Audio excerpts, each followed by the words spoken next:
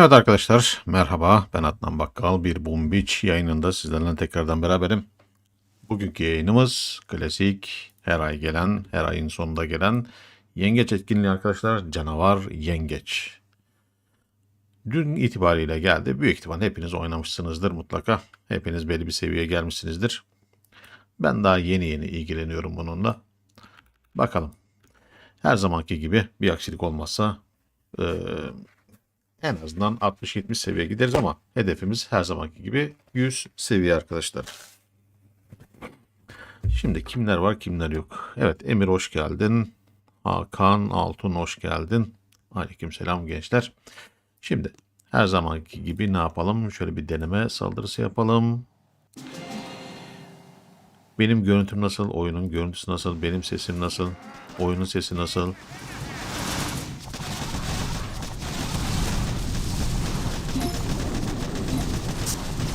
Güzel. İyi. Yani oyunun sesi benim sesimi boğmuyorsa sıkıntı yok. Oyunun sesi sizin kulaklarınızı rahatsız etmiyorsa sıkıntı yok.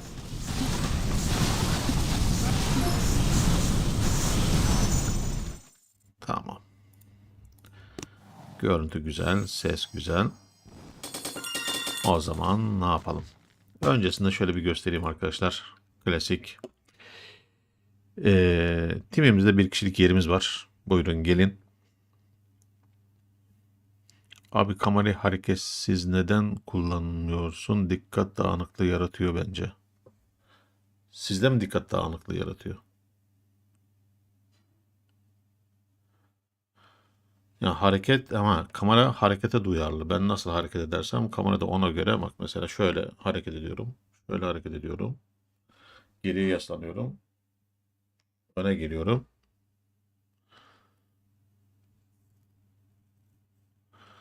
Yani kameranın özelliği o. Sürekli takip ediyor seni.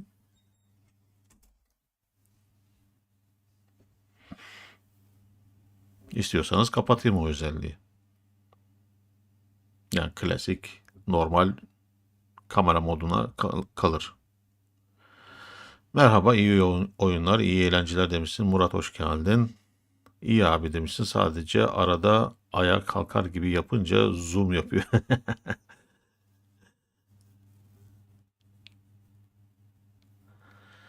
Evet Yunus hoş geldin. Aleykümselam. Evet gençler tekrar söylüyorum. Timimizde bir kişilik yerimiz mevcut. Buyurun gelin. Seviyeniz yüksek olduğu sürece, gravürünüz de aktif olduğu sürece sıkıntı yok. Ne yapıyoruz arkadaşlar? Duplex operasyonu yapıyoruz.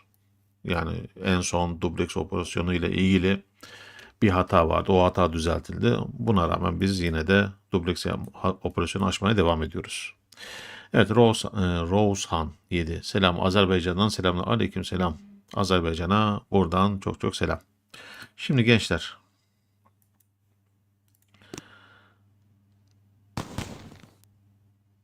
ismini seslendirir misin demişsin. İsminin Rosehan 7. Klan sıralaması şöyle düşüyor arkadaşlar. Göstereyim. Şimdi biz ne zaman operasyon açıyoruz? Saat 8'de. Yani saat 8'de mevcut puana 2160 eklenecek. Bütün timler öyle. Belli bir süreden sonra gün içerisinde puanların hepsi düşüyor. Sadece bizim değil. Sonra operasyon saati geldiğinde bu puanlar eklenecek. 2160 eklenecek. Bakın herkesin düşüyor. Aslında şunların hepsi 43 binde. Herkes 43 binde. Biz de öyle. 43 bindeyiz. Mesela 2160 eklendiğinde burası ne olacak? 43.143 olacak. Evet 43.143 olacak. Buradaki sıralamaya göre söyleyecek olursak tabii farazi olarak söylüyorum. Buradaki sıralamaya göre söyleyecek olsak ilk ona girecek gibi gözüküyoruz. Tabii tekrar söylüyorum. Mesela bu ne? Intergalaktik. Bunlarda da aynı şekilde süresi dolduğunda, operasyon saati geldiğinde bunlara da ilave 2160 puan eklenecek. Dolayısıyla puanlar eklendikçe sıralamalar değişiyor. İlk puan geldiğinde, yani saat 5 saat 50 dakika sonra, yani saat 8 diyelim hadi ona, ilk puan geldiğinde biz ilk 10'a gireriz. Sıkıntı olmaz. Ondan sonra yavaş yavaş diğer timlerin puanları geldikçe 11 oluruz, 12 oluruz, 13 oluruz. Bu şekilde. Günlük sıralamalar hep bu şekilde değişiyor arkadaşlar. İniyor çıkıyor, iniyor çıkıyor. Ama en azından bir aksilik olmazsa şimdilik ilk 50'de sabitiz gibi gözüküyor. Eğer herhangi bir operasyonda kaza yaşamazsak.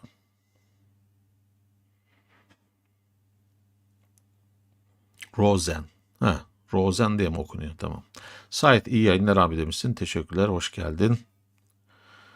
Ee, Emir yanılmıyorsam %3 ya %3 ya %5 olması lazım. 14'te geçen de senin e,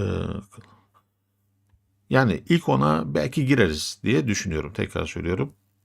Ama tekrar söylüyorum, yani ilk ona bile girsek bir saat sonra 15 oluyor. İkinci saat 20 oluyor. O şekilde diğer timlerdeki puanlar geldikçe ve sürekli olarak saat başı mı, dakika başı mı, yani saat başı herhalde %2, %3 puanlar düşüyor. Doğal olarak bizim puanlar düşüyor, diğerleri geliyor. Bu şekilde sıralamalar sürekli değişiyor. Evet. Ayrıntılarda var diyorsun. Bir bakayım. Nerede var ayrıntılarda?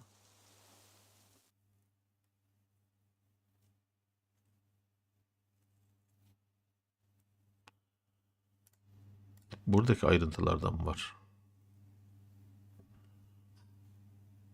Neyse, çok da önemli değil ya. Sıkıntı yok. Evet, kaynak ödülü kötü olmuş. Jetonlar biriktiremiyorum. Maalesef kaynak ödülü artık Doktor Terör'de ya da buna benzer etkinliklerde işe yaramıyor. O yüzden ben zaten kaldırdım. Diğer hesaplarımda da kaldırdım. Artık hiçbir hesabımda kaynak ödülü heykeli kullanmıyorum.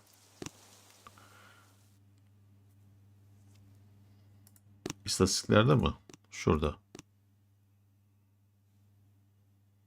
Ha, Team istatistikleri, pardon, şurada.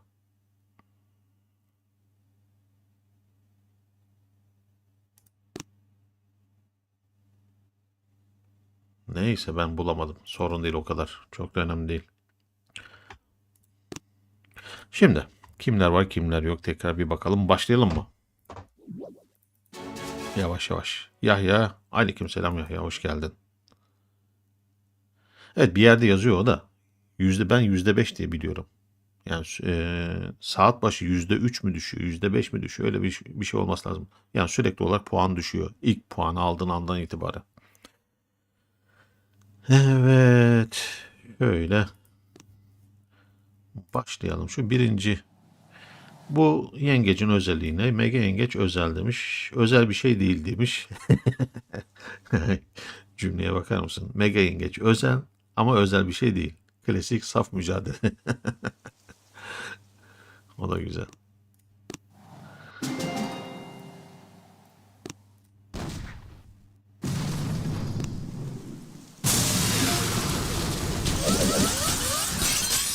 Şimdi ilk saldırıyı yaptığım şeye bakacağım. Sıralamaya bakacağım.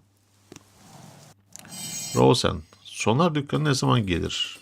Valla ne zaman gelir belli bir tarih verilmiyor.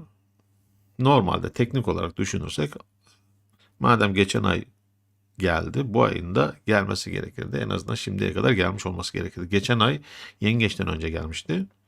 Bu ayda gelseydi eğer yine yengeçten önce gelmesi gerekirdi ama gelmedi. Nedendir bilmiyorum. Evet gençler.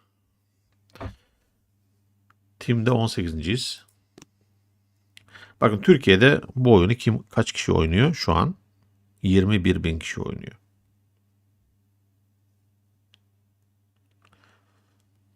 Yani az. Türkiye genelinde şu an yengeç oynayan 21 bin kişi var. Dünya genelinde kaç kişi var? Yaklaşık 400 bin kişi var. Yani en azından yengeç için söylüyorum.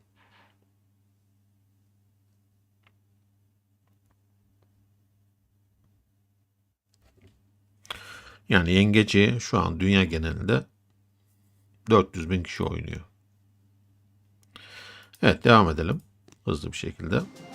İlk aşamalar kolay zaten.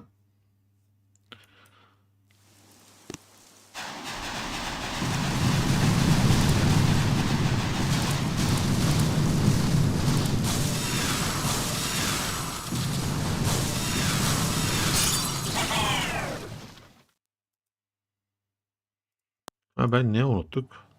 Gravürden şeyi seçmeyi unuttum ya. İlk aşamalarda belli bir süre gravürden kimya ile gideceğim. Biraz ganimet kasalım. Yani kimya var gravürde %30. Bu bir nevi kaynak ödülü yerine geçiyor. %30 kaynak ödülü hakkımız var burada. Bari onu kullanalım. Teşekkür ederim. Çayımız da geldi. Semihcan. Abi toz bas demişsin. Evet. İlk 20'ye kadar toz basmayacağım. Ama ilk 20'den sonra toz basacağım. İlk 20, ilk 25 tozsuz çok rahat alınıyor. Yani benim için öyle. Anında eğitim almak mantıklı mı? Ama bir ay sonra yok oluyor. Evet. Yani sonuçta hangi oyun olursa olsun illa bu boom'muş olacak diye bir şey kaydı yok ama hangi oyun olursa olsun buradan aldığınız herhangi bir teklif maksimum bir ay geçerli zaten. Alıp almamak size kalmış. Yani hızlı yükselmek istiyorsanız, ben sürekli oynamak istiyorum diyorsanız ve bütün asker gruplarıyla istediğim gibi oynamak istiyorum diyorsanız ve yengeçte belli bir aşamaya gelmek, hatta sadece yengeç değil aynı zamanda savaş gemisinde de yine aynı şekilde belli bir aşamaya gelmek istiyorum diyorsanız anında eğitim şart arkadaşlar. Ama ben klasik normal takılacağım.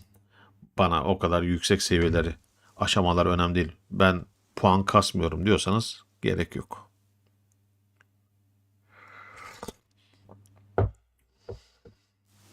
Evet, kaldığımız yerden devam. Hızlı bir şekilde. 40 bin. Bunlar yaylımla iner. Yahya. Evet. Anında eğitim yüksek seviye için bence. Ya anında eğitim, ya benim gibi video çekimi yapıyorsanız şart. Operasyon, özellikle yüksek seviye operasyonlara oynuyorsanız şart. Çünkü karşınıza nasıl bir ada geleceğini bilemiyorsunuz. Her gelen adaya göre farklı bir asker grubu kullanmak zorundasınız. Yerine göre zoka, yerine göre mekadede, yerine göre meşale, yerine göre lazer. Yani dolayısıyla karşınıza hangi ada geliyorsa ya da size hangi ada düştüyse mecburen o adaya uygun askerle saldırmak gerekiyor. Çünkü duplex operasyonlarında hata kabul etmiyor. Team istatistiklerimiz nasıl? Göstereyim biraz sonra.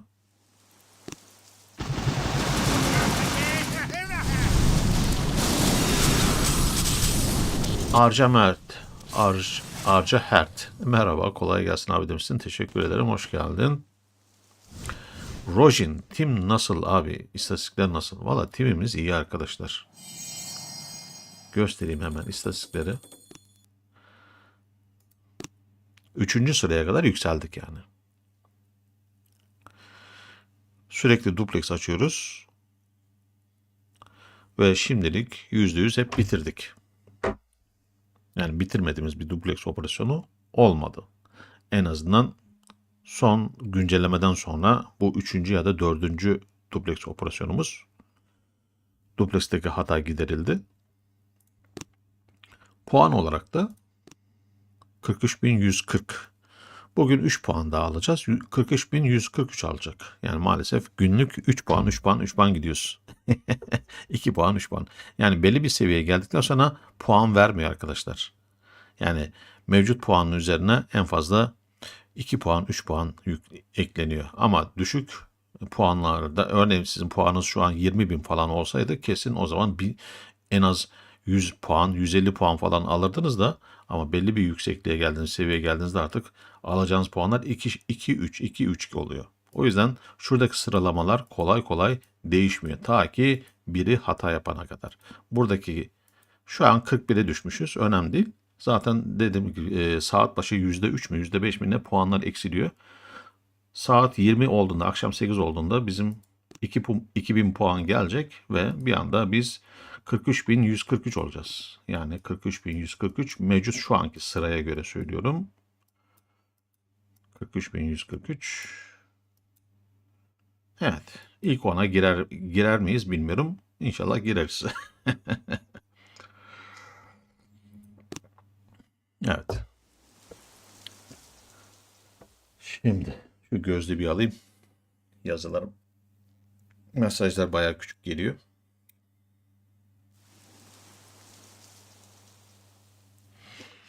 Şimdi Adnan abi, sıfırdan hesap açıp max olmak ne kadar sürer? Çok sürer Semih. Çok. Üye sayım, abone sayım 8.000 olduğunda, 8K olduğunda, şu an 7.000 kusur, az kaldı 8'e. Eğer biraz reklam yaparsanız, paylaşırsanız belki 8'e kısa sürede geliriz. Abone sayısı 8K olduğunda sıfırdan bir hesap açacağım. Sizlerle birlikte sıfırdan bir hesap oynayacağım arkadaşlar. Bunun sözünü zaten size verdim. Çok uzun sürer yani maksimum seviyeye gelmek. Zaten maksimum seviyeye gelmek çok kolay değil. Niye? Sürekli yeni güncelleme geliyor. Sürekli yeni karargah güncellemeleri geliyor. Ama mevcut haliyle şu an 28 karargaha gelmek en az 3 yıl sürer. En az. O da para harcarsan 3 yıl sürer. Yani sürekli para harcarsan 3 yıl sürer. Abi oyunu bırakmıştım 43'te, 3 ayda 64'e geldim. Gayet güzel. Ama anında eğitim şart. Aynen. Ha, paran varsa bir günde de gelirsin. Ha, yatırırsın 1 milyon lira. Bir günde maksimum seviyeye gelirsin. Toz süresi 3 saat ama bu oyunun başından beri böyle arkadaşlar. Yayına selam. Aleyküm selam Emir ve Efe. Yani toz süresi şöyle basıvereyim hadi, unutmayalım. Sonradan unutuyoruz. Doğru söylüyorsunuz. Yani 3 saat. Bu oyun yaklaşık 10 yıllık bir oyun. 10 yıldan beri bu böyle arkadaşlar. Yani yeni bir şey değil. 3 saat bence yeterli. Yani bir oyunda 3 saatten fazla kalmanın da bir mantığı yok.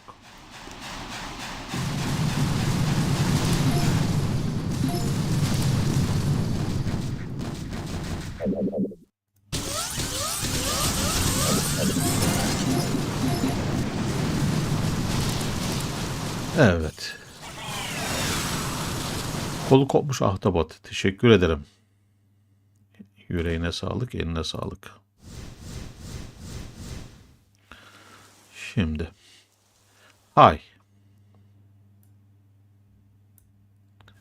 Evet. Arabistan ya da Arap asıllı bir arkadaşımız var. Teşekkürler. Hoş geldiniz. Yok Emir, kaynak ödülünü kaldırma. Düşük seviyelerde kaynak ödülünü kesinlikle kaldırmayın. Kesinlikle kaldırmayın. Hay. Mavi heykeller 8 saat atlan. Ha, mavi heykeller de öyle. Mavi ve yeşil heykellerde tozladığınız zaman farklı bir saat dilimi var. Mor ve kırmızılarda farklı bir saat dilimi var. Yani biri savunma amaçlı, biri saldırı amaçlı. Ondan kaynaklanıyor. Yok aman düşürmesinler ya. Aman ha aman. İçine etmesinler artık. Yani birçok şeyin içine ettiler yeterince.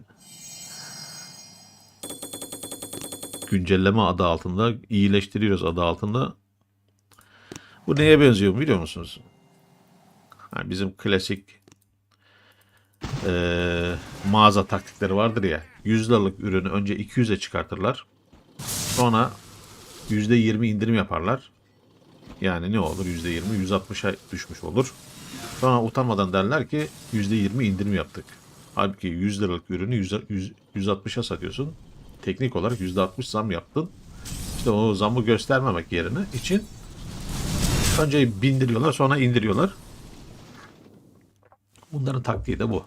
Demek ki zihniyet dünyanın her yerinde aynı.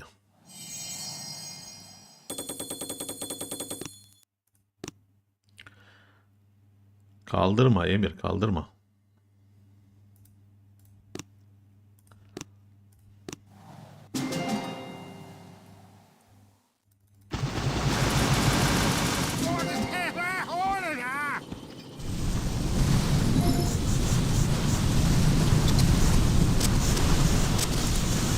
Aynen yani işte dediğim gibi önce bindiriyorlar sonra indiriyorlar sonra diyorlar ki indirim yaptık. Düzelttik. Neyini düzelttilerse. Mesela basit bir örnek. Benim eski videolarda var da birebir rakamlar şimdi aklımda değil. Bu ilk dükkan geldiği zamanlarda örnek olsun diye söylüyorum. Şurası ne kadardı atıyorum 1000 jetondu. Bunu 2000 jetona çıkarttılar. Şimdi 1800'e düşürdüler bak. Aynı gördünüz mü bak taktiği. İlk bu dükkan geldiğinde şu alttaki kaynaklar bölümünde atıyorum 1000 jetondu. Bilmiyorum ama belki 500 de olabilir de 1000 diyelim hadi. 1000 jeton istiyordu. 1 milyon demir için. Sonra bunu 2000 jetona çıkarttılar. Bir önceki güncellemede, düzeltmede. Sonra daha yeni bir hafta önce gelen düzeltme işleminde de 1800'e düşürdüler. Yani %10, %10 mu? Evet, %10 indirim yaptılar. Yani, güncellemede de böyle hava attılar. %10 indirim yaptık. Ulan vicdansız zaten 1000 jetondu 1800'e çıkarttın. Teknik olarak bakarsan %80 zam yaptı. Yani işte biz de sevindik.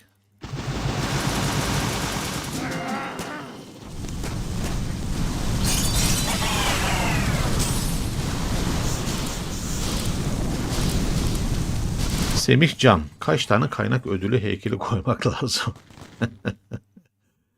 Valla tercih senin. İstersen hepsini kaynak ödülü yap ama teknik olarak ben bir tane kullandım bu zamana kadar. Hiç 2 tane kaynak ödülü kullanmadım. Ama illa birden fazla kullanmak istiyorum diyorsan en fazla 2 tane kullan. 3, 4 bence gereksiz. Bana bir tane yetti.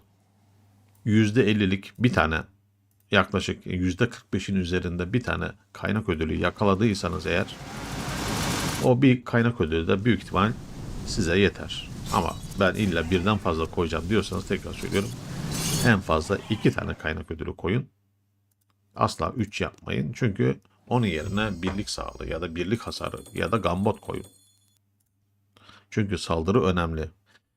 Evet, kaynak ödülü sayesinde bol bol kaynak kazanıyoruz ama o kaynak ödülleri saldırı esnasında bize hiçbir katkısı olmuyor.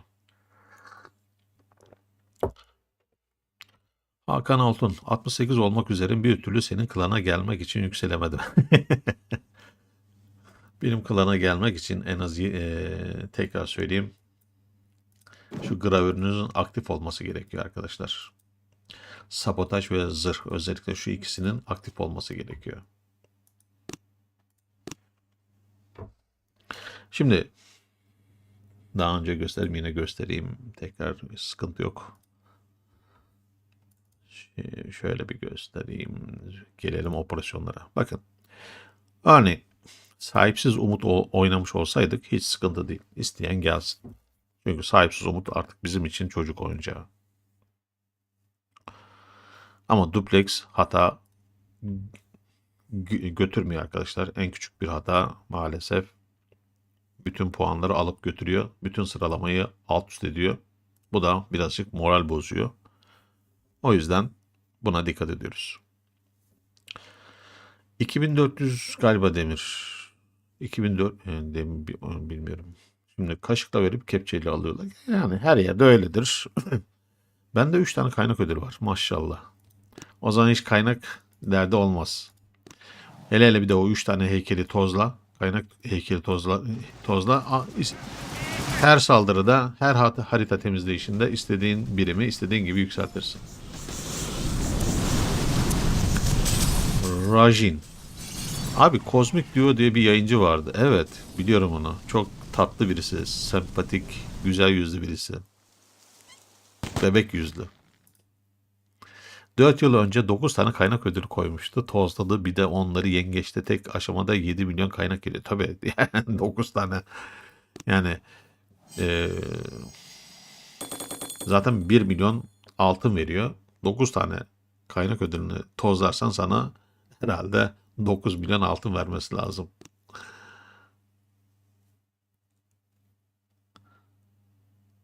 Hatta abi Teratbak hesabından 34 varsa atabilir misin? 34 mü? Ha, dur. Anladım.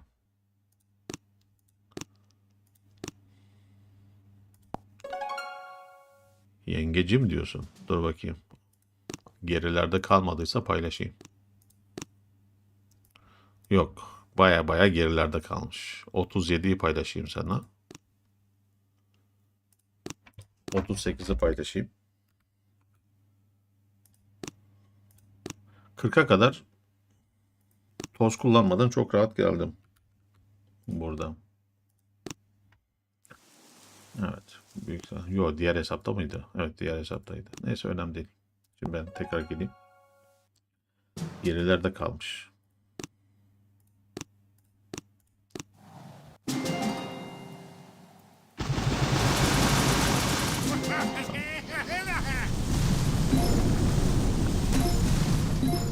Rojan. 24 seviyede mi Rutger kahramanı geliyor? Bakarız birazdan. Aleyküm selam.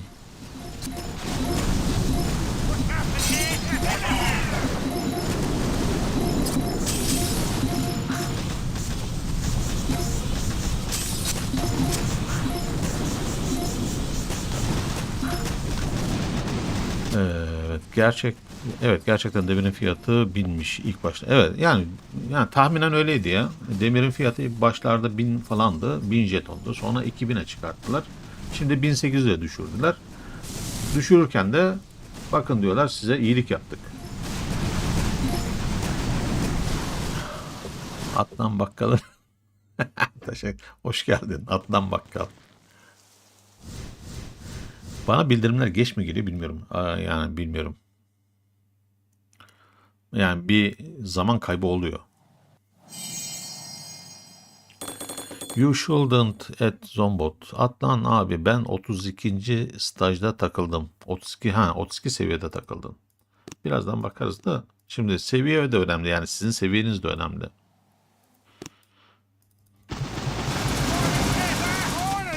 Efe, teşekkür ederim. Yani şimdi sizin seviyeniz de önemli. Bana göre kendinizi kıyaslamayın.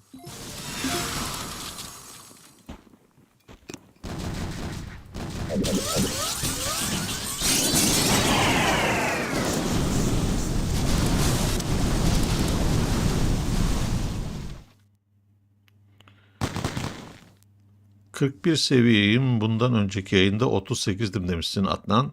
Çok iyisin valla. İyi gelişmişsin. Hakun. Ben Mecha Dede kullanıyorum her zaman. Ya Mecha Dede olur. Mecha Meşale Lazer olur. Helikopter olur. Yerine göre tercih şeye bakacaktık. Rutter'a ne zaman geliyordu? Bakalım. Rutter'a ne zaman geliyor? Evet, Rutter'a 24 karargahta geliyor arkadaşlar. Helikopter de 23 karargahta geliyor. Rutter'a nasıl aktif ediliyor? Bununla ilgili bir video çektim. Hatırlayın. Merak edenler varsa izlesinler. Tam böyle bayram arifesiydi. Yanılmıyorsam Ramazan bayramıydı geçen yıl. Bayramınız kutlu olsun adı altında Rutter'ı aktif etmiştik.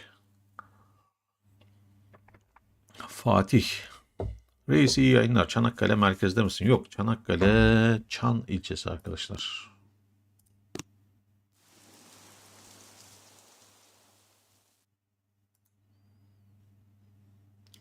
...34'ü denemek ister miyim? Şimdi ben kendi hesabımla ilgileneyim, kafam karışmasın Emir. Sen devam et. Evet. Her seferinde devamını okumuyorsun abi.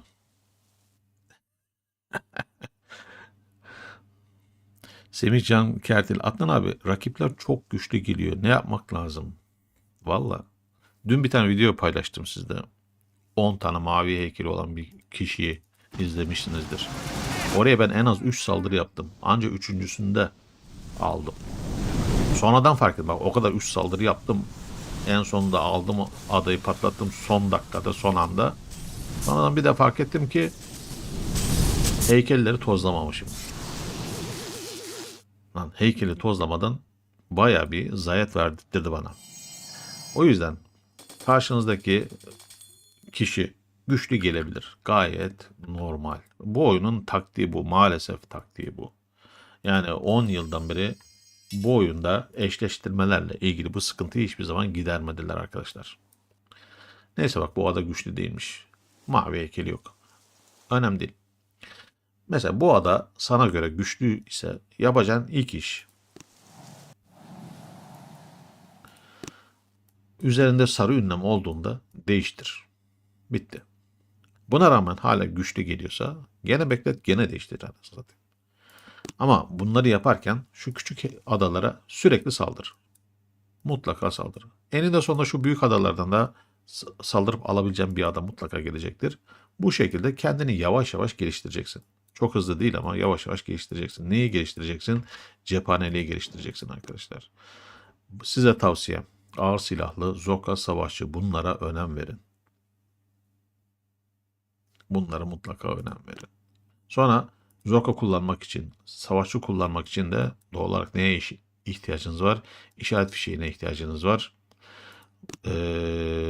Sise ihtiyacınız var. Bir de şoka ihtiyacınız var. Mesela bunlara da önem verin. Mavi yeşil heykel kullanmayın. Bakın, ben hiçbir zaman kullanmadım. Belki ilk zamanlarda, oyuna ilk başladığım zamanlarda kullanmış olabilirim. Mavi, ama kesinlikle kullanmadım. Hiçbir videomda görmezsiniz. Benim heykellerim budur her zaman. Böyledir. Taktik benim bu. Bu oyunda en güçlü silah, her zaman söylüyorum, heykellerdir. Heykel desteğiniz yoksa karşınıza basit bir adada gelse yenemezsiniz kolay kolay. Zor adaları ise zaten yenemezsiniz. O yüzden karargah yükseltin. Karargahtan sonra cephaneli yükseltin. Heykeltıraşı yükseltin. Radarı yükseltin. Depoları tabii mecburen yükseltiyorsunuz. Sonra gemileri yükseltin.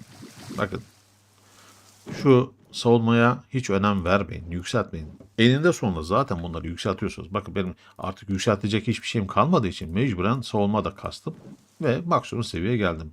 Ama bütün savunmaları en sona bıraktım. Siz de öyle yapın.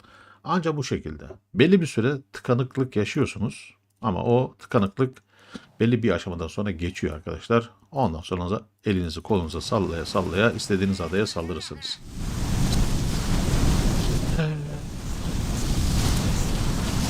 Semih kanka, savaşçı ve sis bombası stratejisi. Aynen, işte savaşçı artı zoka. İşte bunları kullanmak için de sis, işaret ve şok.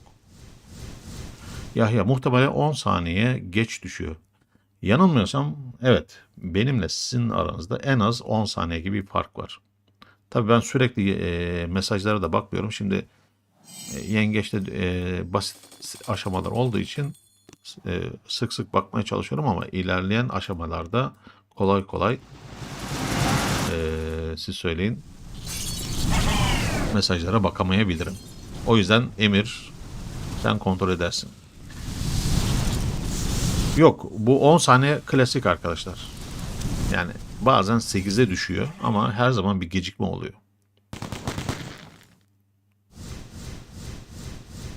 Hiç Azerbaycan'a gelmedim Roşan. Evet, you shouldn't at Zombot. Vay, ben de Çanakkale'deyim Atlan abi ama şu an Üni eğitim başladı. Memleketten uzaktayım. Evet. Allah zihin açıklığı versin arkadaşlar. Okumak zor ama değerini bilin. Üniversitenin değerini bilin. Çanakkale güzel bir yer arkadaşlar. Aleykümselam Fatih. Semih Can Kertil. Teşekkürler, hoş geldin. Çankırı yok mu Çankırı? Raşin Adnan abi yengeçte tim nasıl yarış yapıyorsun? Timde bir yarış yok arkadaşlar ama göstereyim. Timdeki arkadaşları Bordo Berili var. Ee, Tayfun. Spartacus var. Süleyman. Yalçın var. Ve Anilatör Efe var. Ama ilk iki sıra küresel yerelde de Bordo Berili ve Spartacus 145-154. Hemen bakalım. Evet 145'te Süleyman'ımız, 154'te Tayfun var. Çok teşekkürler. 154. Dünya sıralamasına henüz girememişler ama Türkiye sıralamasında ilk 50'deyiz arkadaşlar.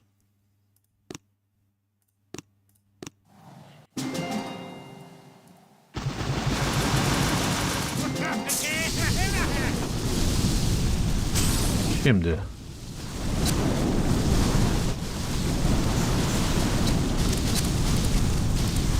o Attan abi efsane kupaya çıkmışsın. Efsane kupa ha şeyde mi?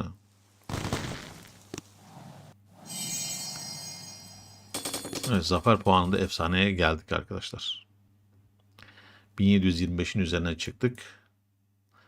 Doğru artık bundan sonrası hep efsane. Yani hedefim 2000'in üzerine çıkmak. Bakın hiç mavi heykel kullanmadan hedefim zafer puanımı 2000'in üzerine çıkartmak. Ama çok zor ya, günde en az 10-15 saldırı aldığım zamanlar bile oluyor. Mavi heykel kullanmadığım için önüne gelen beni rahatlıkla alıp götürüyor. Olsun bakalım. Hedefimiz, tekrar söylüyorum, 2000 puana kadar gitmek.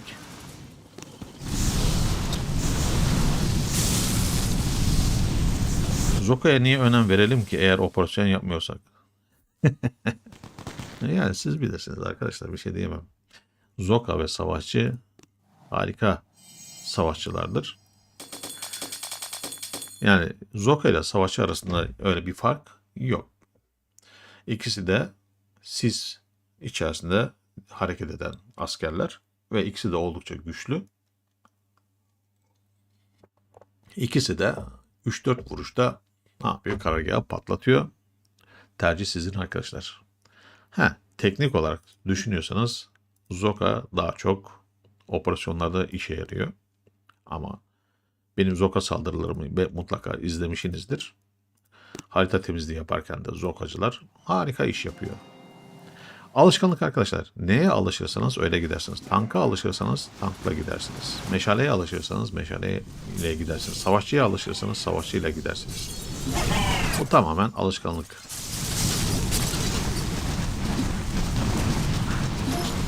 Ben elimden geldiğince bütün asker gruplarıyla oynamaya çalışıyorum. O yüzden heykelimi de ona göre yaptım.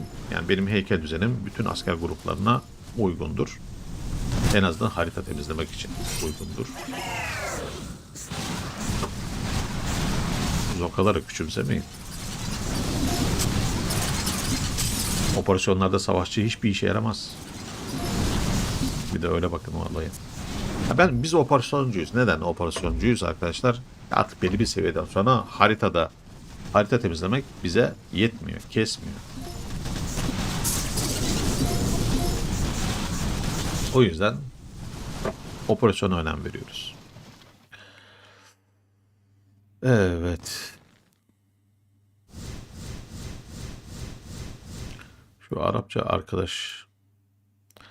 Emir, şu Arapça arkadaşa yine Arapça çeviri yaparak bir cevap ver. En azından hoş geldin de. Eşleştirme sistemi nasıl çalışıyor? Güzel soru. Valla çözemedim arkadaşlar.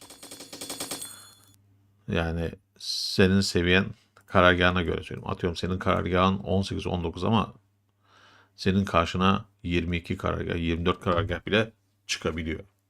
Maalesef. Zafer puanına göre diyeceğim ama bazen zafer puanını senin düşük olmasına rağmen karşınıza zafer puanı yüksek olan da geliyor. Gerçekten ben çözemedim. Yani eşleştirmeler neye göre yapılıyor? Yani tam olarak belli bir kıstas yok.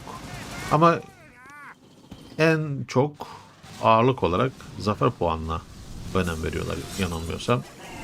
O yüzden zafer puanınızı mümkün olduğunca yüksek tutmamaya gayret gösterin. Bakın seviye değil. Zafer puanınızı mümkün olduğunca yüksek tutmamaya gayret gösterin. Yani ağırlıklı olarak zafer puanına bakıyorlar.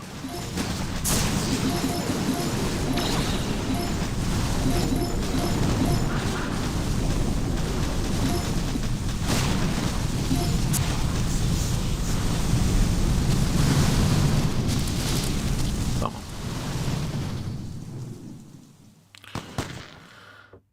Evet. Cavit Emre. Selam abi.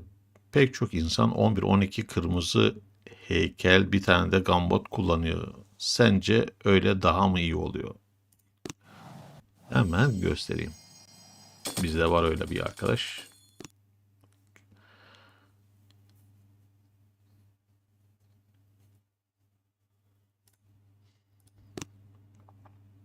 Örneğin Yalçın arkadaşımız. Bak hemen onun heykelleri. Bir tane gambot heykeli var.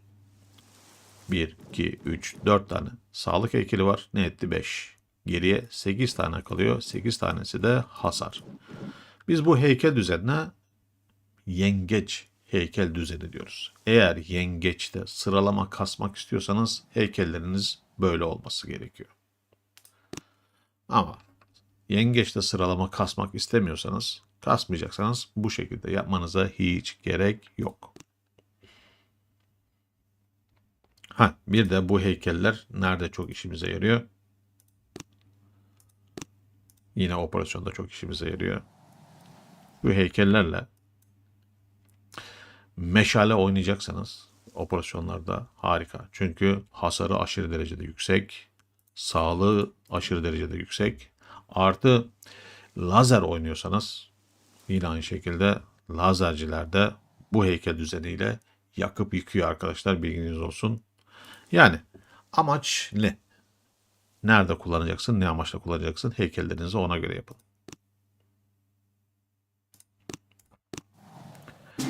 Evet, yakın zamanda tekrar başlayacağım oyuna. Adobra bile. Ben Selim demişsin. Selim. Estağfurullah. O zaman not alayım seni ben ya. İsimleri ben unutuyorum arkadaşlar. O yüzden not alıyorum.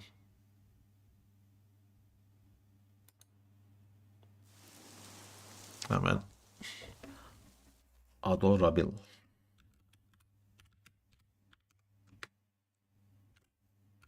Selim. Pardon. Şuraya gelecekti.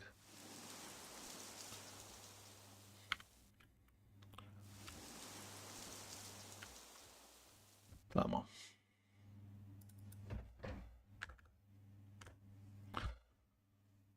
Yeni bir klavye aldım. Alışamadım bir türlü klavyeye. Ben ilk bilgisayar 95-96 o yıllarda aldım. 30 yıl oldu. 30 yıldan beri bilgisayar kullanıyorum. Hayatımda ilk kez mekanik klavye aldım.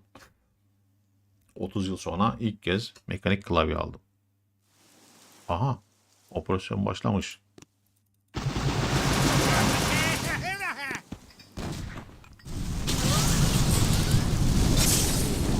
Süreden kaybedecek neredeyse. Boş boşuna.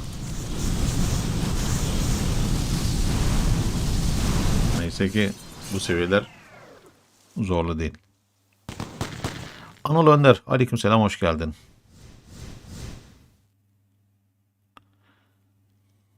Şimdi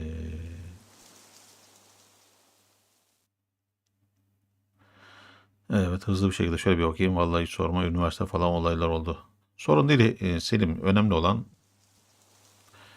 üniversite. Yani oyunu sonra kaldığın yerden devam edersin. Hakun Altın, benim küçük hesabım var. Savunma hiç yüklemedim bile. Mecbur kalınca onları yükseltiyorum. Gerek yok zaten savunma savunmalar mecbur kaldık da. Yani neye ihtiyacınız var örneğin? Tecrübe puanına ihtiyacınız var. Zafer puanı demiyorum, bakın, tecrübe puanı. Çünkü bu binalar yükselttikçe ne veriyor arkadaşlar size? Tecrübe puanı veriyor şurada. Tecrübe puanına ihtiyacınız var. Örneğin 2700'de kaldık. 3000 olmuyor çünkü artık yükseltecek bir şey kalmadı. Tecrübe puanına ihtiyaç duyarsanız o zaman ister istemez savunma yükseltirsiniz. Ama onun dışında savunma yükseltmenize hiç gerek yok. Ben de askerliğimi, acemiliğimi Gelibolu'da yaptım. Usta birliğini de Gökçeada'da. Oho maşallah. Denizin tadını iyi çıkarmışsın Hakan. Evet Semih, teşekkür ederim. Atlan abi oyun chatine bak. Ya Emir, sen benim yerime cevapla. Çünkü mesajların hepsine bakmak istiyorum, bakamıyorum. Zaman harcıyorum.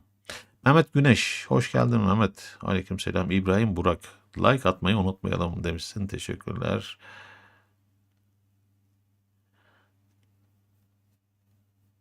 Kamera gitti mi? Ah şu kamera, ah şu kamera. Dur.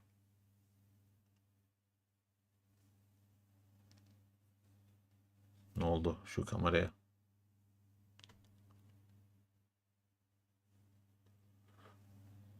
Hmm. Niye öyle yaptı şimdi bu durup dururken? Dur bakayım ya. Şu kameranın otomatik özelliğini bir kapatayım.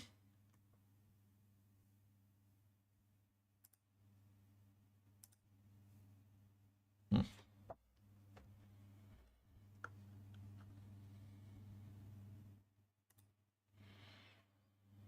tamam. Sonra da şöyle bir ayarlama yapayım. İkide bir sıkıntı yaratmasın. Tamam.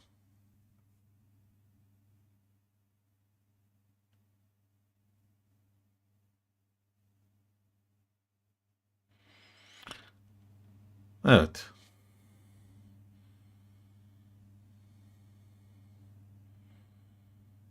Tamam. Yok ya, gene bunu bir açayım. Otomatik kapat. Heh, tamam. Otomatik takibi kapattım. Otomatik takip etmesin beni, sabit kalsın. Tamam. Sıkıntı yok.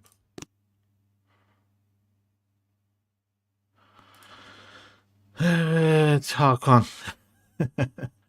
En önemli savunma ne? En önemli savunma saldırı Semih.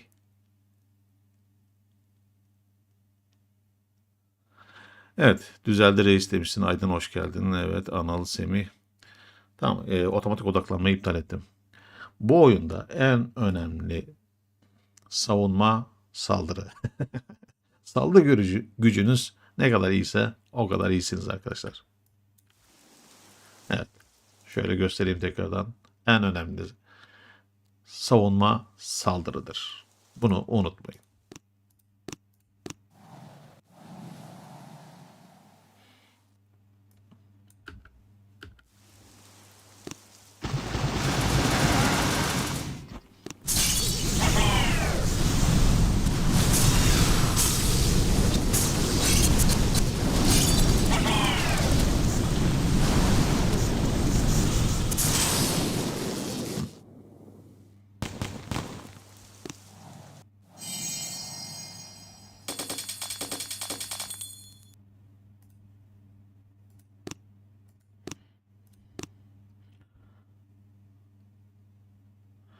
Hatta abi 18 hak kaldı. 34'teyim daha. Eyvah eyvah. 34'ü bir türlü geçemedin mi?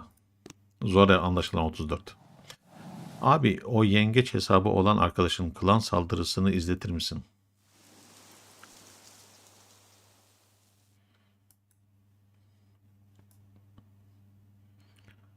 Şuna bir bakayım da. Ona da bir döneyim.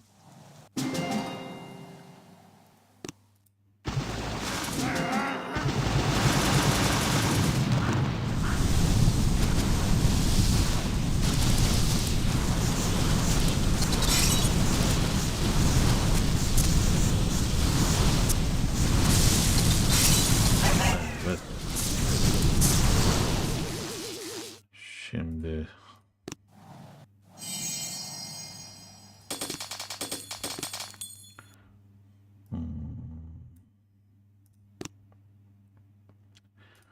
Yalçın arkadaşımızın yaptığı saldırılar. 1, 2, 3, 4, 5. Şurada bir bakayım, burada var mı?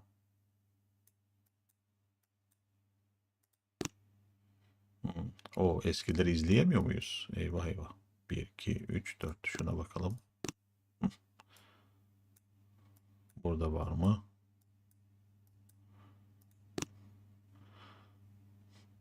Güzel. Bakın. Hasar %246, sağlık %154, gambot %130.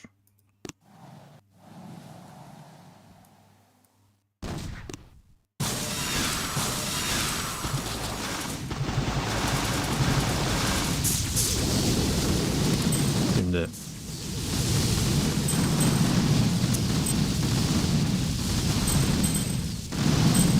tabi burada şey de önemli arkadaşlar. Saldırdığın ada da önemli. Anakart gerçekten çok güçlü bir ada.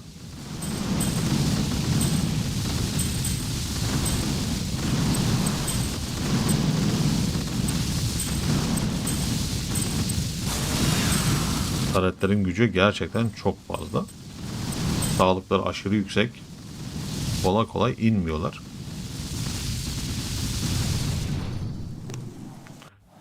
Şimdi başka...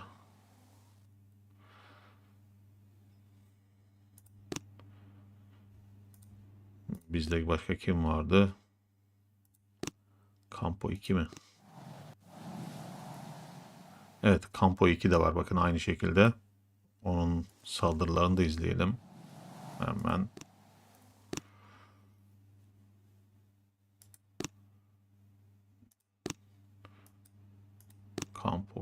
Campo.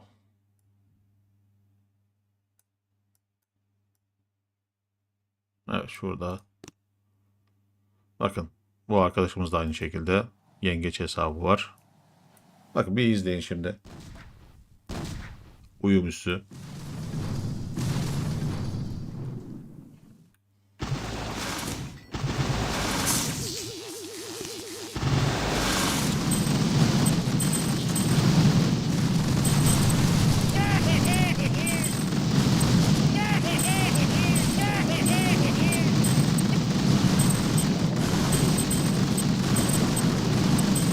Bunun videosunu izlemiştiniz zaten.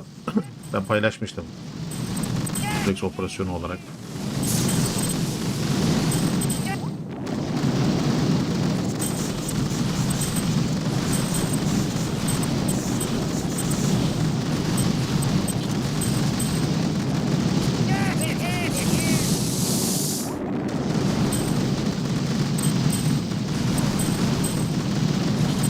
Evet, gördüğünüz gibi hem sağ çekirdeğin önünü açtı tek başına, hem sol çekirdeğin önünü açtı. İkinci kişi, buraya giren ikinci kişi de ne yaptı?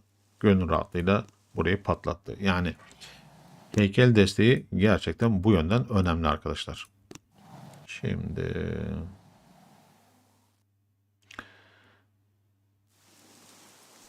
10 mavi heykele geçmeyi düşünüyor musun? Yok. Kesinlikle. Heykellerimi bozmam. Hasarı 254'ten yüksek olan var mı demişsin. Adnan abi, full gambot heykeli iş yapar mı? Hayır. Full gambot heykeli iş yapmaz. Full gambot heykeli ancak nerede iş yapar? Operasyonlarda hack yapmak için işe yarar. Onun dışında bir işe yaramaz. Çünkü full gambot heykeli sadece gambot'u etkiliyor. Birlik sağlığını etkiliyor mu? Hayır. Birlik hasarını etkiliyor mu? Hayır. Operasyon düşük bir operasyonsa işe yarar. Sıkıntı olmaz ama yüksek operasyonlarda kesinlikle işe yaramaz. Şimdi şöyle yapalım.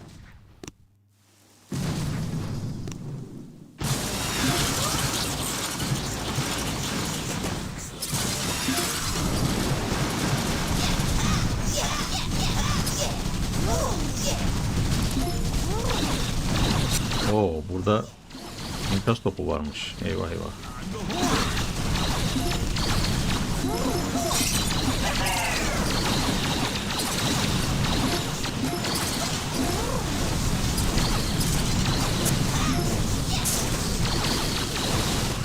Simo da var. Simo bizim kavanı anında alır götürür. Hiç acımaz. O yüzden şoklamak gerekiyor. Eyvah.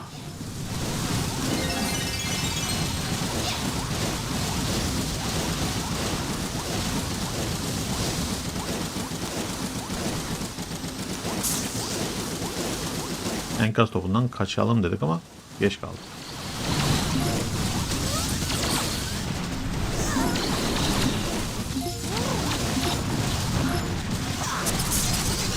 Ah, oraya böcek atacak.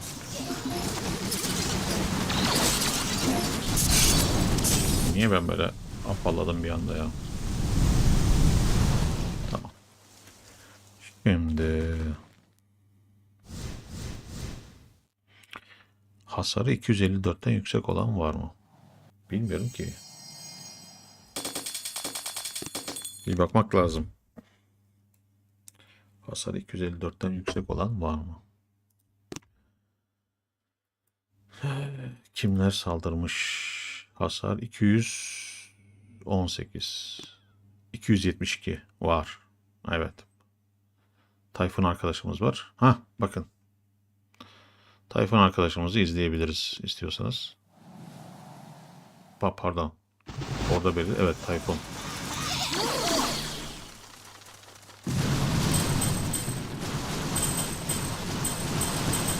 Bakın lazerciler nasıl iş yapıyor. Yüksek hasar ve yüksek sağlık olduğunda. Hem de roketlerin bol olduğu bir yerdeyiz.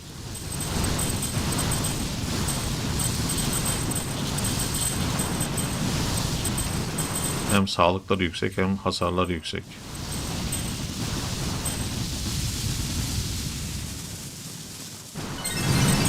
Evet. Bordo bereli.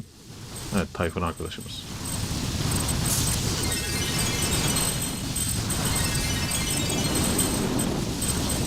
Mükemmel bir açılış yaptı arkadaşımız.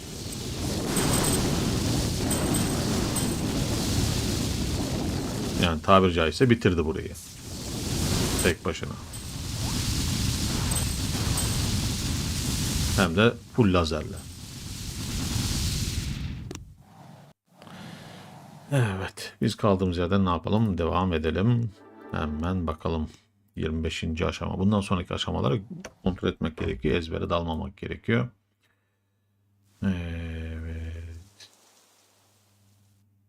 Tamam.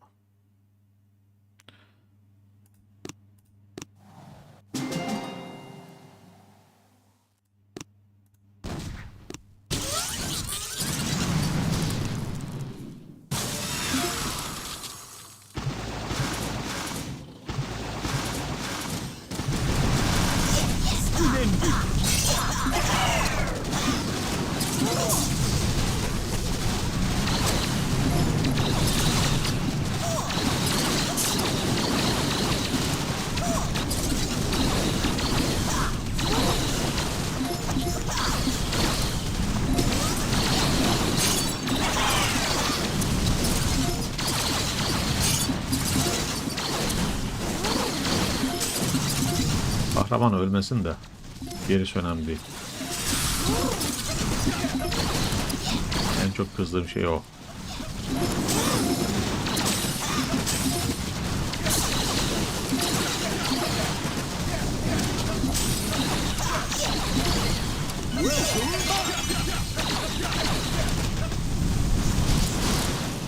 Güzel.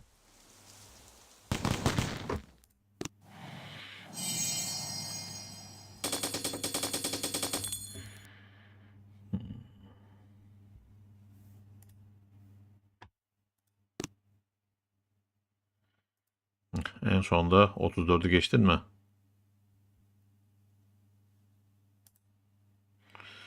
Evet, seviye 2 normaldir. Hemen izleyelim. Bakın. Seviye 2 MKD'de ne kadar işe yarıyor.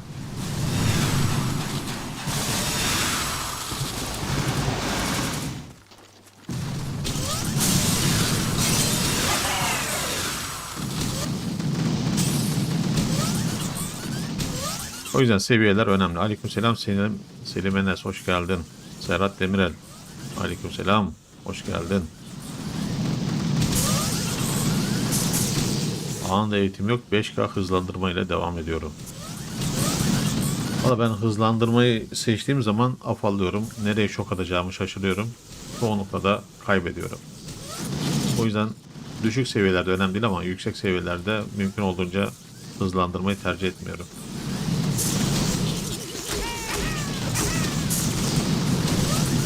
Evet bakın seviye 2 Mecha Dede ikilisi. Yine gayet de başarılı bence. Yani yarısını artık ikinci saldırıda %100 biter orası. Kesinlikle. Gayet iyi.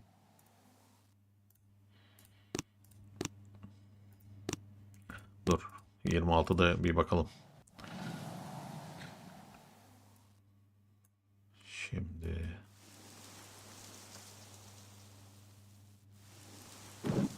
39. Tamam orayı yaylımla alırız.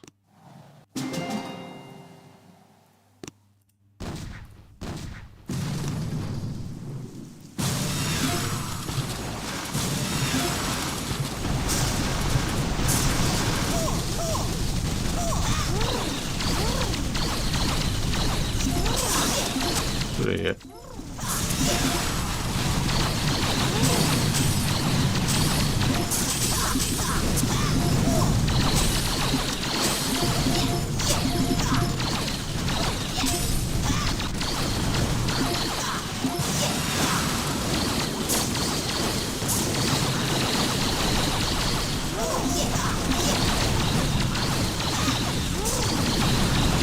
bizim kahraman ölmüş. Hiç şaşırmadım. İlla böyle kaçarken sağa sola kaçarken yakalanıyor vicdansız.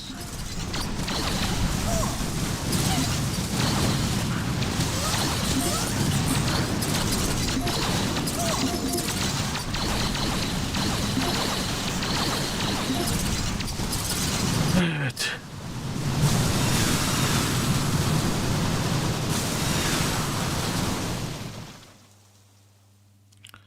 Ha hızlandırma. Pardon. Ben hızlandırma derken saldırı anındaki hızlandırma aklıma gitti. Sen şeyden bahsediyorsun. Tamam. Şuradaki hızlandırıcılardan. Zaman atlatıcı. Heh. Zaman atlatıcı.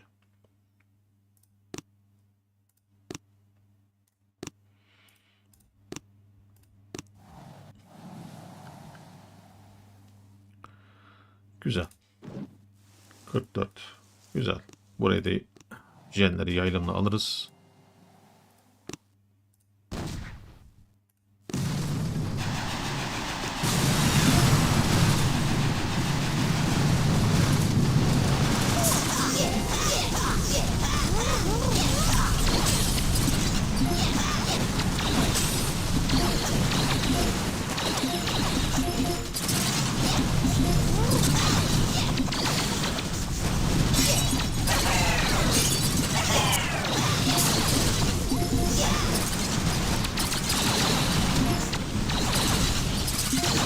Çok güzelsin.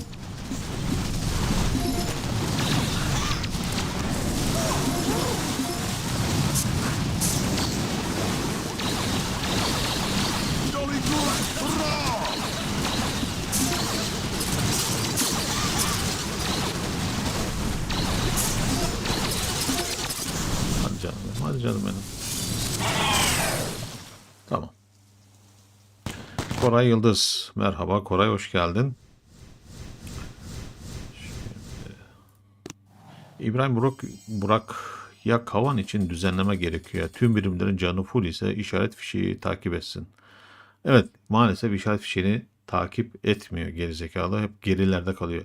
Dediğin gibi bütün birimlerin canı full ise kesinlikle takip etmiyor.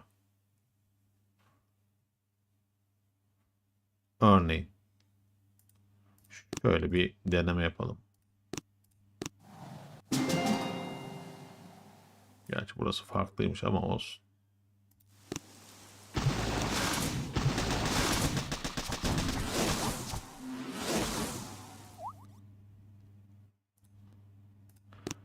Zarar almadığı sürece kolay kolay takip edin. Bakın zarar alırsa çok harika bir şekilde koştura koştura gidiyor. O zaman sıkıntı yok. Ama birimler zarar almazsa çok gerilerde kalıyor maalesef. Burada da çok mayın varmış. İstediğimiz görüntüyü elde edemedik.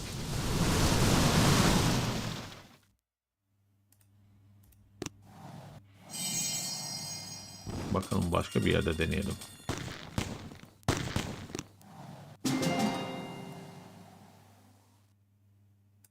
Burası olabilir.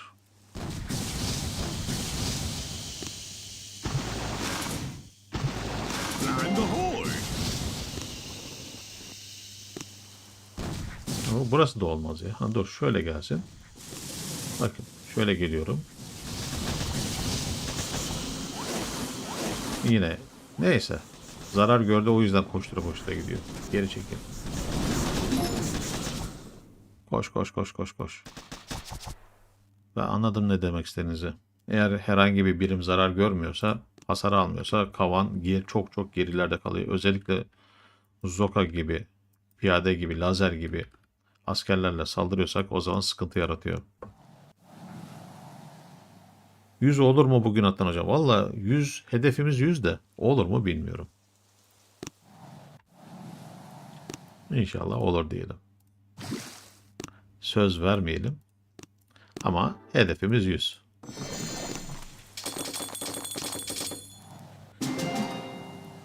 Şimdi.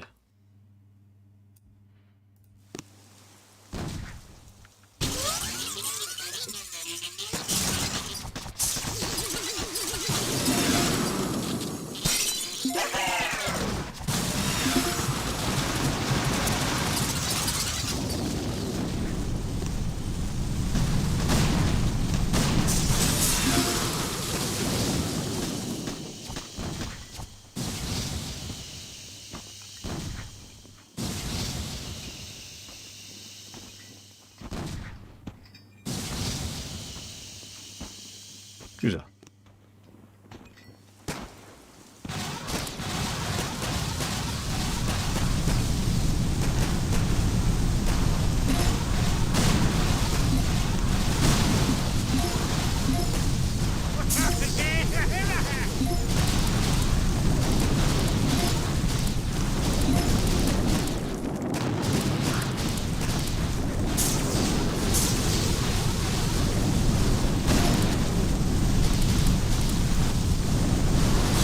Küt küt. Mehmet Güneş, Atlan Bey kolay gelsin. Telsin gravürde kaç? Kaç seviye oluyor? Telsin mi?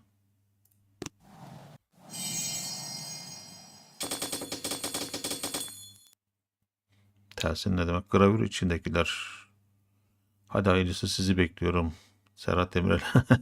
Mustafa Eksi. Atlan abi, gravür nasıl yükseltiyoruz? Gravürü. Gravürü nasıl yükseltiyorsunuz arkadaşlar?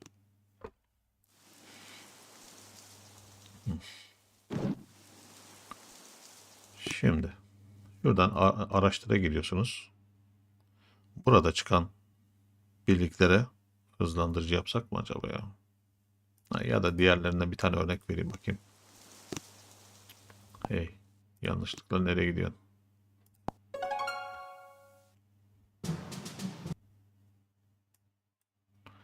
Hepsinde de aynı. Neyse. Gravürde şu. Mesela magma, şu kırmızı. Burada taş harcıyorsunuz arkadaşlar. Araştır diyorsunuz. Tabi burada taş harcamanız gerekiyor. Taş harcadıktan sonra burada rastgele bir ödül veriyor size. Örneğin yaşam ya da buz ya da magma ya da karanlık. Yani örneğin şurada ne var? Güç artışı var, ağır toplar var, adrenalin var, yalıtım var, moral var, sülük var, parazit var, sabotaj var, zırh var, istihbarat var, triyaj var, kimya var. Rastgele bir ödül veriyor. Örneğin zırh veriyor. Zırhtan ya seviye yükseltme veriyor ya da geliştirme veriyor size. Bu şekilde ne yapıyorsunuz?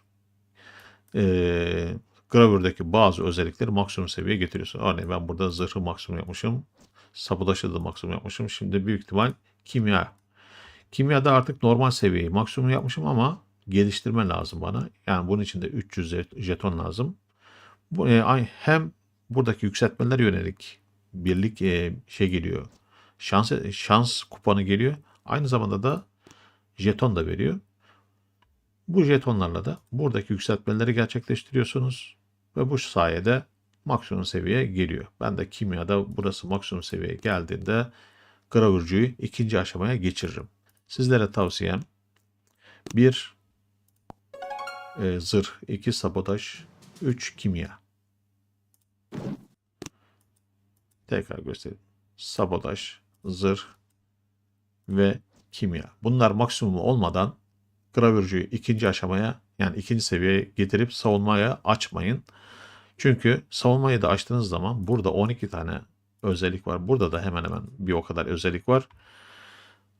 Gelen araştırma sonunda gelen ödüller rastgele dağıtılıyor.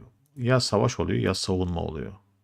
Bu kez ödüller dağılıyor. Yarısı oraya gidiyor, yarısı oraya gidiyor. Bu kez de ne oluyor? İstediğiniz özelliği istediğiniz zamanda yükseltemiyorsunuz. Dolayısıyla tekrar söylüyorum. Özellikle zırh, sabotaj, dur şuraya geleyim.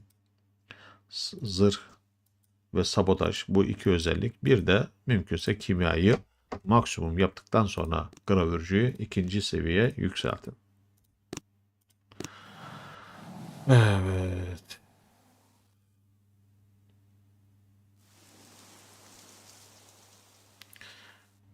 Maksimum seviye yazıyor. Max kaç? Güzel soru. Bununla ilgili bir video yapmıştım ya. Hepsinin, bütün her birinin seviyelerin maksimum kaç olduğunu göstermiştim ama bulabilirsem göstereyim. Bakın şurada size göstereceğim bir site var.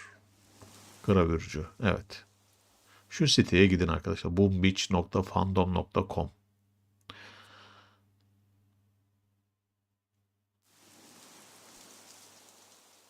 Heh, bakın. İngilizce ama Türkçe'ye çevirirsek burayı.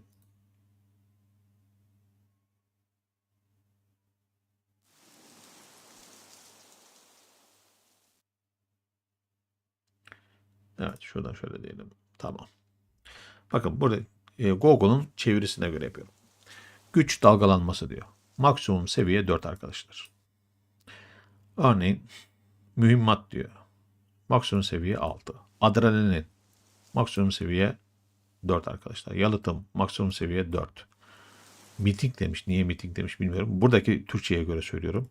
Sonra gravürden bakarsınız. 4. Sülük 6 arkadaşlar. Girişim demiş. Aslında girişim dediği şey ne ya? İlginç. Dur bakayım. Girişim ne ya? Türkçe'ye acayip çevirmiş ya. Girişim dediği büyük ihtimal sabotaj. Evet, sabotaj. Sabotaja girişim diye çevirmiş. Neyse. Evet. 6. Ekstradan bir sabotaj daha. 2 tane var. Farklı farklı. Neyse. Bak burada 4. Zırh 6. Intel 6. Simya demiş. Bizde kimya diye geçiyor. Örneğin o da 6. Bu şekilde arkadaşlar. Bakın bu sayfada da bak bu yani savaşa yönelik. Mesela savunma. Yani ikinci seviye geçirdiğinizde, gravürcüyü ikinci seviyeye yükselttiğinizde buradaki savunmalarının da maksimum seviyesi kaçmış ona bakalım. Topraklama 4, koruyucu 4, overdrive demiş 4, hayat tahliyesi demiş 4. Burada bakın farklı çeviri yapıyor. Sertleşme demiş 6, aşırı demiş, zihin sisi demiş, yani zihin kontrolü ya da müdahale demiş 6. Yani buraya bakın arkadaşlar. Bu siteye bakın. Tekrar söyleyelim. Site boombeachfandom.com. Bu siteye girin. İstediğiniz bilgilerin hepsi burada var. Bununla ilgili bir videoda bahsetmiştim ama yine de bu şekilde rahatlıkla siz de görebilirsiniz, erişebilirsiniz. Bu siteleri kaydedin bir yere.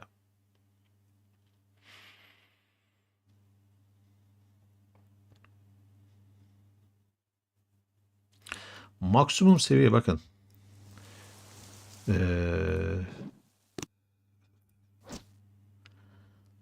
Maksimum mesela güç artışı, bak burada çok güzel. Güzel bir örnek arkadaşlar. Güç artışı. Seviye olarak, kendi seviyesi olarak maksimumdayız. Ama ilave olarak geliştirebiliyorsunuz. Mesela 100 tane jeton biriktirdiğinde 16'ya kadar geliştirme imkanı veriyor. Büyük ihtimalle Ya bir %15'e çıkartırsak bunu %55 olacak buradaki değer. 16. aşamaya getirdiğimizde de kaliteyi %60 olacak. Yani yıkılan her bina için %60 ek gambot enerjisi verecek. Yani hem normal kendi seviyesi var, bir de jetonlarla ilave geliştirerek buradaki bonusu arttırabiliyorsunuz. %50'den %60'a çıkartabiliyorsunuz. Mesela kimyada da öyleydi. Yanılmıyorsam %25'ti maksimum. Bunu biz jeton harcayarak, yani kaliteyi yükselterek %25'ten %30'a çıkarttık. Yani jetonlar da o işe yarıyor. O yüzden hem normal kendi yükseltmeleri çok önemli, hem de kalite yükseltmeleri oldukça önemli arkadaşlar. O yüzden neyiniz bol olması gerekiyor? Taş oranınız, miktarınız çok fazla olması gerekiyor. Aksi takdirde maalesef şeyi yükseltmek zor. Gravürcüde herhangi bir birimi yükseltmek, inanın, çok sıkıntılı. Arkadaş, burası nasıl bir yermiş böyle ya?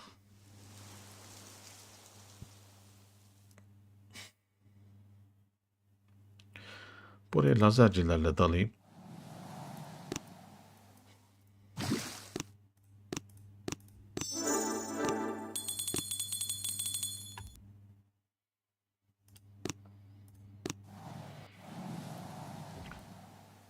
Evet. Şu ön tarafı bir temizleyeyim önce.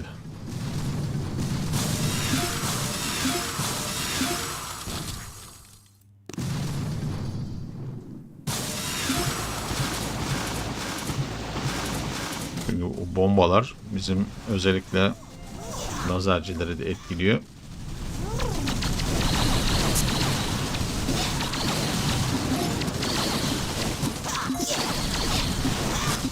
Tamam, çok güzelsin.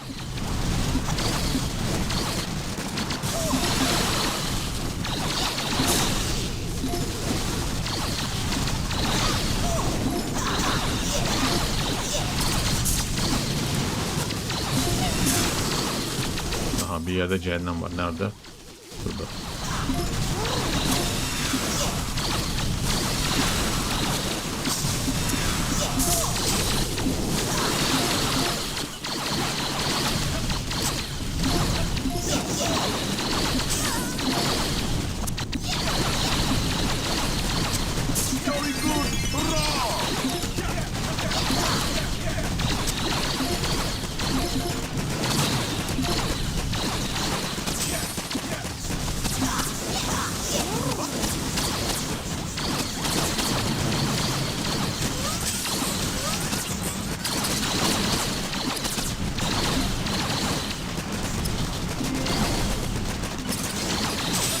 Çok güzel.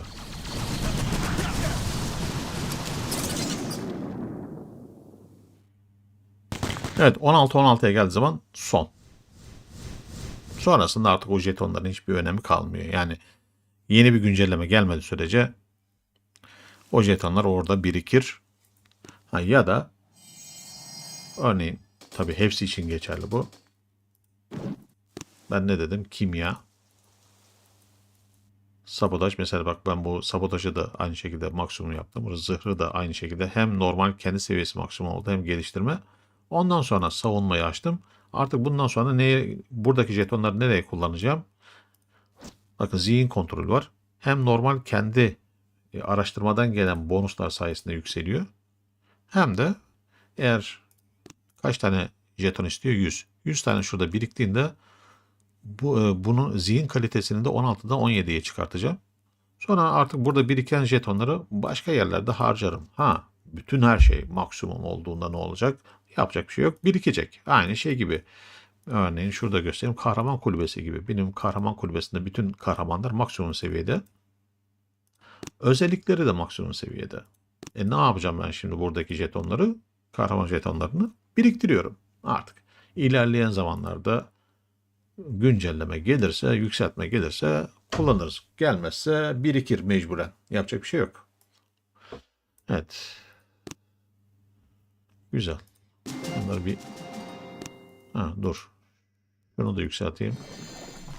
Bakın, bir de gizemli anıt var. Bununla ilgili de çok soru geliyor. Gelecektir yine. Bütün birimlerinizi yükselttikten sonra gizemli anıtı yükseltin. Benim şu an bakın gizemli anıtı yükseltecek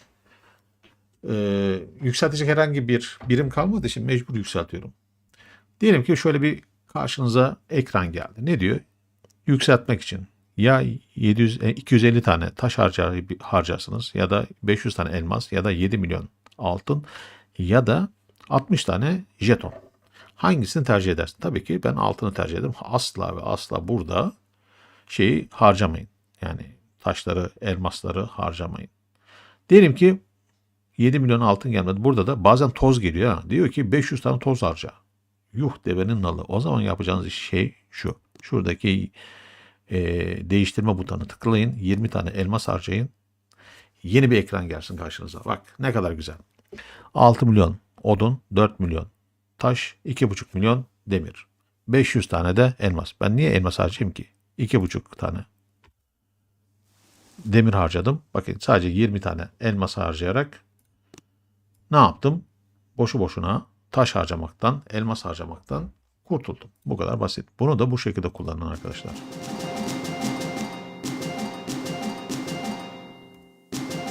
Tamam. Artık ben artan ganimetleri mecburen nerede kullanacağım? Burada kullanacağım.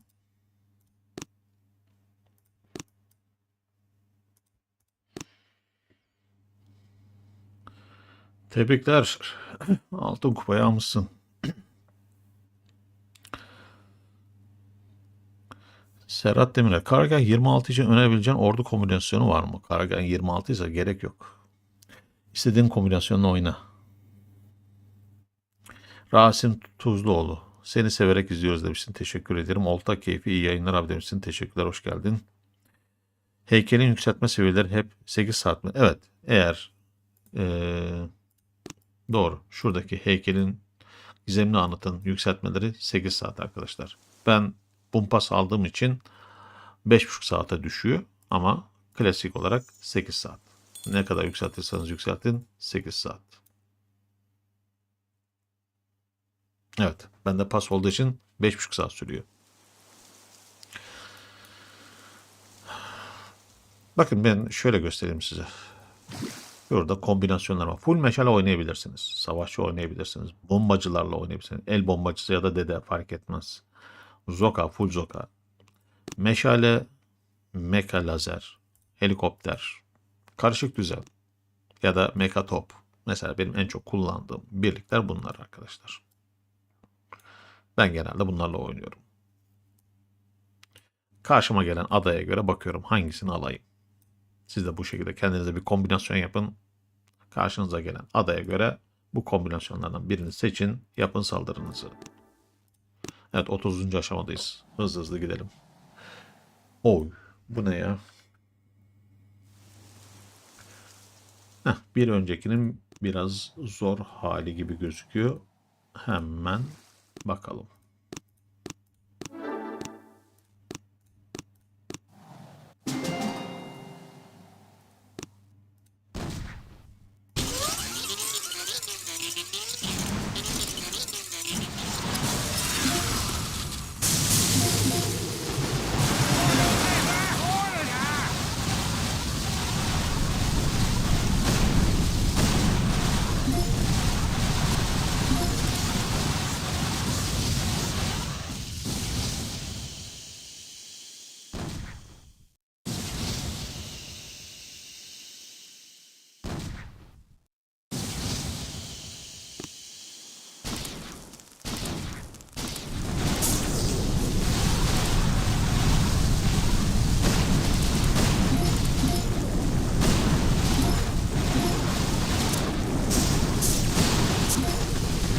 Burada şok varmış.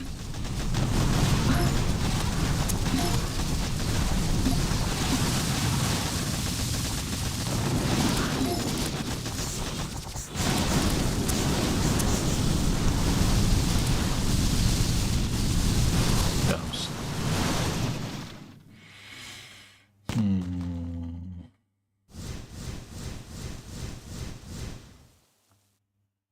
Savaş Afrikası'nı bozmuşlar. Evet, ben de denk gelmedi de.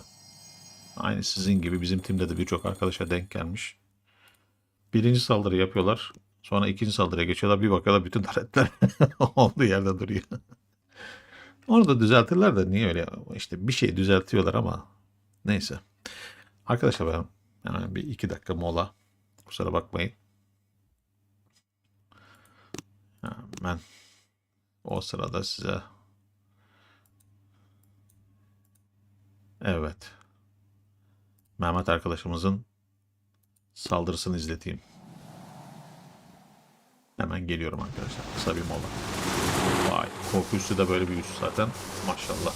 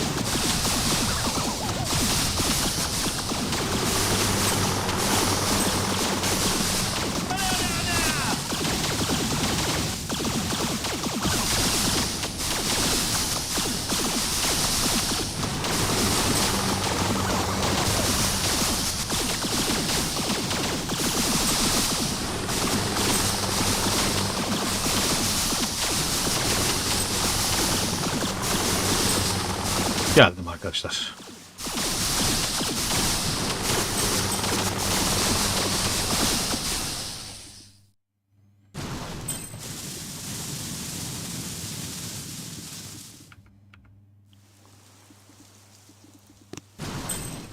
Yani korku üssü de Mehmet arkadaşımız bu şekilde tek attı. Eline koluna sağlık. Yani Mehmet arkadaşımız helikopterleri gerçekten güzel kullanıyor.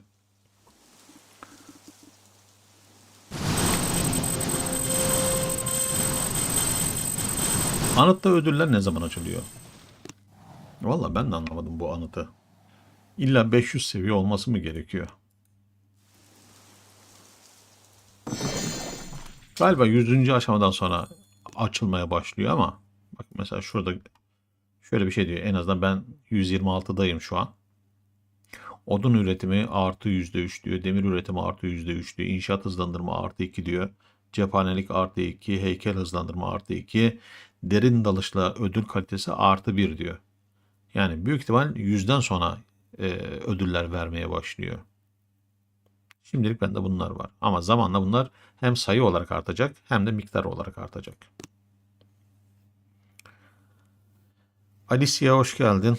Aziz Sen Baba iyi yayınlar Adnan abi demişsin. Teşekkürler. Hoş geldiniz. Ya o yüzden bakın arkadaşlar anıtı yükseltmeyin. Ben şu an yükseltiyorum. Neden yükseltiyorum? Yükseltecek herhangi bir şeyim yok. O yüzden ganimette boşa gitmesin diye buraya harcıyorum. Yani %1 etki veriyor. Yani %1. Örneğin bir heykel yükselteceksiniz. Örnek olsun diye söylüyorum. Şimdi normal bir şaheser üretmek 10 saatinizi alır. 10 saat. 10 saat 60 dakikada ne yapar? 600 dakika yapar. %1 katkısı var. %1. 600 dakikada %1. Yani 6 dakika katkısı var size. Hadi 10 dakika olsa anasını satayım. Yani 5 saat 50 dakika sürecek. Yani pardon 10 dakika katkısı olsa yani 600 dakika yerine 590 dakika olacak. Ne gerek var? 10 dakika için değer mi? 10 dakika. Yani ben 10 dakika daha erken bitireceğim inşaatımı. O yüzden gizemli anıtı yükseltiyorum. O kadar saçma ki. Mecbur kalmadığınız sürece asla anıta harcama yapmayın. Asla.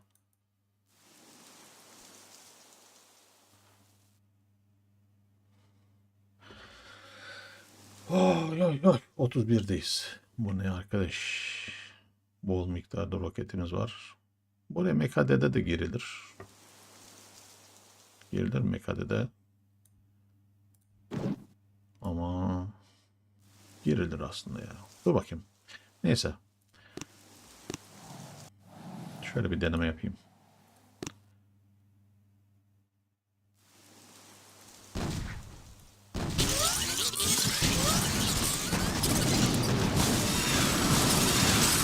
Canımsın.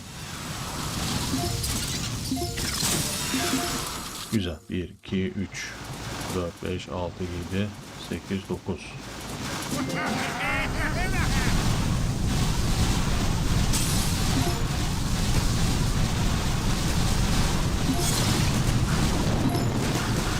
Gözüm.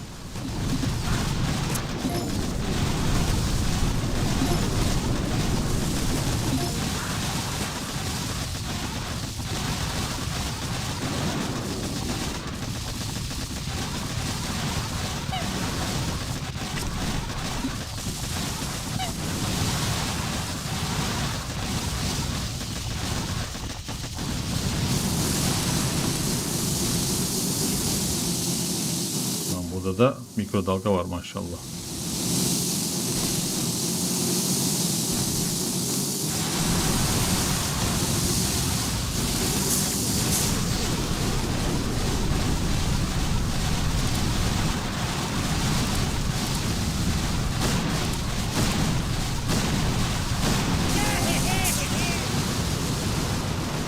Küt küt küt küt küt.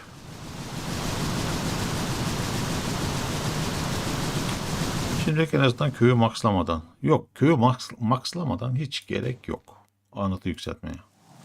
Aziz Sen Baba. Abi proto birlikler depolamada sayı en fazla kaç birlik oluyor? Göstereyim.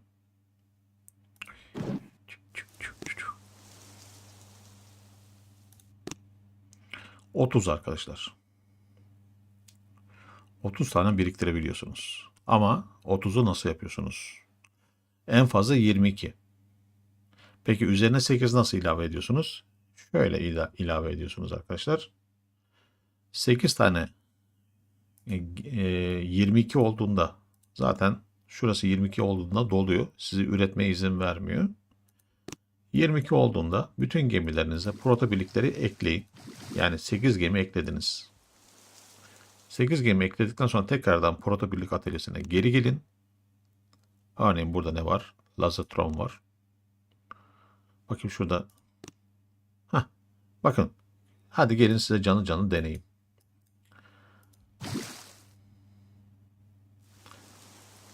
Bak şimdi bir tane Lazatron alacağım buraya. Gerçi 30 tane olmuş da sıkıntı yok da. Şimdi ne oldu? 29'a düştü. O zaman buradan bir tane üretebilirsiniz demektir bu. Ama zaten bizde 30 tane olduğu için sıkıntı yok.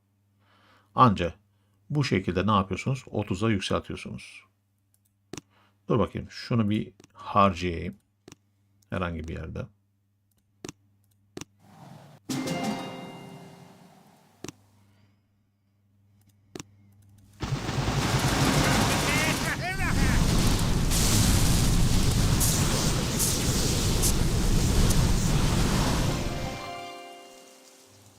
Şimdi evet bakın bir gemi Lazatron gitti. Bir gemi Lazatron'umuz gitti. Sıkıntı yok. Şunu ben tekrar eski haline geri getireyim. Şöyle. Tekrar bakıyorum şimdi Proto'ya. Üretebiliyor muyum? Hayır. Ama burada 29. Bunu 30 yapacağız. Nasıl yapacaksınız 30'u? Bütün gemileri lazatron alıyorsunuz arkadaşlar.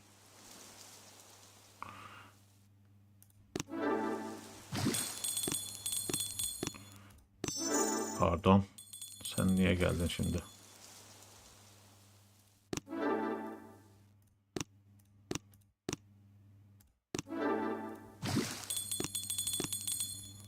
Güzel bir taktik gösteriyorum size. Bütün gemilere proto birlikleri yerleştirin. Tabi anında eğitiminiz varsa yapın bunu. Anında eğitim yoksa saatlerce beklersiniz. Şimdi gelelim tekrardan atölyeye. Depoya bakalım. Bakın 21 tane kalmış. Bizim en fazla ne kadar üretebiliyoruz? 22. Üretim merkezine geldik. Gördünüz mü? Aktif oldu. Zaten şurada da 22'yi gördük mü? Gördük. Zaten en fazla 22 tane depolayabiliyorsun. Ama buradaki depolamada şeyi saymıyor. Gemilerdeki birlikleri hesaba katmıyor. Dolayısıyla sadece şu görünü depodaki birlikleri hesaba katıyor. Evet, depoda şu an 22 birlik var. Zaten bunun üstüne isteseniz de çıkamazsınız çünkü başka gemi yok. Burada 10 tane gemi olsaydı tamam. 8 tane gemi var. Şimdi bakın. Normal birliklerimi geri yüklüyorum. Atölyeye geri dönüyorum. Depoya bakıyorum. 30 tane lazatron var. Gördünüz mü? Yani maksimum 30 bu şekilde yapabiliyorsunuz. Bilginiz olsun. Oldukça basit bir yöntem. Ama anında eğitim olursa anında yaparsınız. Yoksa biraz zaman alıyor 30'a çıkartmak. Hocam kabilelerin 4'ü ne zaman aktif oluyor? 4'ü birden. Yanılmıyorsam ilk kabile ya da ilk kabileler karargah 18'de ya da radar 18'de birlikte aktif oluyorlar. Bütün kabilelerin tamamı ise radar 20 olduğunda tamamlanıyor.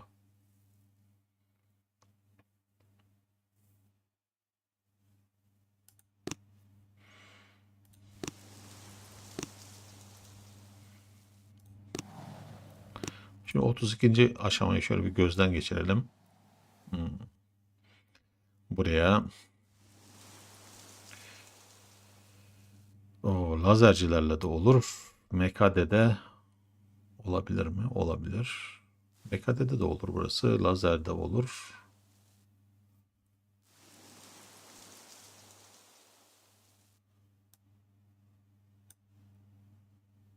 Evet. Lazer yapayım ya.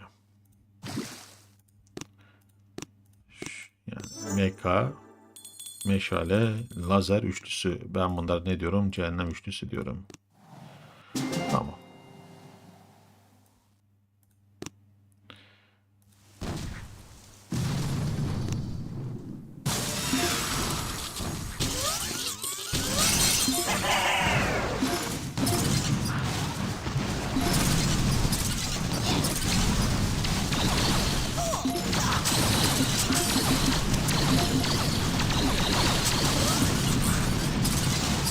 Tamamdır.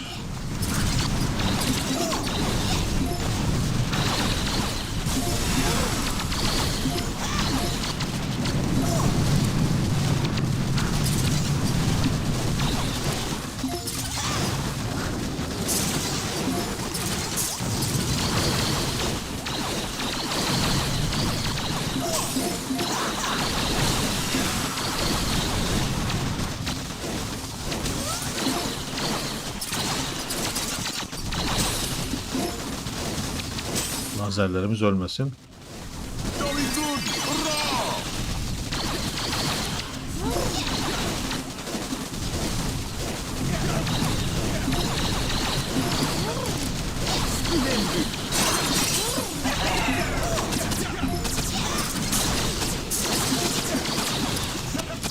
Oo, bir sürü şey var ya burada. Enkaz topu. Eyvah eyvah eyvah.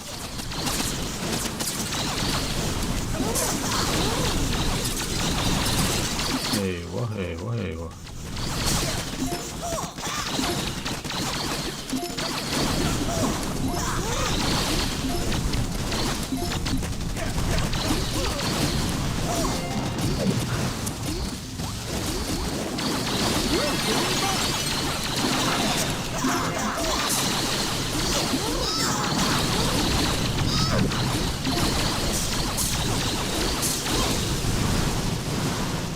Tamam. Enkaz toplarına hiç dokunmamak lazım. Anında bizim lazerciler hepsi ölür. Hiç tereddütsüz.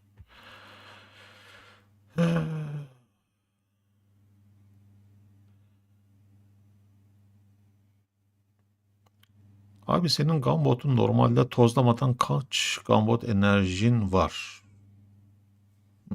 Hı. Dünkü videoyu izleyelim. Dün bir tane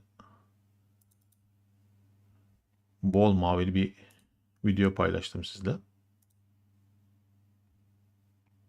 Evet. Merhaba arkadaşlar, ben Tamam. Sesini kapatayım. Yankı yapmasın.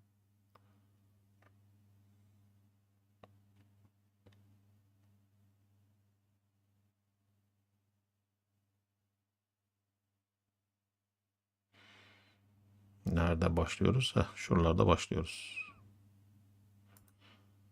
Şuraya geleyim. 168 tane gambot veriyor arkadaşlar. Hiç tozlamadan. Ben bu adayı tozlamadan girdim. Tozladım zannediyordum. Meğerse tozlamamışım ama zar zor bitirdim burayı. İzleyin istiyorsanız bunu da. Daha dün paylaştım. Yani gambot enerjim 168. Hiç siz söyleyin tozlamazsam. Bakın 168. Bu. Şimdi şuraya bir bakalım.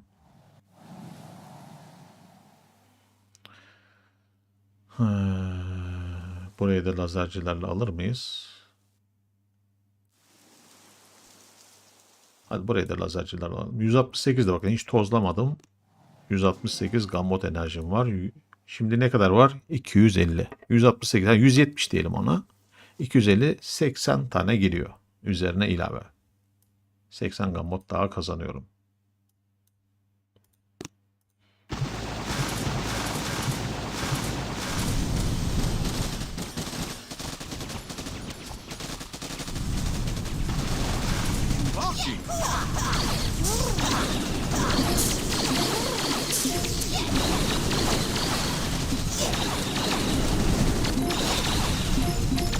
Çok güzel.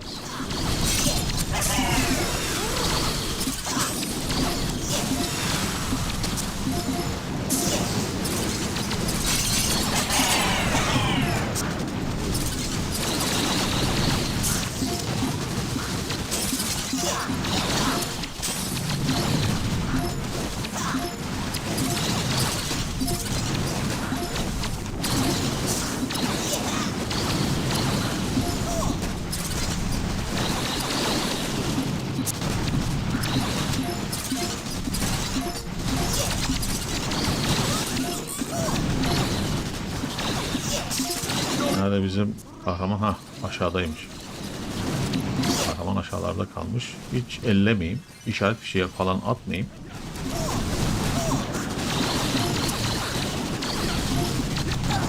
Üsttekiler üstten gitsin, alttakiler alttan gitsin.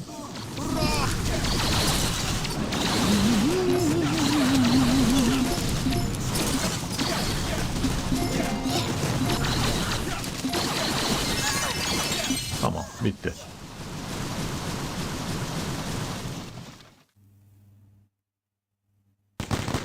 Ha, doğru. Bak onu unuttuk. İyi hatırlattınız. Şu an %50 de kabile bonuslarından geliyor. Hmm, evet.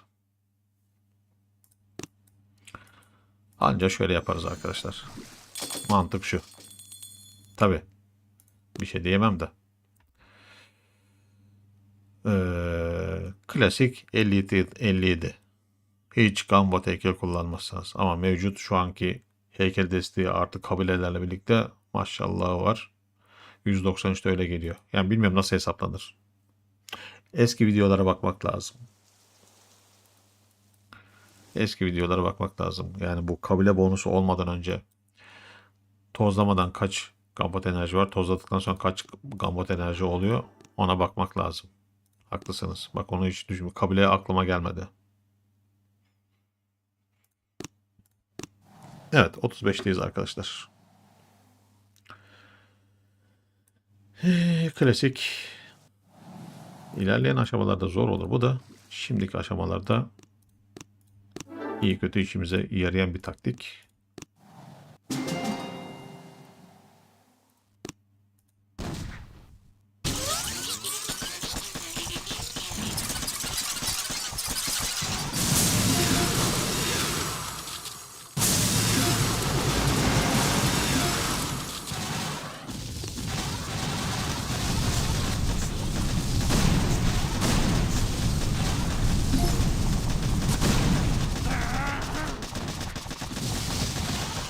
Ya arkadaşım, bu arkadakiler ne olacak? Eyvah eyvah eyvah.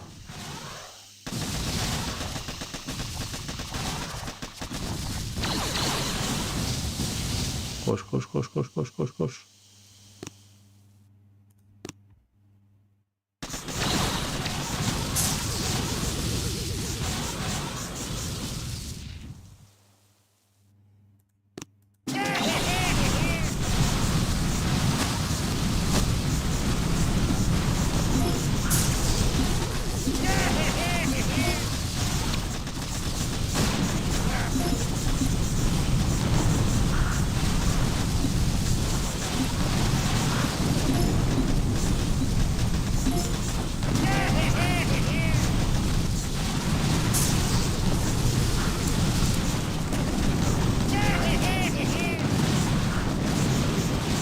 Hadi indirin gari şunu.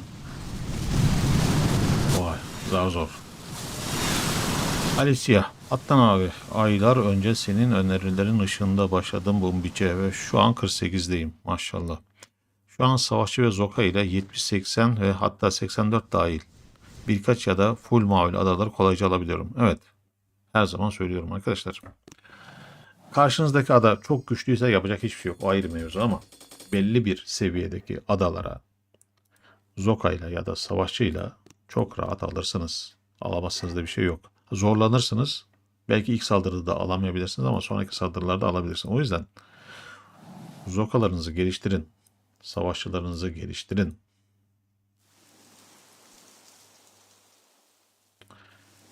Şimdi arkadaş.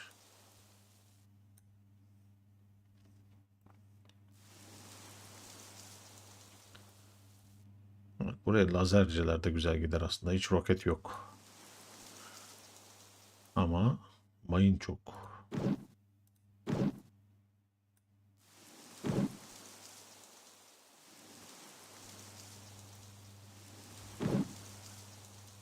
Tamam. Buraya lazercilerle girelim.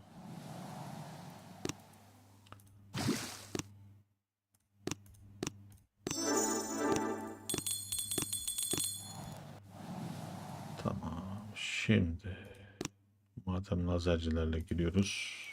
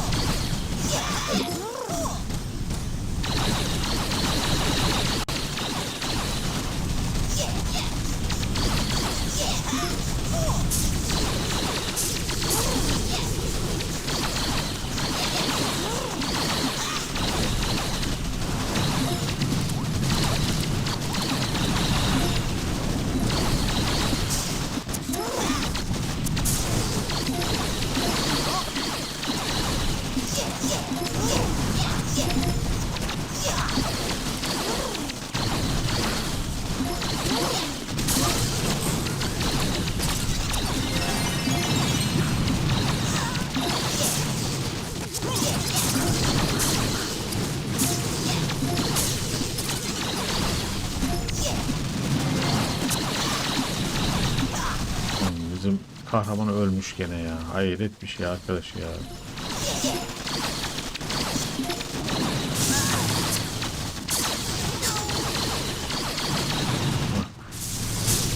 Ne oldu? Buraya alamayacak mıyız yoksa? Eyvah eyvah. Aha. 35'i alamadık.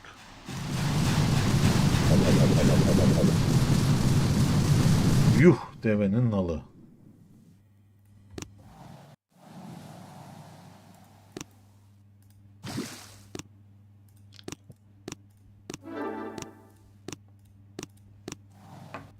Demek ki lazacılarla dalmamak gerekiyor.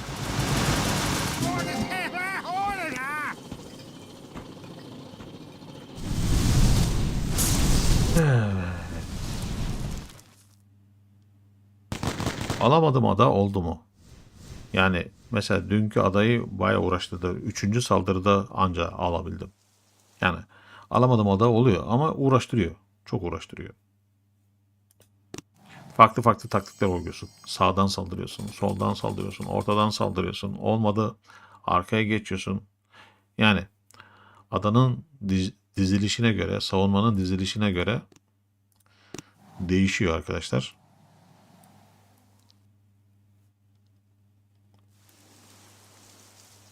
Şimdi bir de bu şeyler var. Yeni gelen. Sadece olayı mavi heykeli olarak değerlendirmeyin. Maalesef şeyler çok zorluyor. Şu gravürdeki savunma kısımları. Zihin kontrolü var. Şu çok tehlikeli. Karşı taraftan bir sürü asker geliyor senin karşına. Sana karşı piyadeler geliyor, zokalar geliyor, meşaleler geliyor. Acayip tarumar ediyorlar seni. Bir bu var. Sıkıntı. Bir de modifiye işi var. Bu da çok tehlikeli. Adam zaten basmış bol bol mavi heykeli, bir de üstüne modifiye yapmış. 5 tane prototip silah kullanıyor. Bu da çok tehlikeli.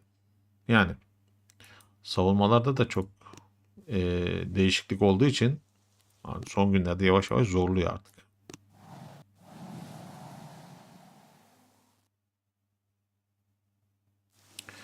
Estağfurullah Ali. Ben teşekkür ederim.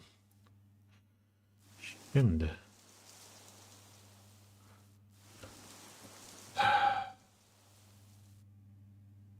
tamam.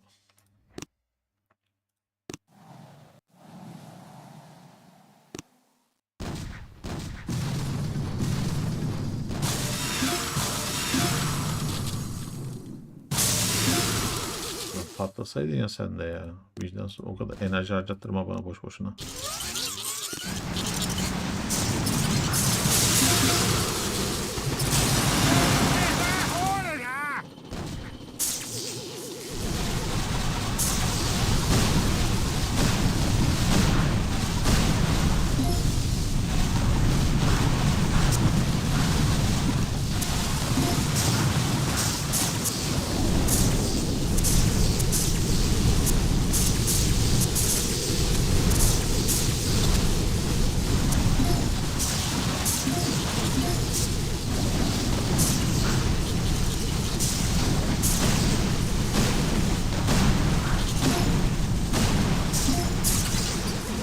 Allah.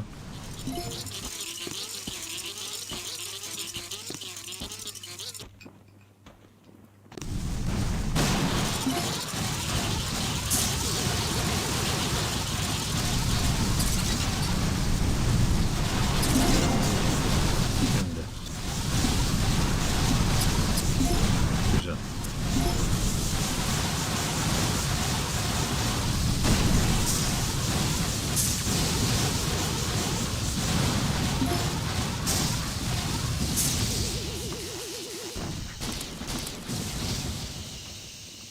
Burada da mı ikileyeceğiz acaba?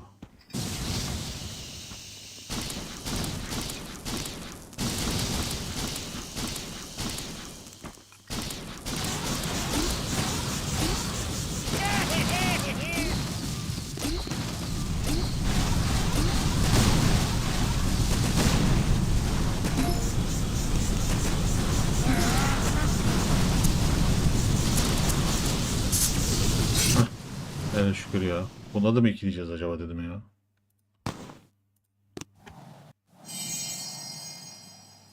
Çoklar acayip engelledi beni ya. Evet, bu ayki Bumpas kötüydü. Ya bu ayki Bumpas'ın hiçbir özelliği yoktu. Sadece ne geldi? Şu kahramanlara bir gemi gelmiş, kayık gelmiş, tekne gelmiş. Hepsi o. 37'ye bir bakalım.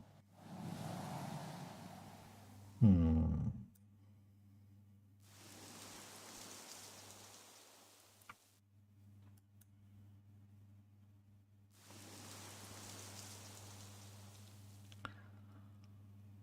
Buraya da ne yaparız, ne yaparız?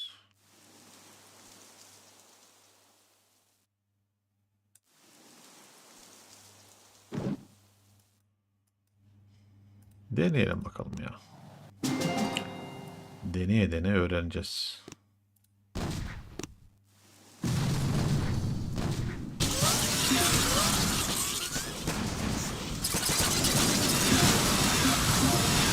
Güzel. Patlayın, patlayın. 1, 2, 3, 4. 1, 2, 3, 4.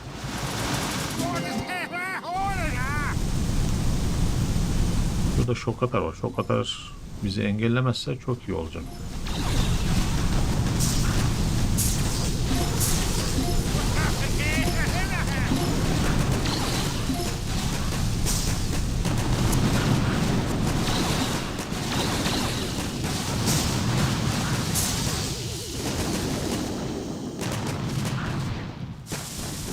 Tamam.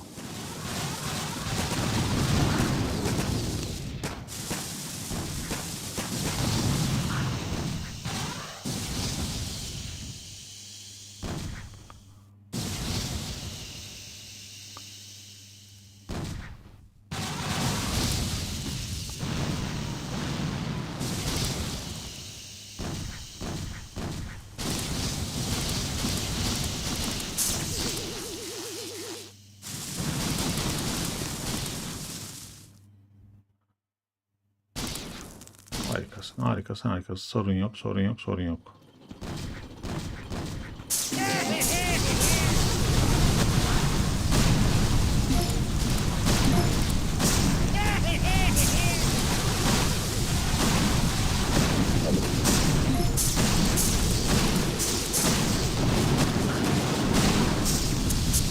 Güzel.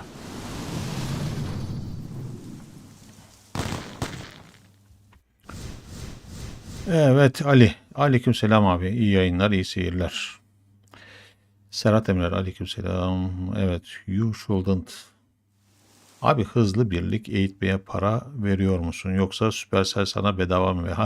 Bedava değil arkadaşlar. 400 lira ödüyorum. Supercell bana sponsor değil. Batuhan Ünal, Bumpas aldığınızda her ay tekrar yenilemek mi gerekiyor? Yok, yenilemek gerekmiyor. Siz isterseniz yeniliyorsunuz, istemezseniz yenilemiyorsunuz. O size kalmış. Aleykümselam Hamza, hoş geldin.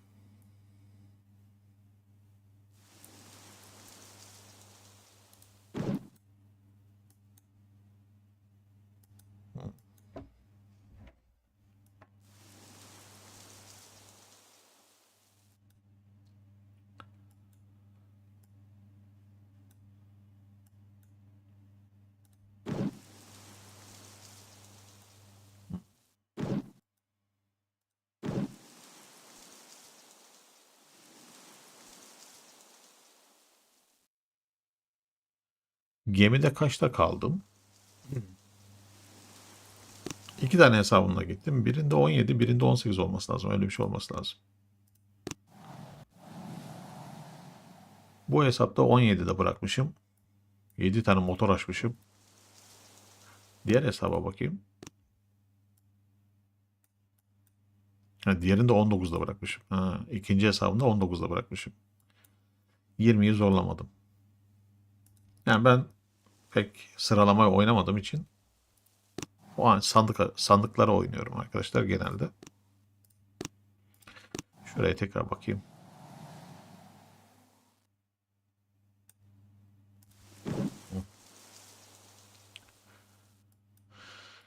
Buraya nasıl saldıracağız? 38'i ne yaptınız gençler?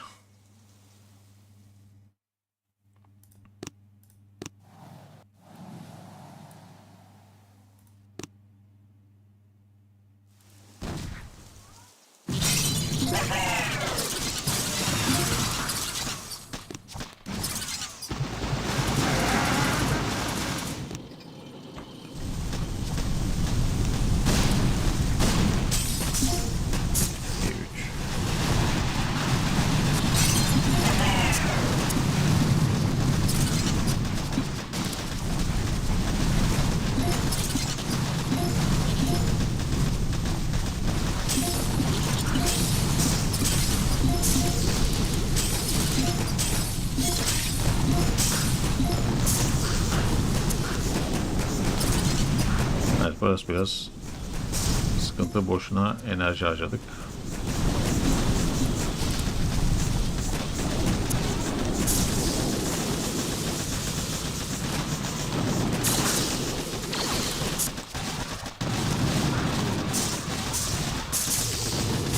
Eyvah, eyvah, eyvah.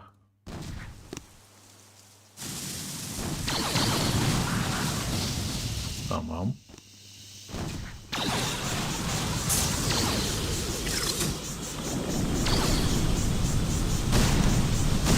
Hadi canım, aferin sana, aferin sana. Devam et.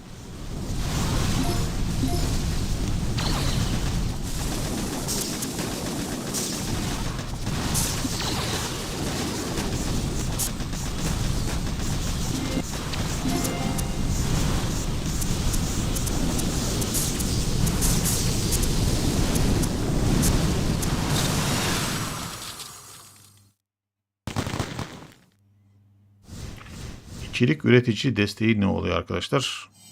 Göstereyim hemen size. Eğer Supercell size içerik üretici desteği verirse size bir kod veriyor. Siz de o kodu şuraya giriyorsunuz. Örneğin ne yazalım? Adnan yazayım.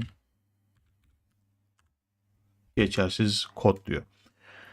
O zaman örneğin benim böyle bir kodum olmuş olsaydı, siz de buraya girmiş olsaydınız, sizin yapacağınız bütün alışveriş, örneğin elmas mı satın aldınız? Ya da anında eğitim mi satın aldınız? Ya da ekstra inşaatçı mı satın aldınız? Ya da bumpas mı satın aldınız? Ya da özel tekliflerden herhangi bir şey mi satın aldınız? O zaman bana da %1, %2 gibi bir indirim kodu geliyor. Ya da buna benzer bir destek kodu geliyor. Eğer benim kodumu oraya yazarsan. Tabii benim öyle bir kodum varsa.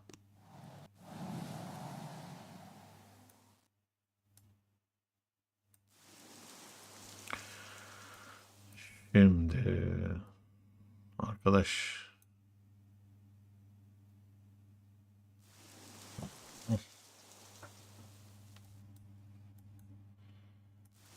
buraya MKD'de mi yapalım, lazer mi yapalım?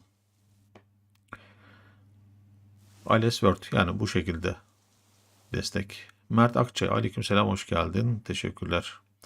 Batuhan Ünal, ekstra inşaatçı alıyor muydun? Evet, ilk zamanlarda aldım arkadaşlar. Bol bol aldım, yani yalan değil. Çünkü baya baya işime yarıyordu ekstra inşaatçı. Ama şimdi şeyler çıktı artık. Ekstra inşaatçı isteyen alabilirsiniz de. Bir de şeyler çıktı şimdi. Şu bina jetonları bir nevi ekstra inşaatçı yerine geçiyor. Yani biraz inşaatçı anlamında bakarsak olaya, şu jetonlar sayesinde olay biraz kolaylaşmış gibi gözüküyor. Tavsiye ederim. Şimdi birlik olarak MKD'de mi, lazer mi ya? Ben genelde lazercileri daha çok seviyorum.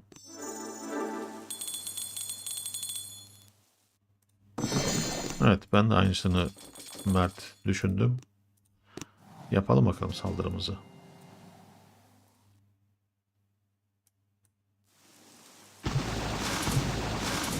Eyvah, yanlış yaptım. Ben böcek atacaktım. Hakikaten böcek atacaktım ya. Böcek atmak yerine askerleri çıkarttım.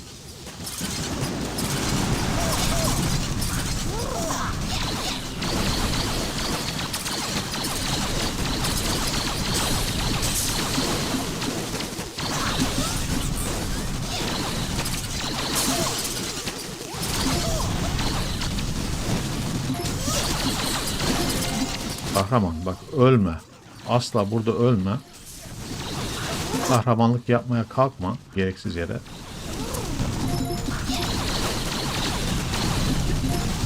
Hakikaten burada kahramana acayip ihtiyaç var.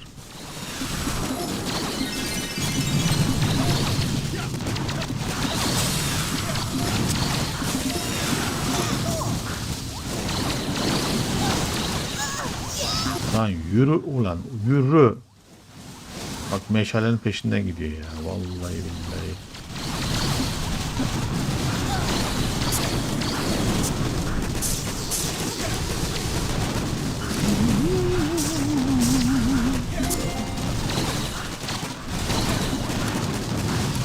Ya kıçı kırık bir meşalenin peşinden gidiyor ya. Gitsene diğerlerine. Ortada lazerci kalmadı. arkadaş. Hakikaten.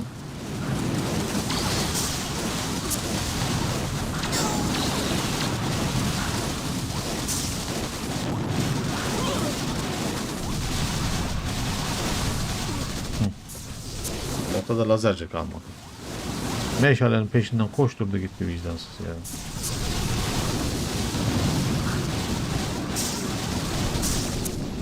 Neyse artık.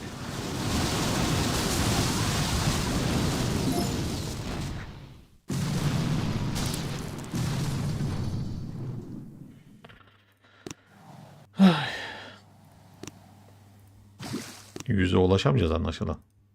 Bu hızla gidersek, böyle gidersek.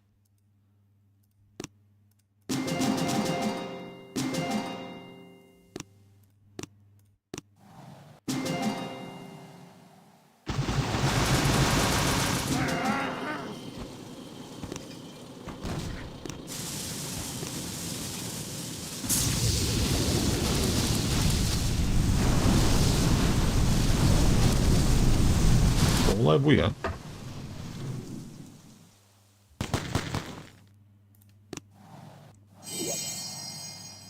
Vay. Altın olmuşuz. Güzel. Alalım altınımızı.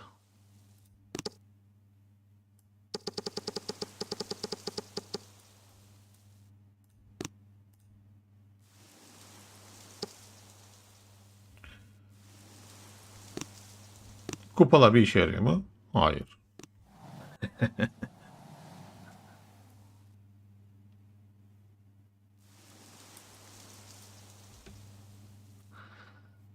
Şimdi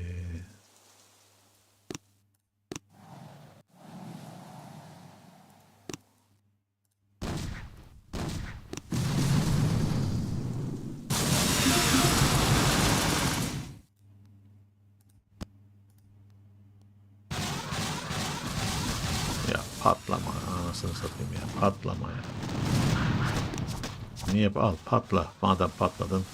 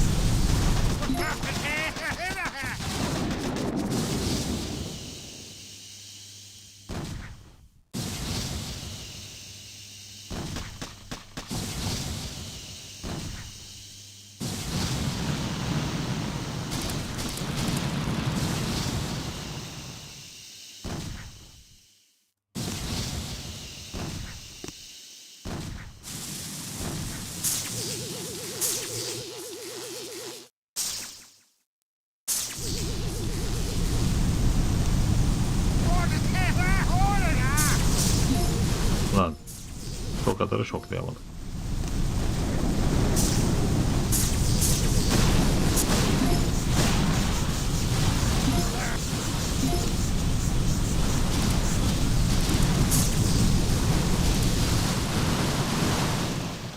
Evet Kerem, hoş geldin.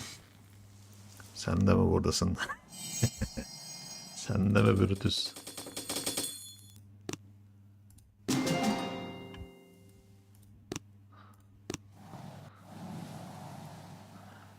Şimdi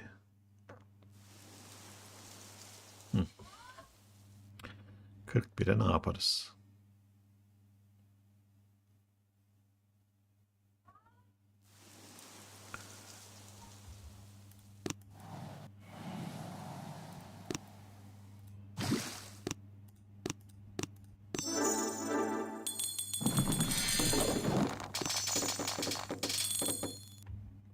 İyi, zamanımız var.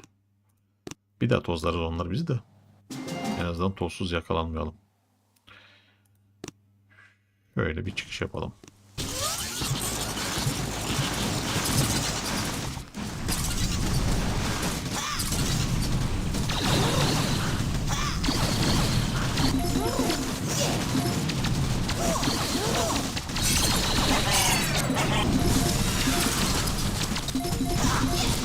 Çok güzel. Hadi bir yarısı sağa gitsin, yarısı sola gitsin. Hadi güzelim bakayım, hadi bakayım, hadi bakayım. Bilirsiniz siz işinizi.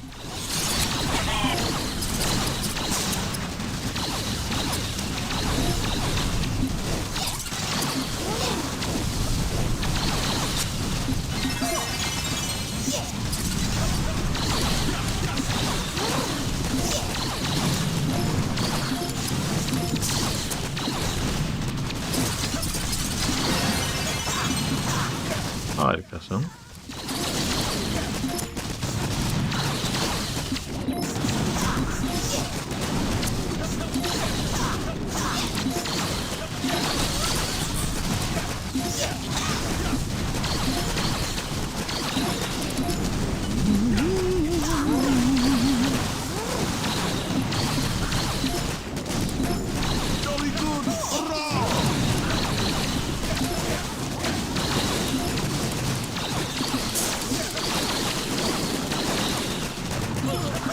Aferin size be.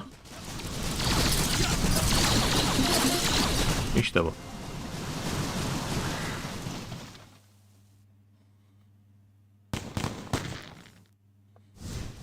...52 level için meşale mi tank mı? Meşale. Yani şimdi şöyle. 52 levelde önemli olan şu. 52 levelde hangi karargahtayız? Meşalelerin canı önemli. Seviyesi önemli. Eğer meşalelerin seviyesi yüksek değilse tank tercih etmek daha mantıklı. Hatta meşale ile tankı karışıkta yapabilirsiniz. Ama ilerleyen seviyelerde tank bir işe yaramıyor.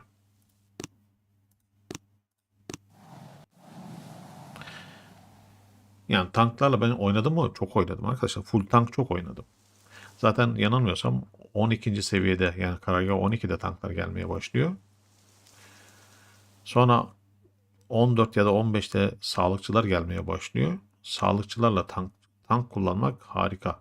Sağlıkçı, tank, yüzbaşının böcekleri veyahut da kavanın taze kanı harika işler yaratıyor tanklarda. Ama belli bir seviyeye kadar, belli bir aşamaya kadar. Örneğin karargah 18'e kadar ya da 19'a kadar işinize yarar. Karargah 18'de 19'da zaten bol bol savaşçı ve zok oynamaya başlayacaksınız. Ve yavaş yavaş meşaleleri yükseltmeye başlayacaksınız. Dolayısıyla tanklarda karargah 18-19'dan sonra yavaş yavaş ne yapıyor? Rafa kalkıyor. Özellikle mekanın gelmesiyle birlikte tanklar artık iş yapmaz hale geldi. Ya da daha doğrusu işe yaramaz hale geldi. İş yapmaz demeyelim de. Yani meka varken kimse tank kullanmaz. Buraya lazercilerle girelim. MKD'de de olur aslında buraya ya. Aynen MKD'de yapalım ya. Hep lazer. Buna bir MKD'de yapayım.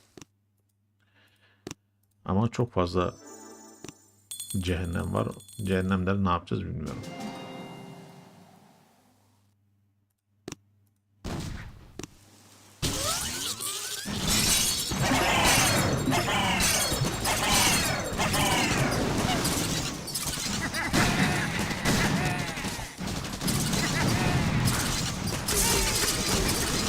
Tamam.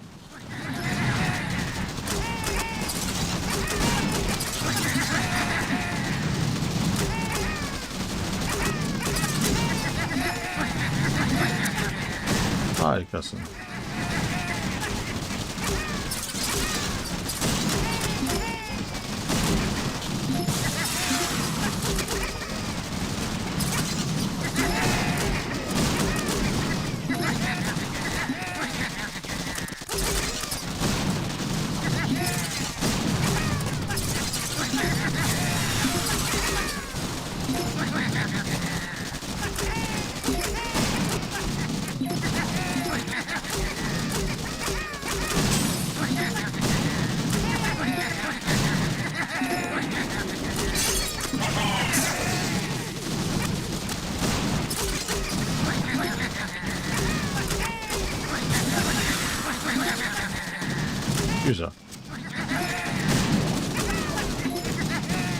Bakın MK yerine tank alsaydınız bir kere tankların hasarı hem düşük hem yavaş.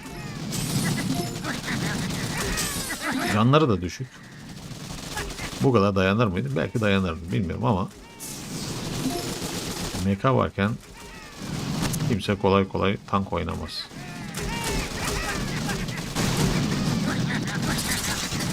Yani belki yaparlar mı yapmazlar mı zannetmiyorum yapacaklarını ama ilerleyen güncellemelerde tanklara bir yenilik getirebilirler. En azından bir miktar sağlıklarının artması sağlanabilir. Ya da bir miktar hasarların artması sağlanabilir. Ya da bir miktar hızlarının da artması sağlanabilir yani.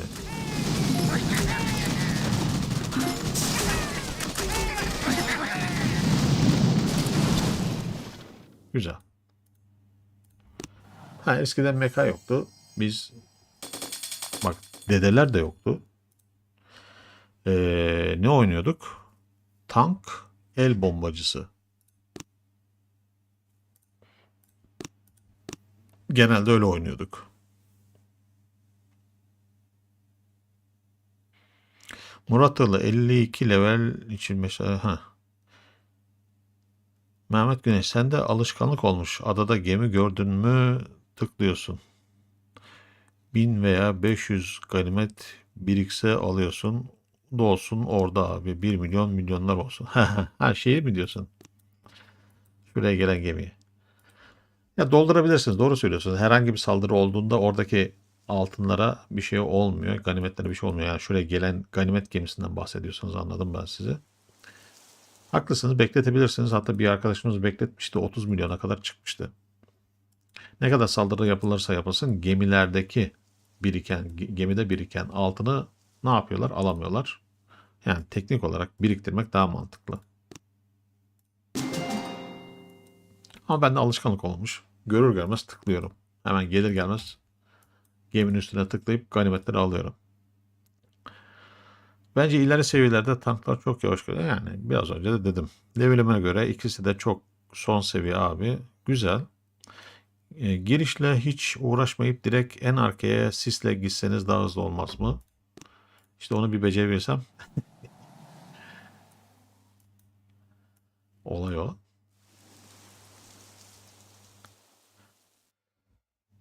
Onu bir becerebilsem. Ha bakalım. Senin dediğini burada denemeye çalışacağım. Kaybedersem sorumlu sensin. Kim göndermişti o mesajı? Abi Türker İri. Abi girişle hiç uğraşma direkt arkaya geç. Tamam bak senin dediğini yapacağım şimdi. Ama önce jenleri almam lazım.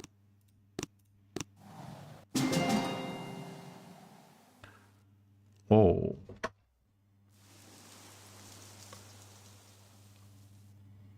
Niye öyle bir şey dedin bana?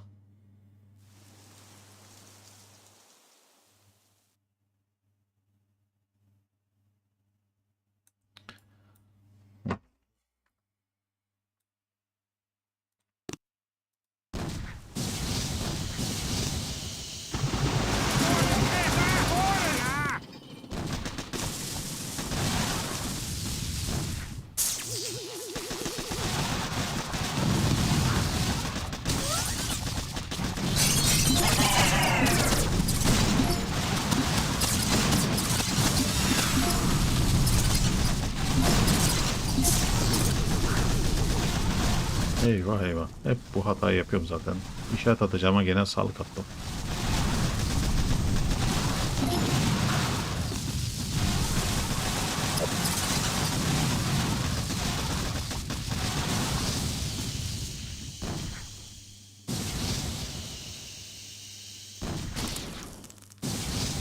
Her adada bu olmaz. Yani ne derler ona? Kedi her zaman kaymak yemez.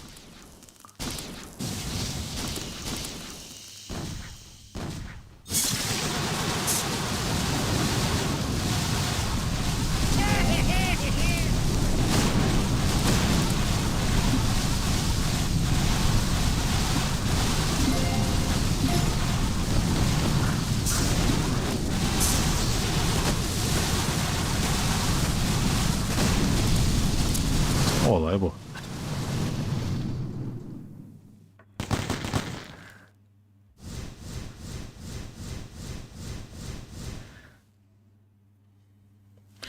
Abi radar 20. seviyede yeni yerler gelmiyor. Yani gelmiyor. Yeni yerlerin gelmesi için radarın yükselmesi gerekiyor. Karargah 28, radar 20'de kaldı. Yani 8 yıldır öyle diyelim hadi. Çünkü her yıl güncelleme geldiğini farz edersek tabiri caizse 8 yıldır radara güncelleme gelmiyor. Hemen hemen birçok şeye güncelleme geldi, yenilik geldi, değişiklik geldi, ilaveler geldi. Ama radar yerinde sayıklıyor. Yani haritanın genişlemesi lazım. Hem ganimet açısından bu önemli hem de oyun belki daha da güzelleşir. O açıdan önemli. Evet arkadaşlar, geldik fasulyenin faydalarına.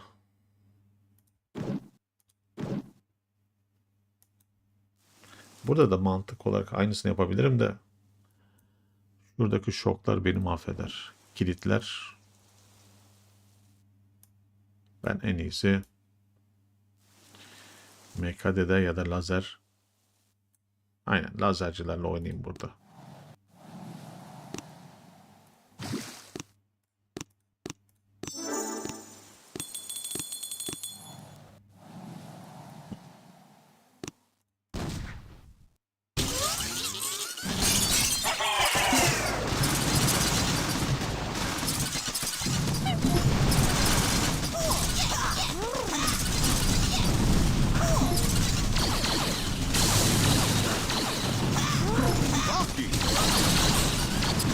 Çok fazla mayın var ya.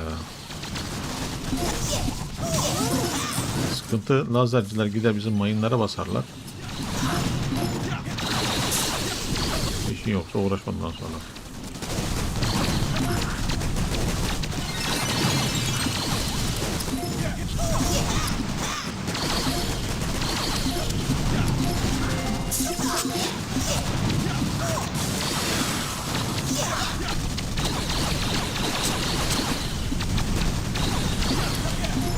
Tamam. Güzel. Burası bitti sayılır.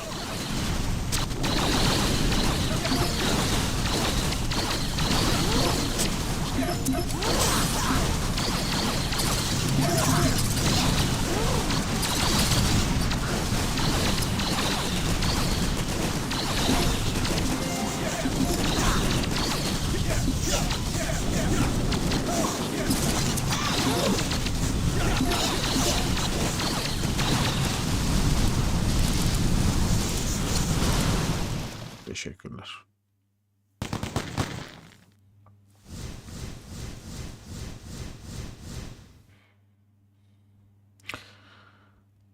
İbrahim Karataş. Adnan Hocam emekli oldunuz mu? Maalesef olamadım. EYT'yi 2 haftayla kaçırdık. O yüzden devam.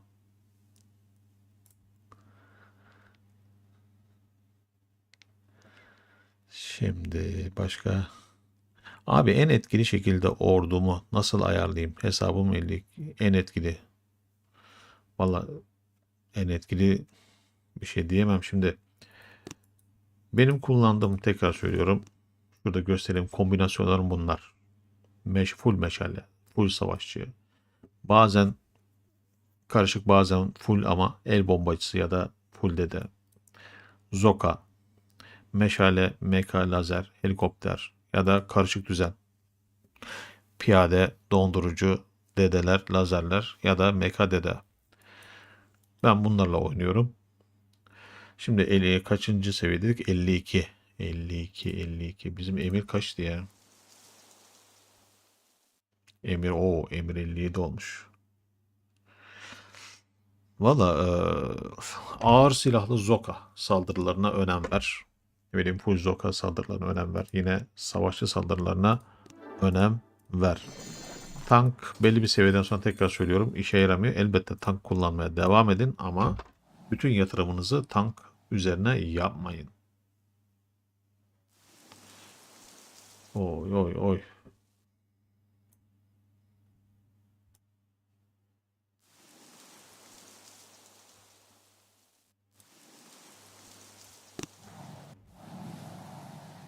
Pardon.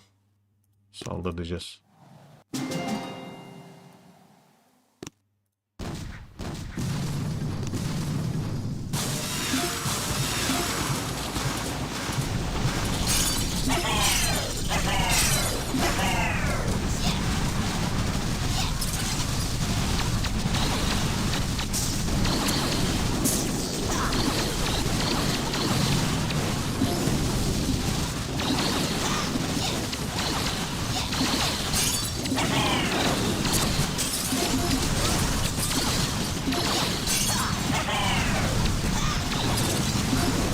benim. Aferin size.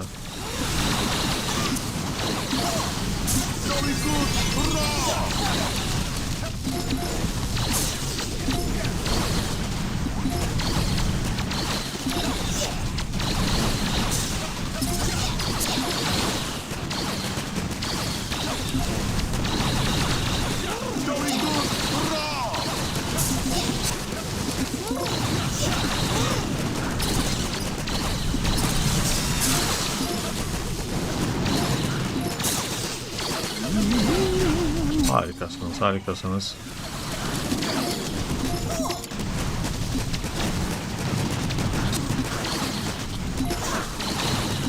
Eyvah, eyvah, eyvah. Bizim havan gidecek. Evet.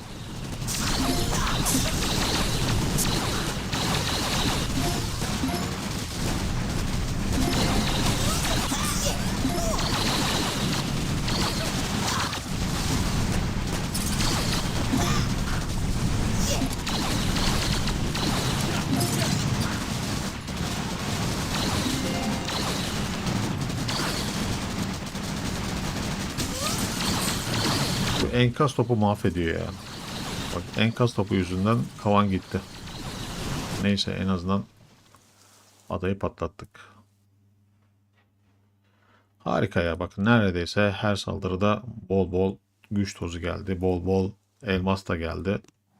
Yani harcadığınız güç tozlarını tekrardan geri alıyorsunuz. Fazla fazla geri alıyorsunuz.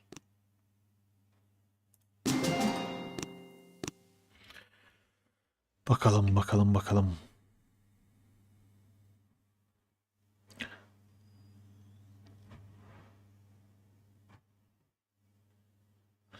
Kerem Kayhan. 3 tane ganimet heykeli, yani gayet güzel. Yani bana sorarsan 3 tane fazla ama 2 ideali, ama yine de sen bilirsin. Dolayısıyla 3 tanesini tozladığında zaten 3-5 tane adayı saldırsan istediğin birliği istediğin gibi yükseltecek ganimeti elde edersin. Böylelikle zafer puanında yükselmemiş olur.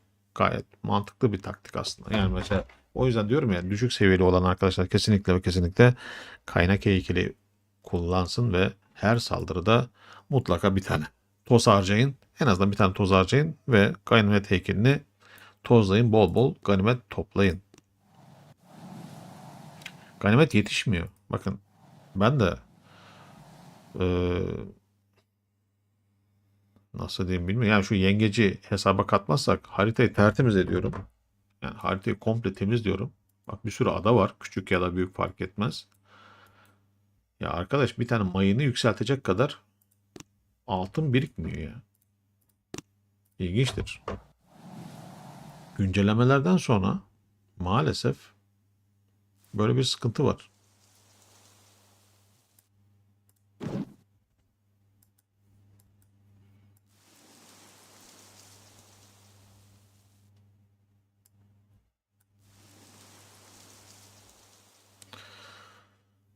Evet.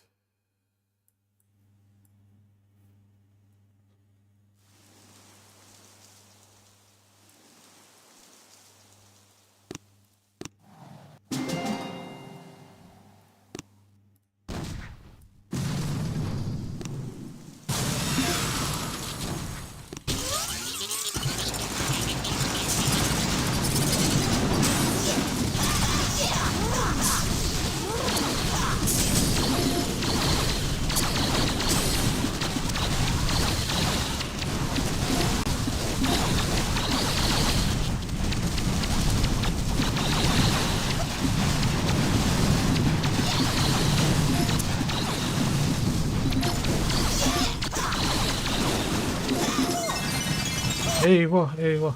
Lan vicdansız, ulan vicdansız, ulan vicdansız, yapma etme eyleme.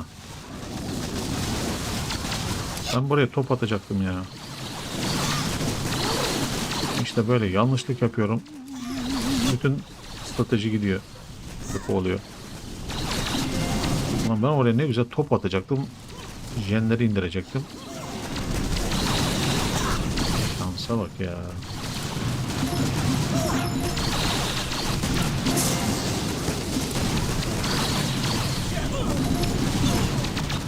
şöyle ya.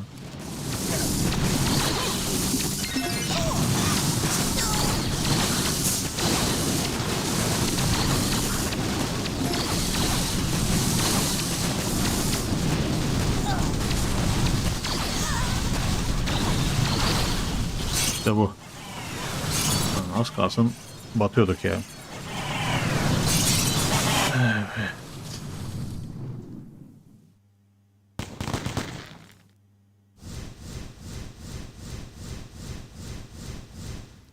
Burada siz çok daha mantıklı oldu. Valla yani şeyi alsaydık yani neyse jenleri alamadık zaten. Jenleri alınca kadar neredeyse batırıyorduk ya.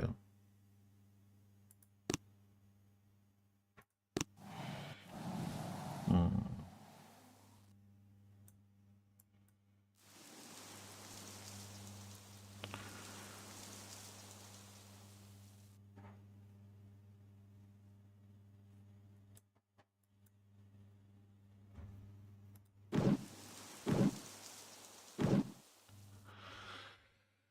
Hey, gidi gidi gidi gidi.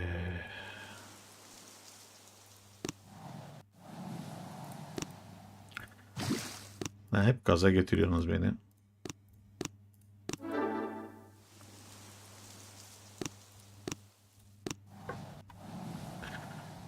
Mesajlar hızlı akıyor. Hepsini okuyamayabilirim. Kusura bakmayın.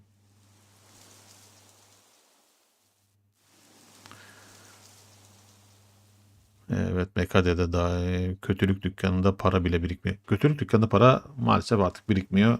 Çünkü kaynak ödülü heykelini özelliğini kırptılar. Artık etkinliklerde kaynak ödülü işe yaramıyor maalesef.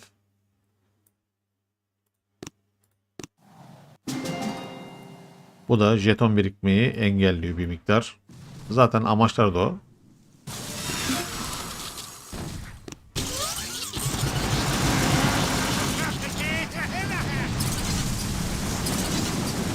Adamlar para harcattırmak istiyorlar. Ellerinizdeki ganimetleri tamamen harcayın diyorlar. Biriktirmeyin diyorlar. Lan gene mi sağlık paketi attık ya? Lan sis atacağıma sağlık paketi atıyorum. İşaret atacağıma sağlık paketi atıyorum. Lan gene gaza geldim, arkaya geçiyorum. Ama bu sefer jenleri almadan arkaya geçiyorum ha. Oo, şok ateşleyici varmış ya burada.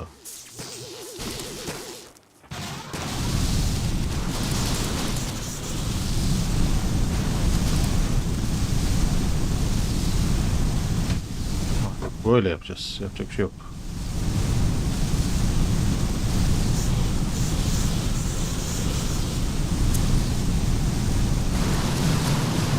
Evet.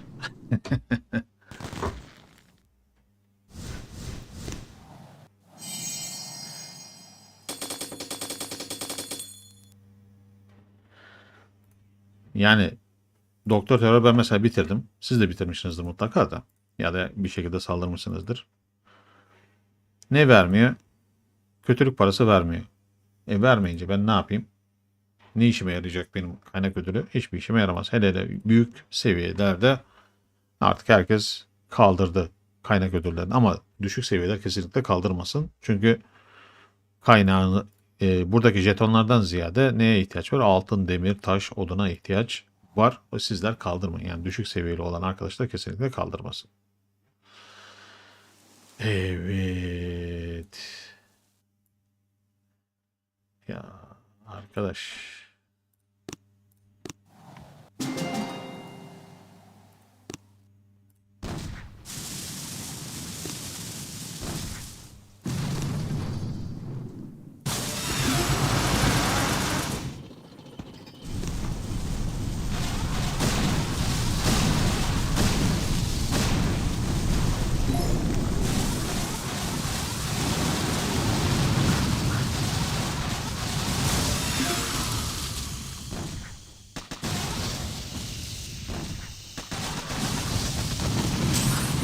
Şimdi bir tanesi sürüden ayrıldı.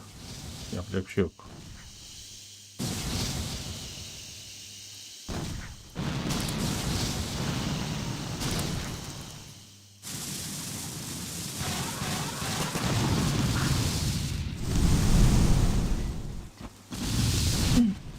Allah'ım ya Rabbim sen bana sabır ver.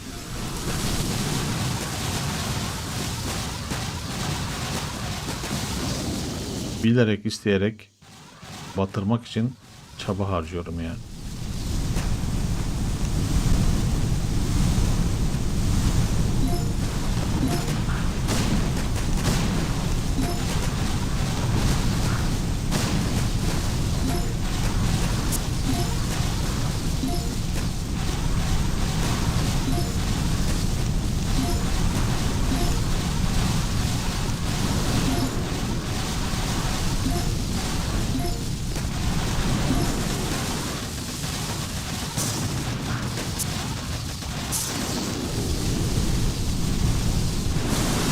Ama lan ne hatalar yaptık ya.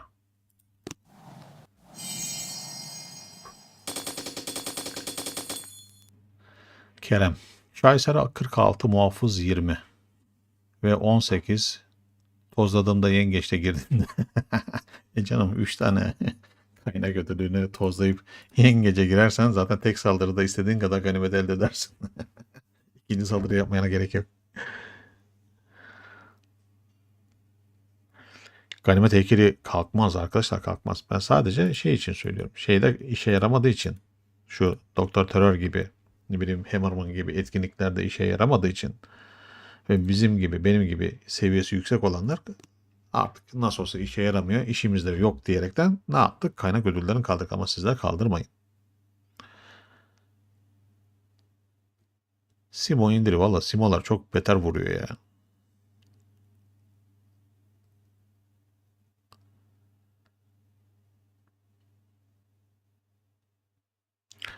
Valla tekte bitmeyebilirdi de bitti. Yani baya bir hata yaptık. Bitmemesi için çok uğraştım ama bitti. Yani benim elimde olan bir şey değil. Ben bitmemesi için çaba harcadım. Gördünüz. Şahitsiniz hepiniz. Ah. Hadi bakalım, buyur buradan yak.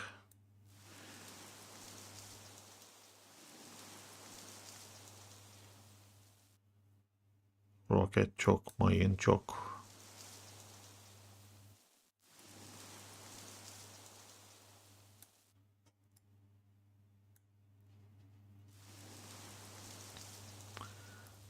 Çok atarlar. Eyvah eyvah eyvah.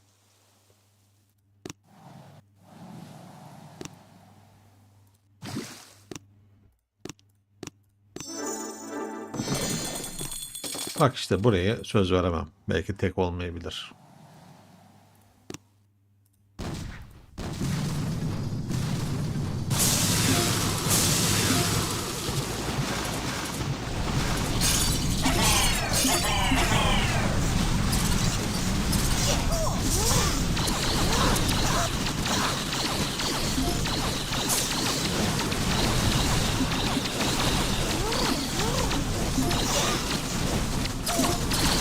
Çok fazla mayın var ya.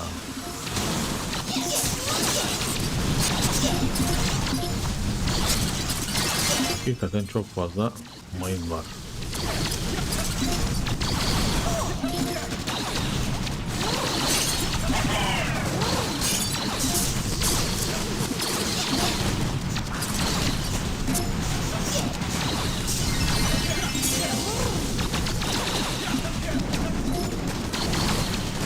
Hadi canlarım benim. Aferin size.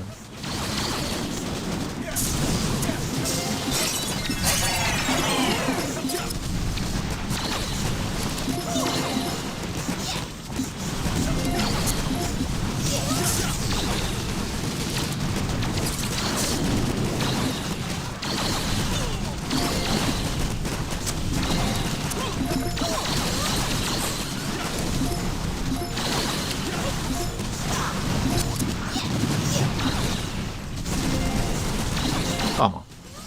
Bir aksilik olmasa. O zaman var. Harika. Bitti burası.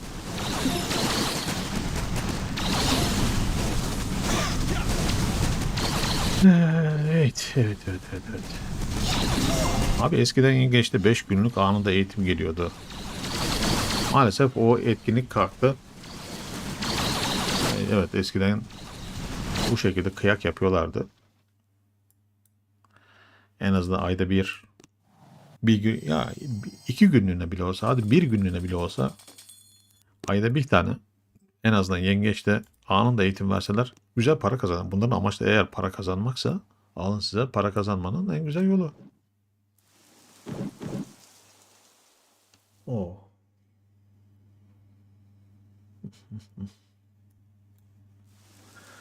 Burayı ne yapacağız?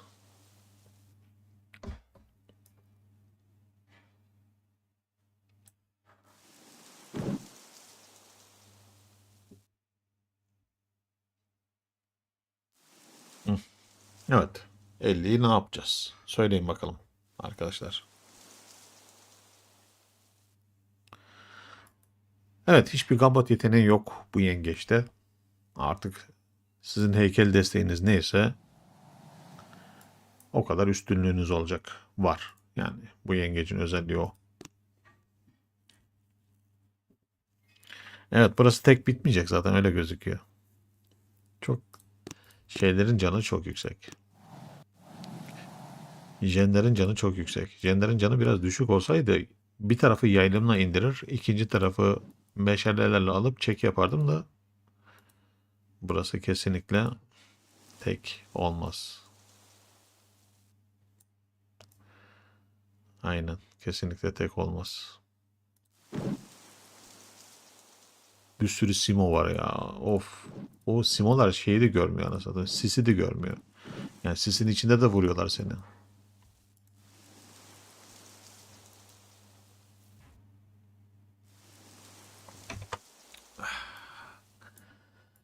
Evet. Buraya neyle saldırıyoruz gençler?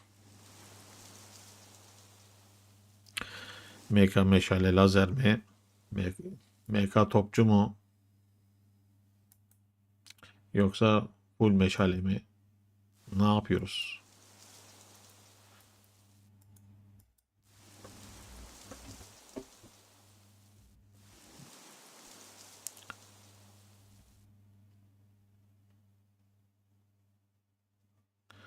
Ya oyuncu değiştirmeyi işte eşleştirmeler maalesef çoğunlukla zafer puanına göre yapıyorlar, bilginiz olsun. Yani zafer puanınızı aşırı yüksek tutmamaya gayret gösterin. Yapabilecek başka bir şey yok.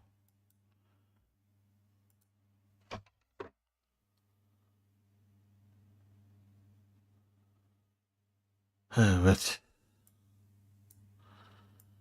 Şimdi hakikaten ha, şu 50'ye neyle saldıracağız?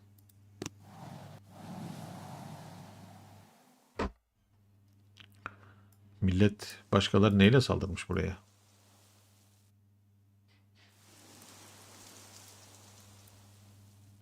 Şunun canına bir bakayım.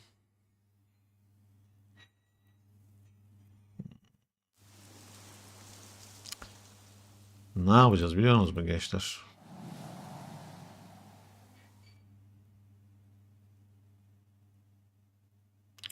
Bu ada zaten en az 2 saldırıda gider diye gözüküyor da şunu değiştireceğim artık ya.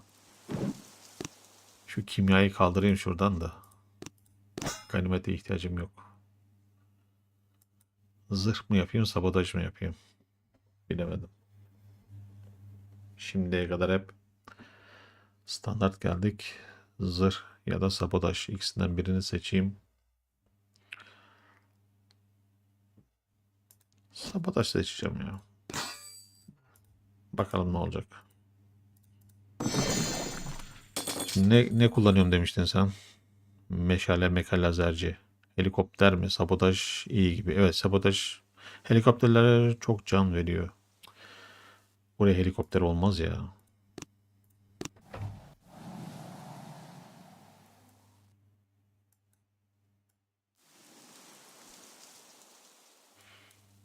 Ya buraya helikopterle saldırsan 3 kere de anca saldırsın. Birincisinde sağ tarafa alırsın. İkincisinde sol tarafa alırsın. Üçüncüsünde artık karga yaparsın. Biz burayı... Abi bu kadar da Simo'ya ne gerek var ya?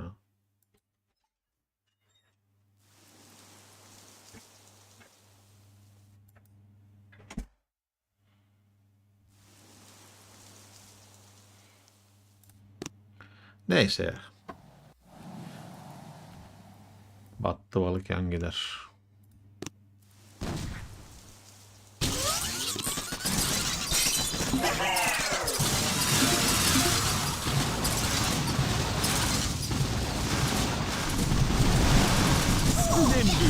Buradaki sıkıntı simolar.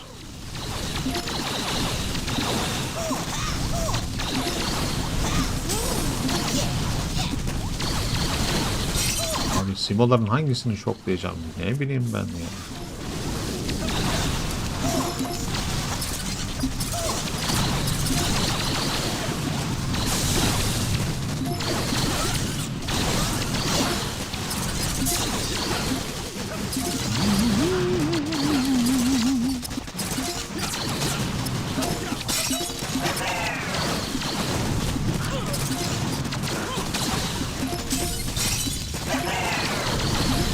Ben de anlamadım bu işten bir şey ha. Ben sağdan başladım temizlik yapmaya. Bunlar sola gittiler ya. Ellemek de istemiyorum.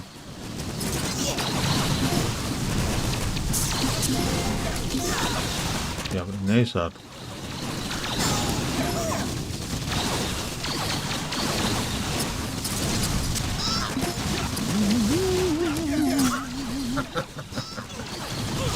Ben böyle bir saçmalık görmedim ya. Lan sağdan çıktık biz. Hem de en sağdan çıktım ha. Ortadan da değil. Ya şu Simo'yu indirin Allah'ını severseniz şu Simo'yu indirin. Biriniz şu Simo'yu indirsin.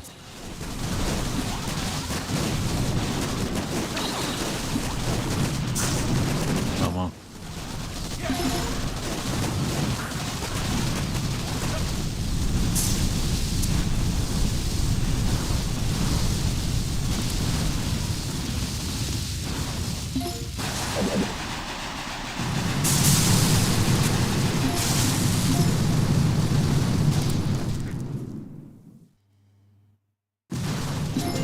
Güzel.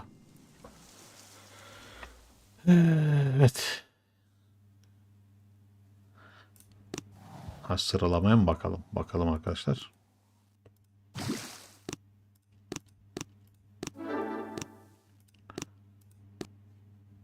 Hah, oyun çöktü.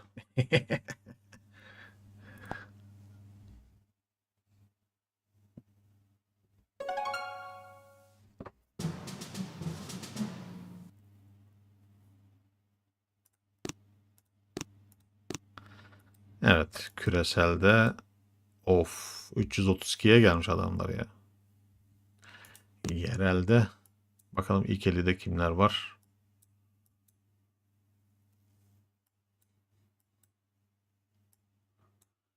Bizim timde var mı arkadaş? Evet, Spartakos var 145'te. Süleyman. Orada belirli var Tayfun 154'te. Güzel. Yerelde de 270 var maksimum. Time bakalım. Evet, timde birinciliğe doğru gidiyorum. Hadi. Şu 50'yi bir bitirelim. 51'e bakalım. Önümüzdeki maçta ya be kardeşim bak ben biraz önce en sağdan çıktım. En sağ. Sizin ne işiniz var en solda?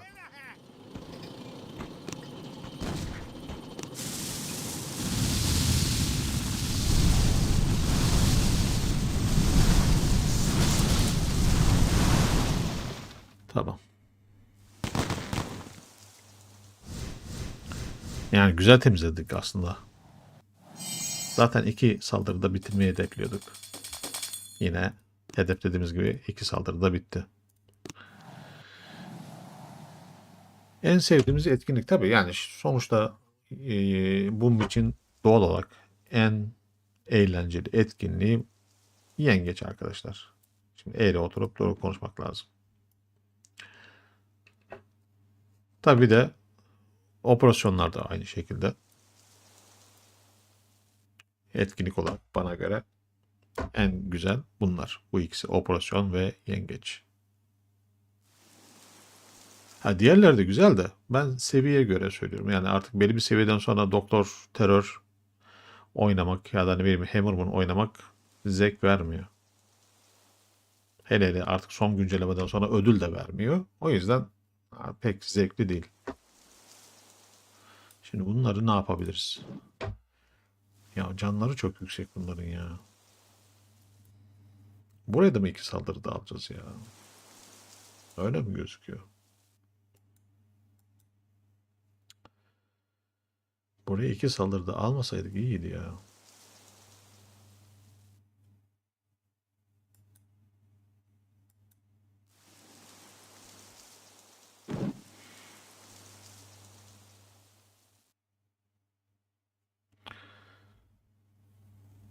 Ha, heykellerin süresine bakalım. Doğru söylüyorsunuz ya. Vallahi iyi hatırlattınız.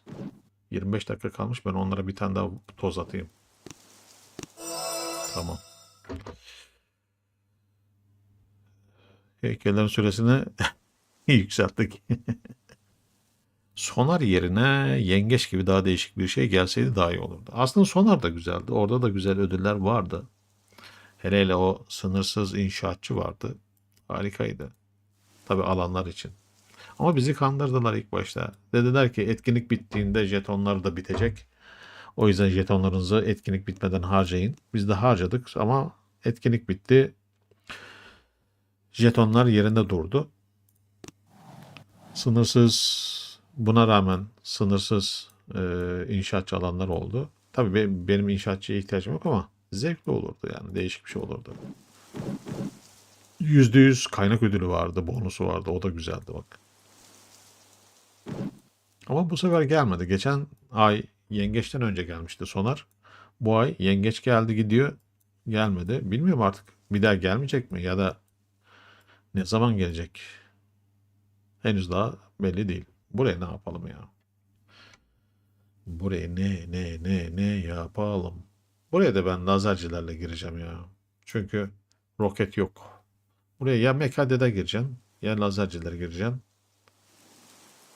Sis yöntemiyle olur mu bilmiyorum.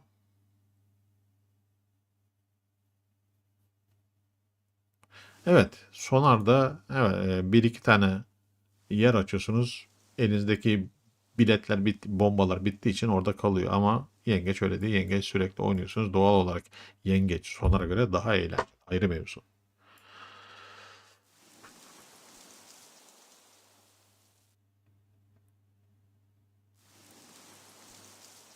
Arkadaşım eş, arkadaşım şek, arkadaşım eşek. Hadi bakalım. Hı.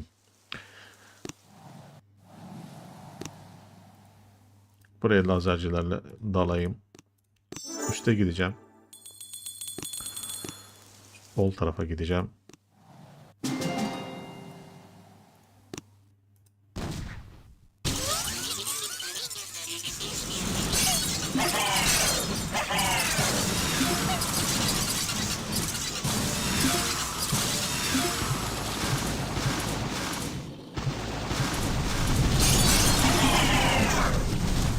Çok güzelsin.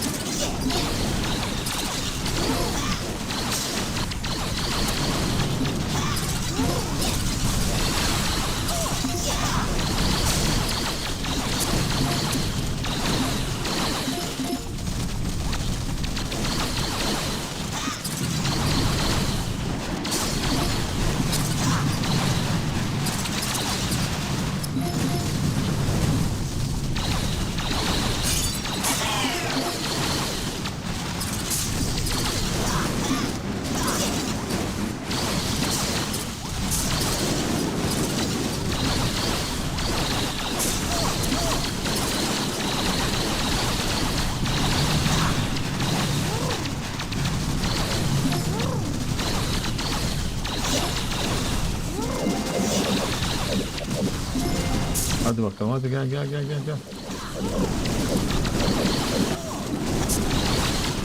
Çok güzelsin. Hadi bir daha. Yapma be. Ah.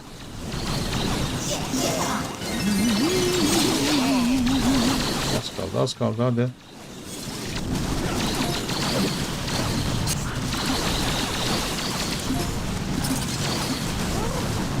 Canımsın.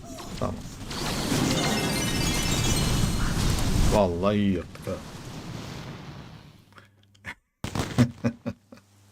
İyi yırttık.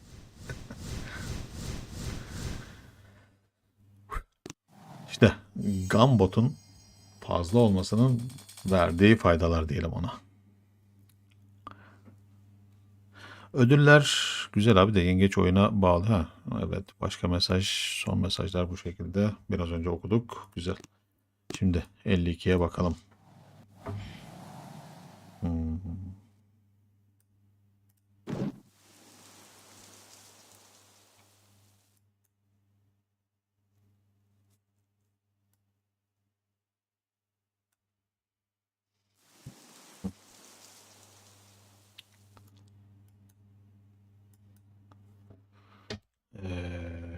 Hadi bakalım, buyur buradan yak.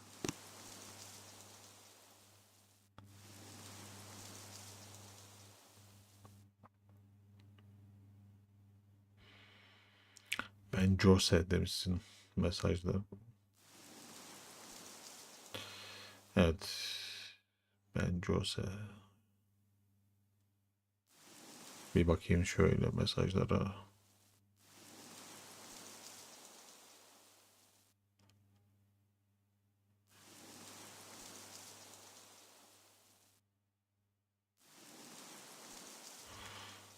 Ziyaret edelim arkadaşı.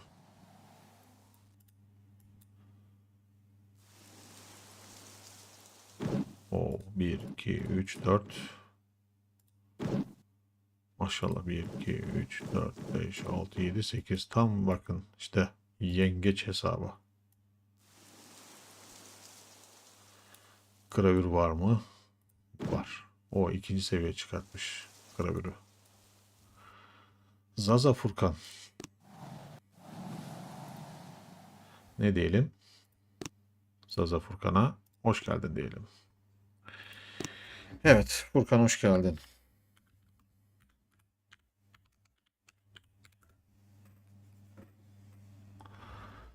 Güzel.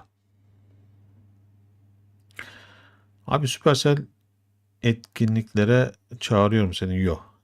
Supercell bana birkaç kez başvuru yaptım arkadaşlar. Partnerlik için de doğru düzgün geri dönüş yapmadılar. Ben de artık orada olmuyorum.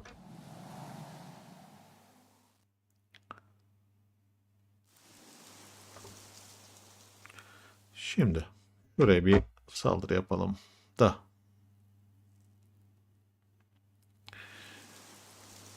Ben de geleyim senin time, full aktif oynuyorum demişsin Mehmet de. En son kim geldi? Furkan geldi. Ve şu an tim dolu arkadaşlar. Zaten bir kişilik yerimiz vardı. Eğer takip edin, arada bir timimiz bu.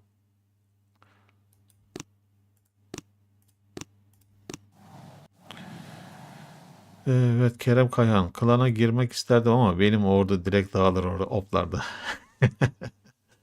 Yani düşük seviyeler dağılır. Maalesef dağılır. Ha, ne olur?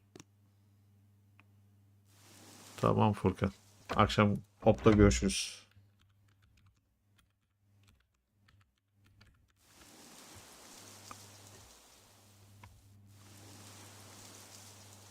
50'ye neden çıkarmıyorum? Güzel soru. 50 çok kalabalık oluyor arkadaşlar. Takip etmesi zor oluyor. Kim saldırmış, kim saldırmamış, neden saldırmış, neden saldırmamış. Mesela ben şeye bile çok kızarım. Bazı arkadaşlar toz kullanır, bazı arkadaşlar toz kullanmaz.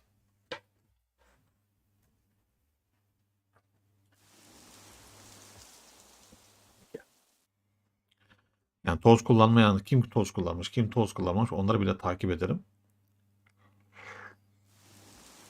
Ama 50 kişi de bunu takip edemezsin. O yüzden sıkıntı. Yani biri saldırıyor, biri saldırmıyor. Saldırmayanlar çoğunlukta oluyor. Bedavadan geçiniyor. Ben öyle sevmiyorum arkadaşlar. Dolayısıyla operasyon açtığımızda herkes operasyona dahil olacak. Zaten iyi kötü benim timimde yer alan arkadaşlar çok iyi bilir.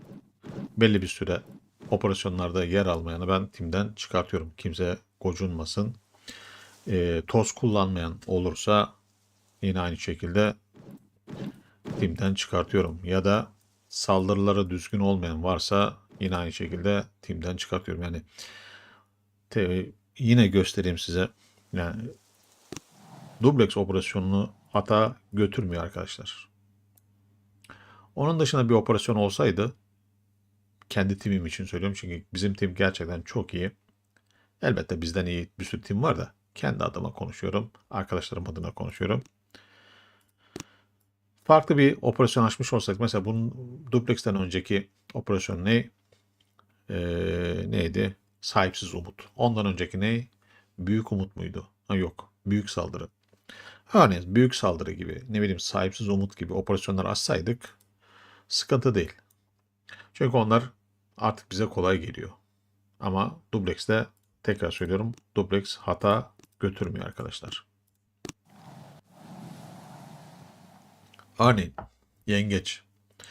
Yengeçle operasyon arasında çok büyük bir fark yok. Operasyonda mesela bu adayı bitiremezsen bile senden sonra gelen kişi ne yapıyor? Tekrardan saldırıyor. Kaldığı yerden saldırıyor. Yani yengeçte de öyle. Kaldığın yerden devam edebiliyorsun. Ama yengeçte 40 tane saldırı hakkın var. Operasyonda herkesin bir tane saldırı hakkı var. O yüzden o hakkı iyi kullanmak gerekiyor. Arkadaş ben buraya, ya şu jeneratörlerin ortada olması sıkıntı yaratıyor ya.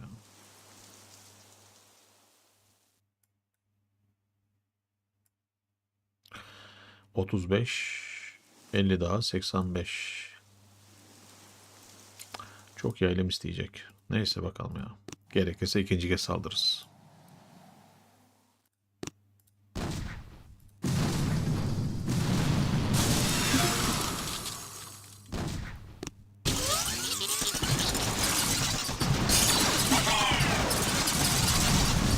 O lazerler var. Çokladık. Güzel.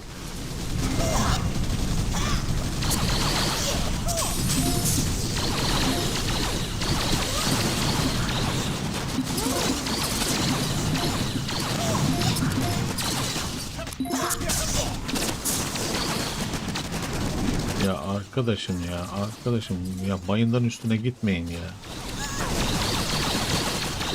Mayınların üstüne gitmeyin diyorum. İnadına gidiyorlar.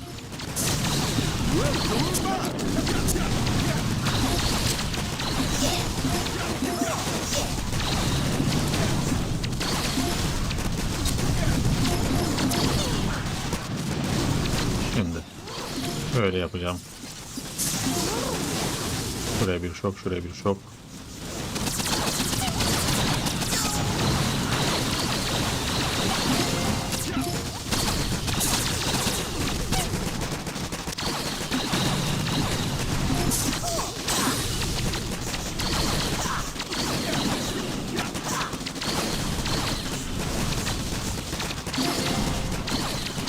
Güzel, fena değil.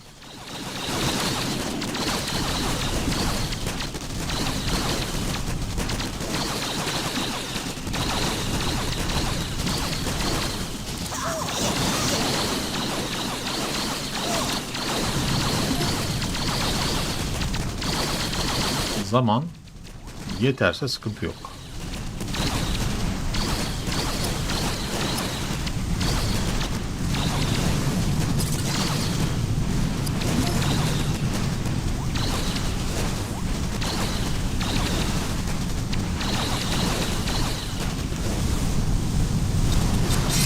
Yalnız.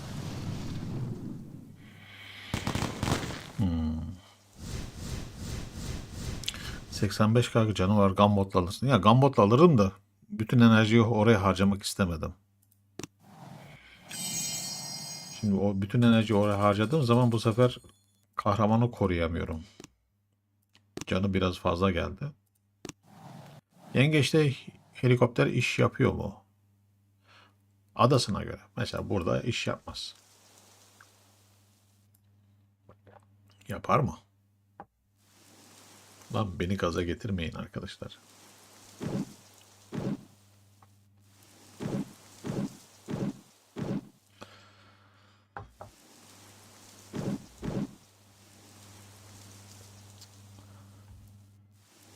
Şimdi.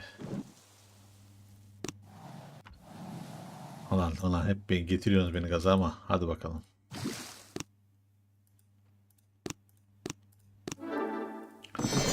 Battı balık yan gider. Ne yapalım?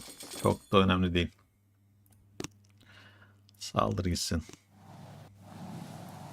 Sorumlusu sizsiniz ama bak ona göre. Ha.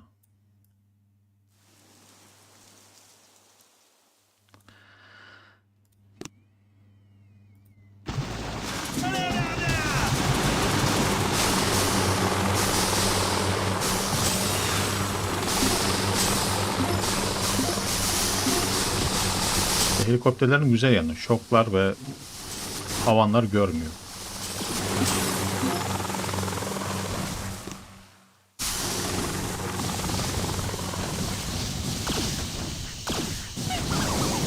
Ya arkadaşım işte ben bunu sevmiyorum ya. Bu helikopterlerin bu yanını sevmiyorum.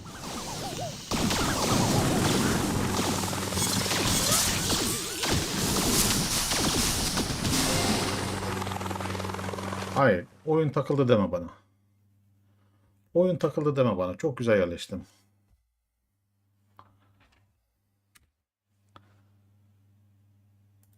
Arkadaşım bu olmaz ya.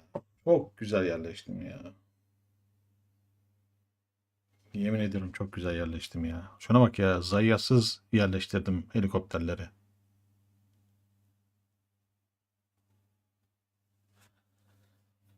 Yemin ederim zayiatsız yerleştirdim helikopterleri ya. Şokları da yerinde attım tam.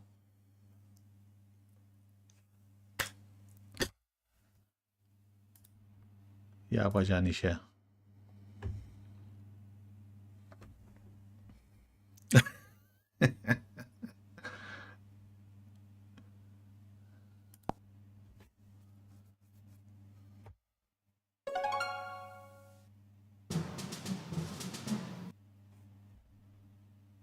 Evet. Bütün helikopterler ölmüş.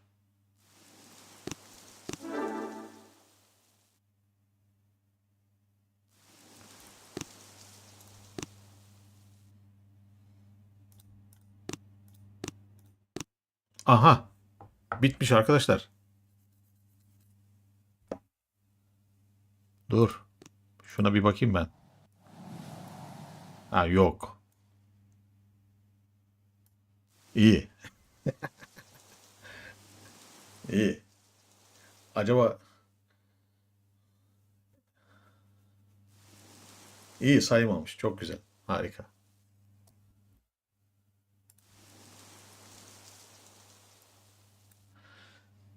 Ya buradaki sıkıntı helikopterleri zayiatsız bir şekilde arkaya götürebilmek. Valla biraz önce zayiatsız bir şekilde götürmüştüm. Şimdi aynı şans olur mu olmaz mı bilmiyorum.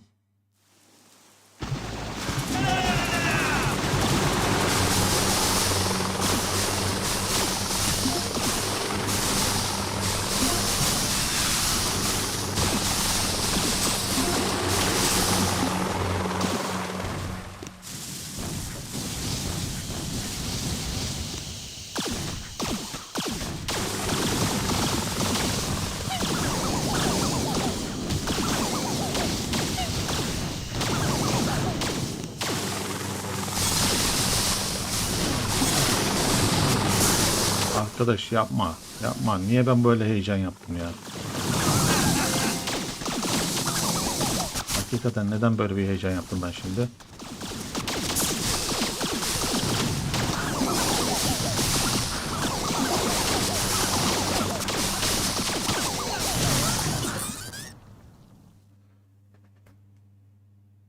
Gene takıldı.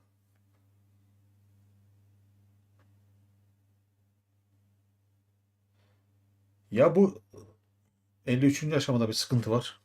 Ya bu buraya helikopterlerle saldırmamak gerekiyor.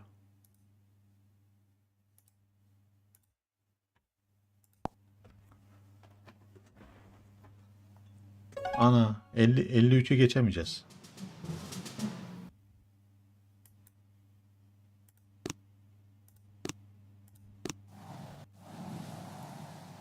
Ama bak ha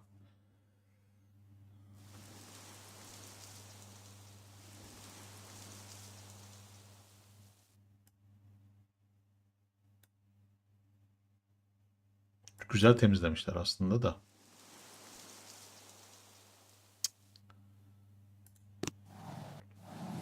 Helikopterle saldırmayacağız anlaşılan buraya.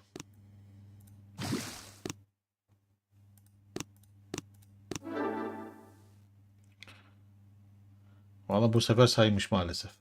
Keşke saymasaydı. Yani bu 53'te bir sıkıntı var.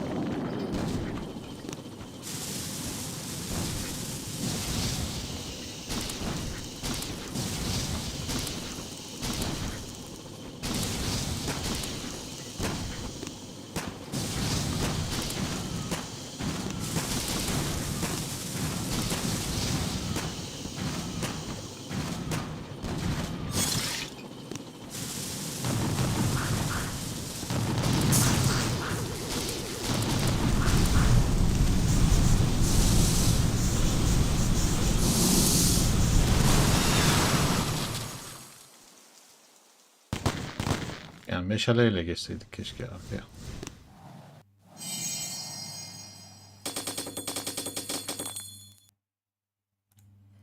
O da olabilir. Hiç birlikler ölmeden. Ama niye iki kere 53. aşamada oyun takıldı ya?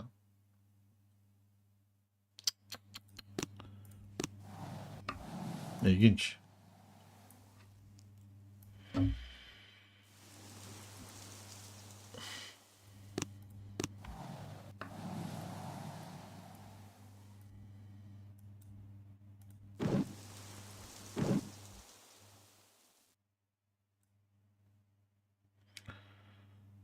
Şimdi.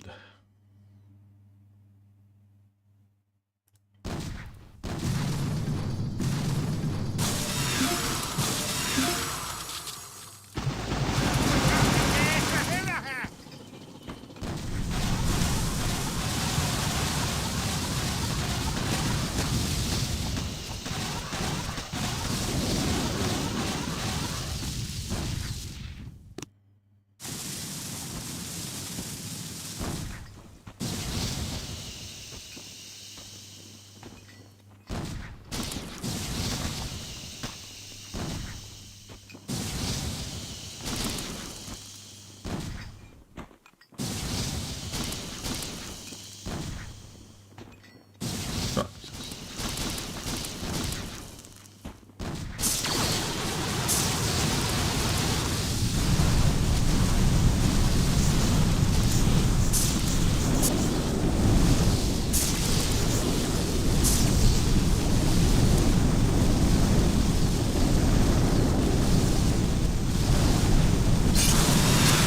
Canavar gibi. Ya helikopterlerin şöyle sıkıntısı var. Aynı sizin de dediğiniz gibi. Ya sisin içinde tutmak zor. Zeminin dışına çıkıyor. Orada da sis işlemiyor. Yani bilmiyorum, helikopterler çok güzel de sisin hiç... Bak mesela şu an ne güzel gördünüz. Dikkat edin. Tekrarla izleyelim.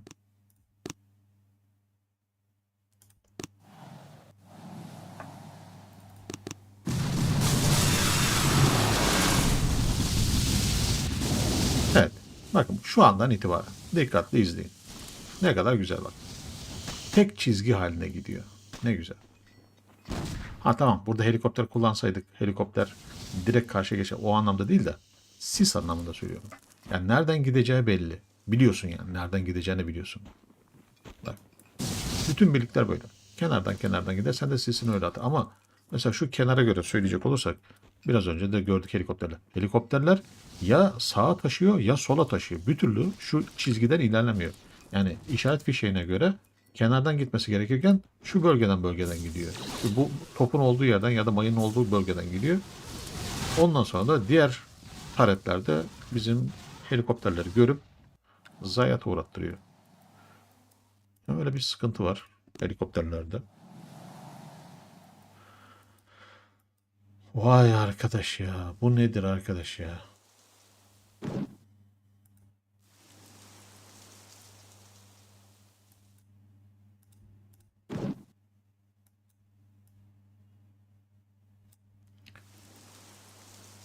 Burayı da silip süpürerek mi gidelim?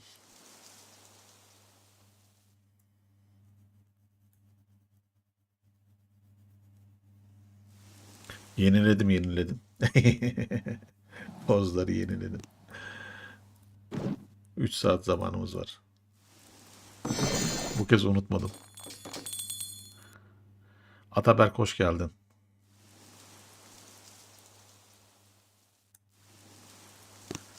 Şimdi gençler. Buraya da bilmiyorum olur mu? Olursa harika olur. Ama olmasa da ne diyelim canımız sağ olsun deriz.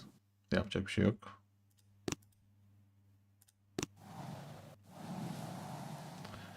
Aynen.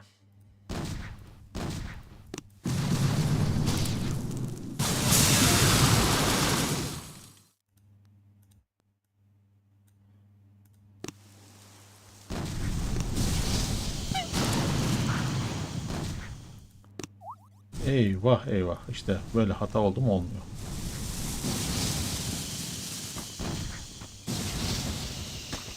Çıkma.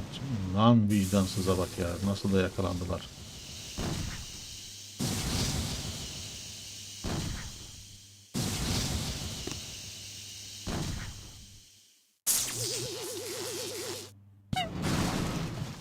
Oha buradakini de görüyor.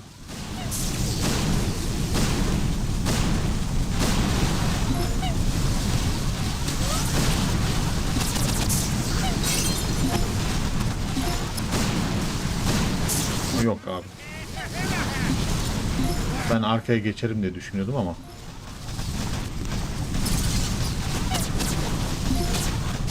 Yine de geçmeyi deneyeceğim.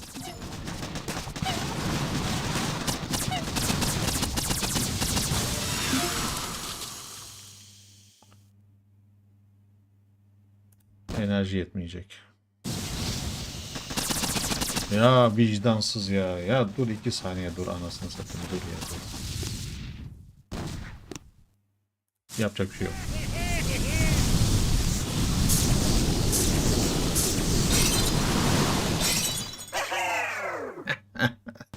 İntihar dalışı.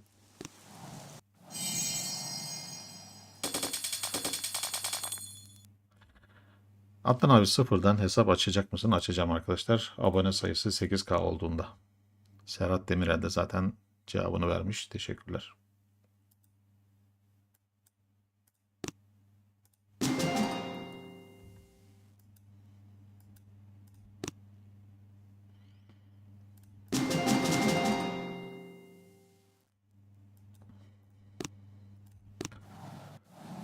Evet.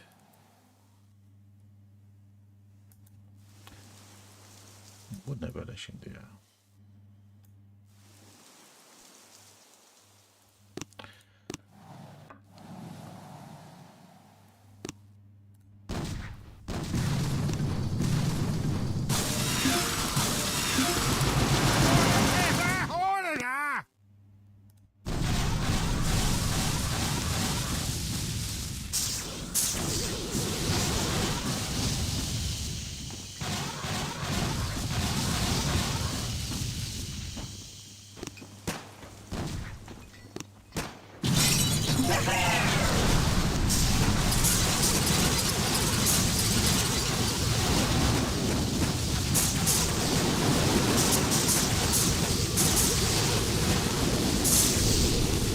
Oha çok fazla şok var burada. Harbi çok fazla şok var.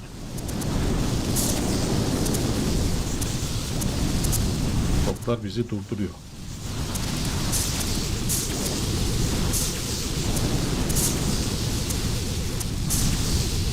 Hadi az kaldı.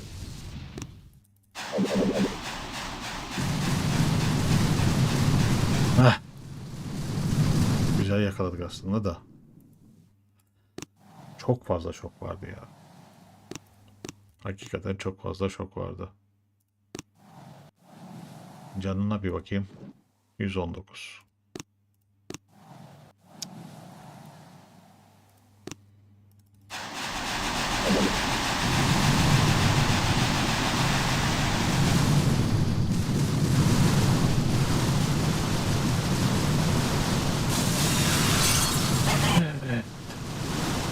Karargah 20'deyim demişsin Kutay. Haritada sürekli yüksek seviyeli oyuncular giriyor. Kaçıncı karargah seviyeden itibaren yüksek seviyeli oyuncuları yenmenin temel kuralı savaşçı Zoka ikilisini yükseltin arkadaşlar. Heykel desteğiniz mükemmel olsun. Yani mavi yeşil heykel kullanmayın. Bir tane kaynak ödülü kullanın. Bir tane sağlık heykeli kullanın. Gambot ve hasarları mümkün olduğunca fazla tutmaya çalışın. Savaşçı ve Zoka oynayacağınız için enerjiye ihtiyacınız olacak. Dolayısıyla ihtiyaç duyacağınız enerjiye göre Gambot heykeli koyun. Geri kalan da birlik hasar yapın. Ondan sonra bol bol ne oynayın? Zoka oynayın, savaşçı oynayın. Anca o şekilde olur arkadaşlar.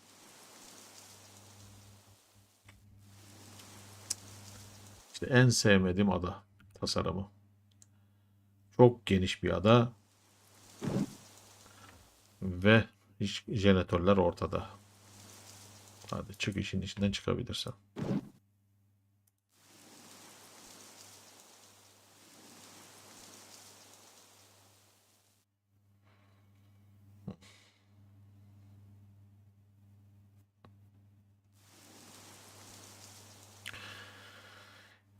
Şimdi maliyet hesabı yapıyorsanız ve eğitim süresi hesabı yapıyorsanız size tercihim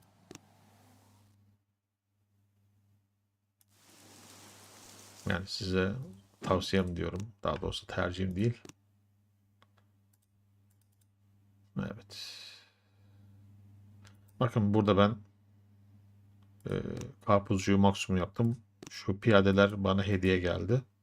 Onun dışında helikopter, lazertron, robot ve fırtınayı yükseltiyorum.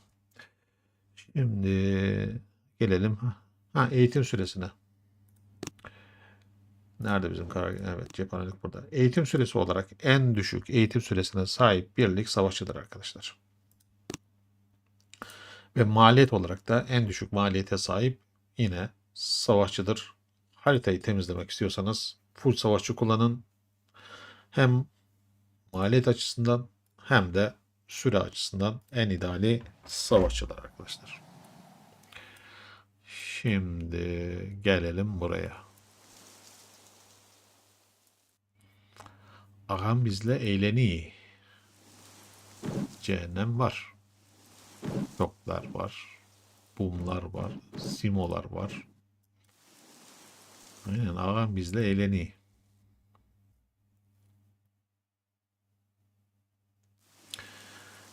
MKD'de yap abi. Kalkana kadar ilerle sonra alta çek.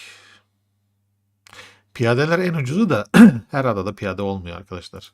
Yani gerçi piyade saldırıları da güzel oluyor da. Yani piyadeleri de Zoka gibi kullanabilirsiniz. Benim videolarım var. Full piyade saldırılarım var. Onları bir izleyin. Piyadeleri Zoka gibi kullanıyorum çavuşla birlikte. Çok eğlenceli oluyor. Hem aynı zamanda eğlenceli saldırılar da oluyor.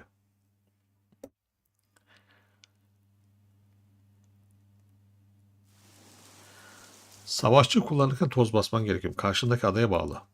Bakın arkadaşlar şimdi bir tane örnek yapayım hadi. Savaşçı videolarımı izleyin. Felix saldır diyeyim. Oo. Arkadaş. Burası bitmeyebilir ha. Söz vermeyeyim çünkü kalkan gelmiş. İşte bakın. 1. Savaşçıları sis içerisinde karargaha kadar ilerletmeniz lazım. Sis için enerji lazım. Daha sonra ilerleyebilmeniz için güzergah üzerindeki mayınları temizlemeniz lazım. Yaylım ve top atışıyla ya da böceklerle yine onun için enerji lazım. Karargaha geldiniz. Doğal olarak etrafı şok atmanız lazım. Şuraya bir şok, şuraya bir şok, şuraya bir şok gibi. Yine şok atmak için de enerjiye ihtiyacınız var. Karargahı patlatmak isteyeceksiniz. Tabii bir tane de şöyle şey atarsınız, sağlık paketi. Tabii seviyeler de önemli burada. Bakın hep enerji lazım. Bir de hasarla olsun ki hızlı bir şekilde patlayabilsin. Ama burası sıkıntı.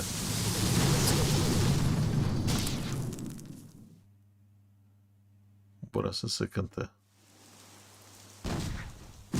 Bakın gördünüz mü? Daha mayın temizliyorum ha. Daha çıkış yapmadım. Oo bir de Simo var. Ana Simo tek tek indirecek bize. Ah ulan. Şu bir. Şu iki. Şu üç. Neyse bir deneme yapalım. Bakın. Eyvah. Ben yine şaşırdım. Tamam. Buraya gel. Yavaş yavaş gideyim de. Gene şaşırdım. Ya ben niye bu savaşçı ve Zok oynarken şaşırıyorum bilmiyorum ama hep şaşırıyorum.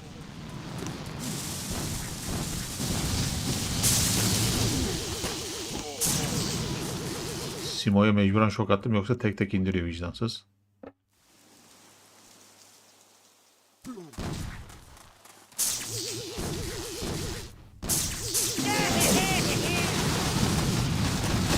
Biraz zor iner ama artık şansımıza diyeceğiz. İniyor mu lan? İndi lan.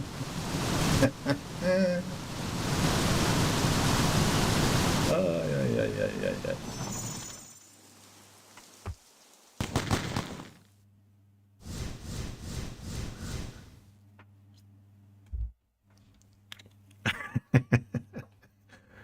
İşte bak adam bir de hem kalkan koymuş hem mavi heykellerini tozlamıştı.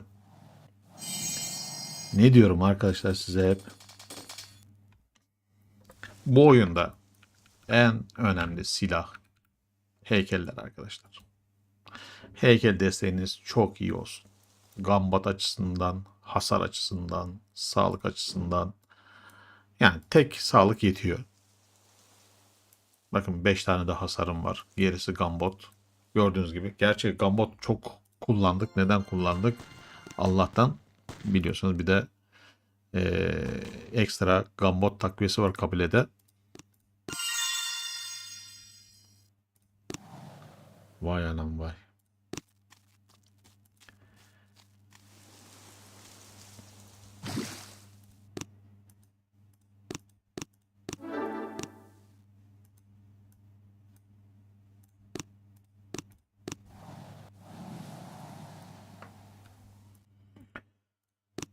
Yani savaşı saldırısı da böyleydi.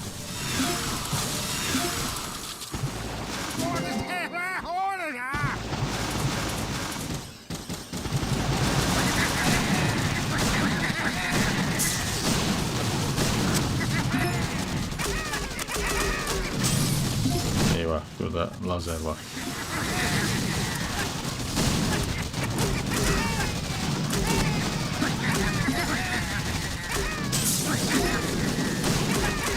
Dedeler ölmemesi lazım.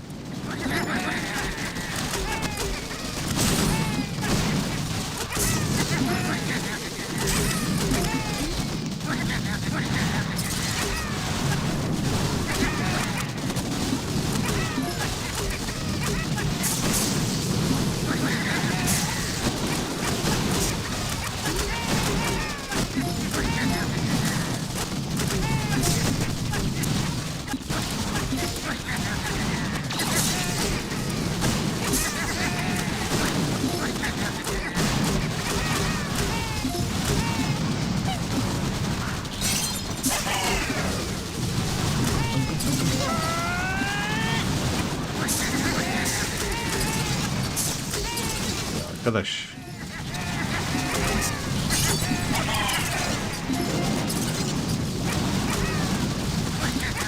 Hadi ya arkadaşım öldü. Bitin gari.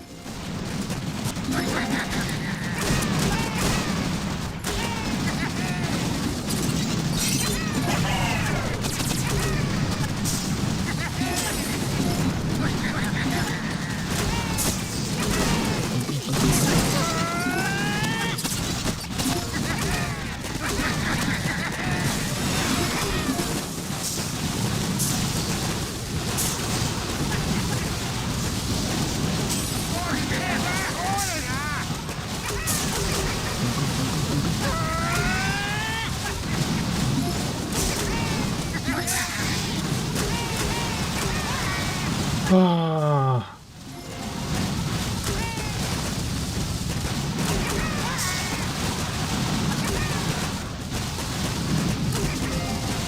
ah roketler ah. Dedeleri rahat bırakmadınız.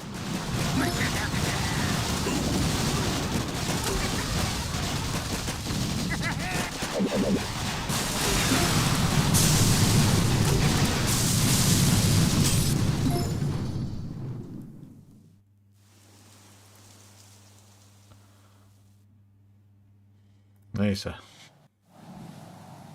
Dedelerin hasarını göstereyim.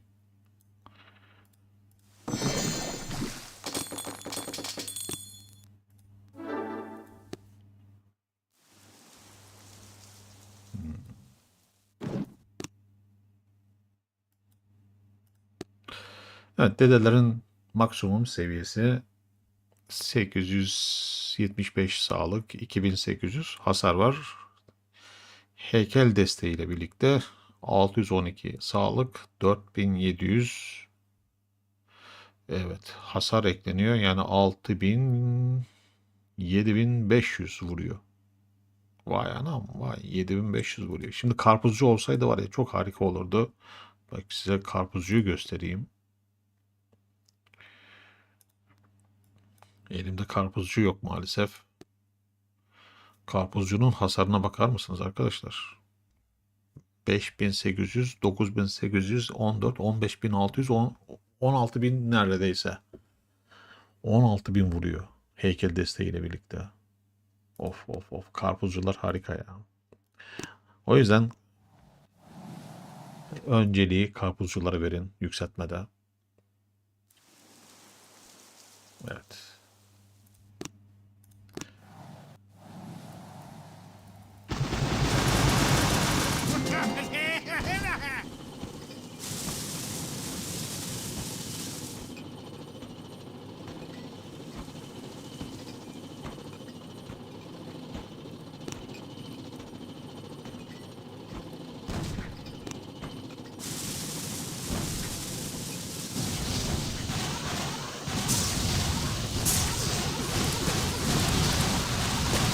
Ya Allah'ım yarabbim ya. Başlayacağım şimdi bu toplara.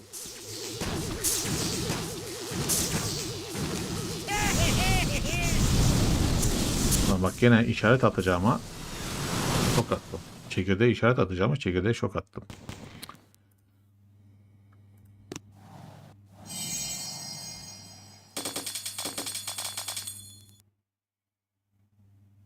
Evet. Yani karpuzcuların mükemmel hasarı var ya heykel desteğiyle birlikte.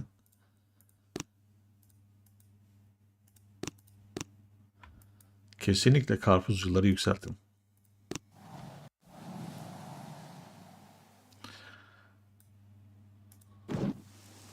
50, 85.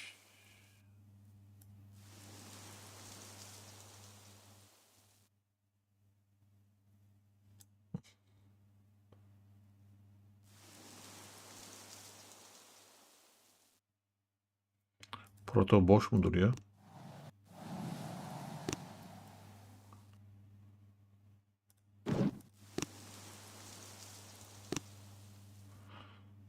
Ha ben buradaki birlikleri diyorsan ben diğerlerini yükseltmiyorum. Mesela helikopter için 4000, Lazatron için 3000, yine böcek atar ve fırtına için 3000 jetona ihtiyacım var. Önceliği zaten karpuzcuyu max yaptım. Şimdi diğerlerini max yapacağım. Sırayla ne yapıyorum? Dağıtıyorum. 3000 jetonum olduğu zaman örneğin Lazatron'u yükseltirim. Sırayla bu şu 4 tanesini de yükselttiğim zaman diğerlerinin bir önemi. Ha bir de şurada şey var. Sağlıkçı var. Bunu da yükseltin. Sağlıkçının güzel yanı şu. Birlikleri hızlandırıyor. Hani hız serumu gibi bir şey. O da güzel. Normal sağlıkçı yerine bir gemi bu hızlandırıcı sağlıkçılardan alıyorsun. Harika bir şekilde oynuyorsun. Evet. Buraya ne yapalım şimdi? Hadi bakalım buyur buradan yak.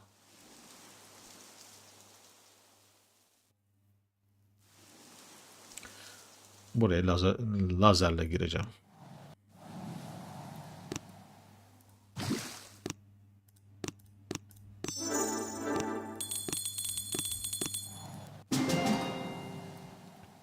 Şimdi.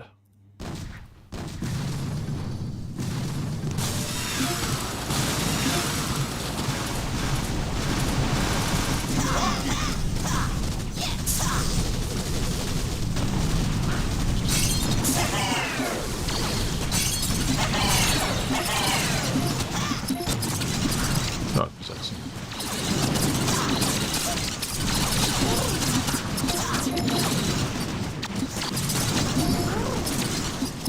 Ya gene mi hata yaptık ya? Gel şuraya. Eyvah eyvah eyvah.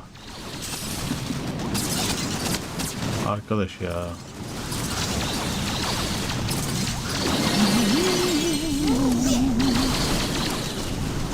İşaret bir şey atacağım. Israrla 2 kere sağlık paket attırdı bana yani.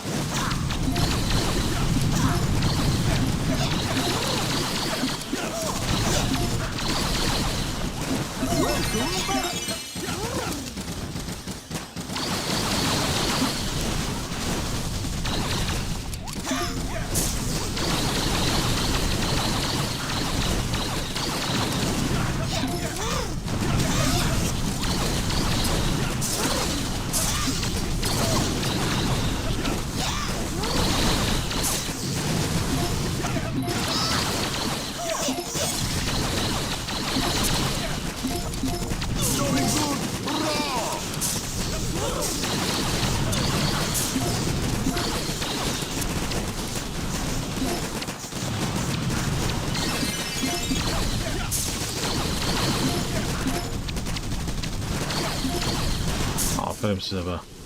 İşte bu. Canımsın.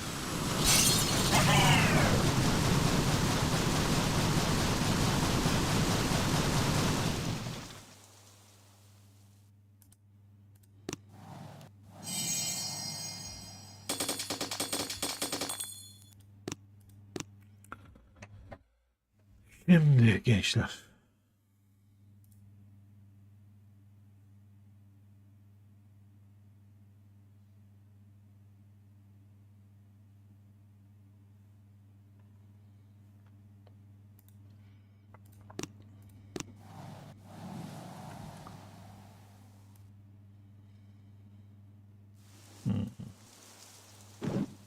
Oo, canı çok yüksek. Canı gereğinden fazla yüksek.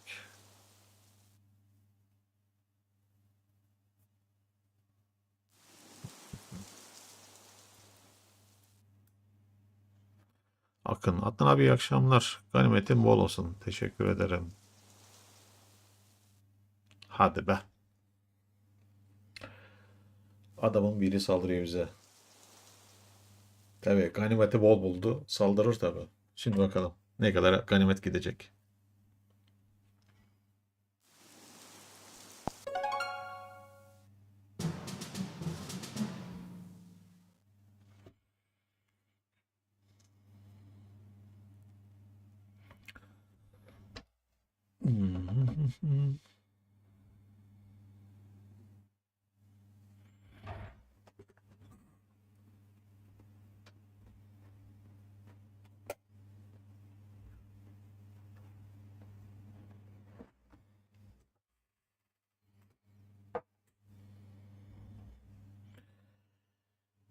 Toplasınlar bakalım ganimeti. Kim saldırdıysa bol bol ganimet götürecek şimdi.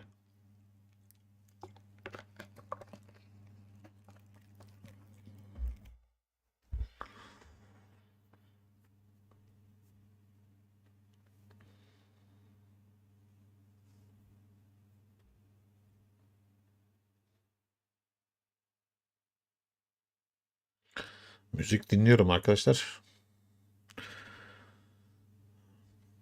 90'lı yılların müziklerini çok dinliyorum.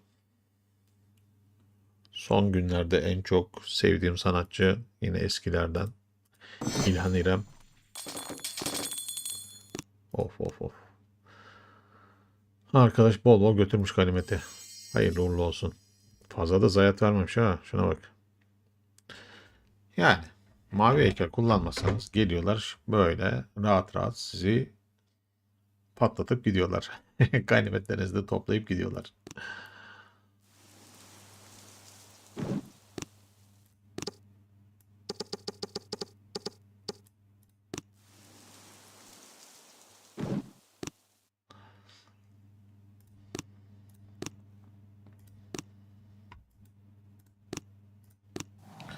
Şimdi 59. seviye.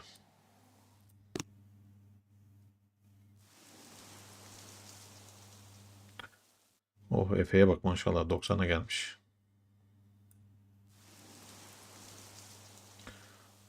Şimdi 59 buraya.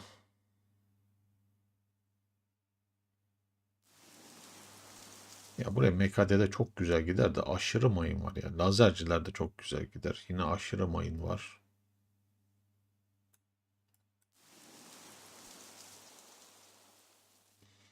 Abi bu yengeç bir tık zor sanki. Evet, şey yok bunda. Bu yengeçte gambot yetenekleri yok. Ekstra size bonus yok. Böyle olunca biraz zor.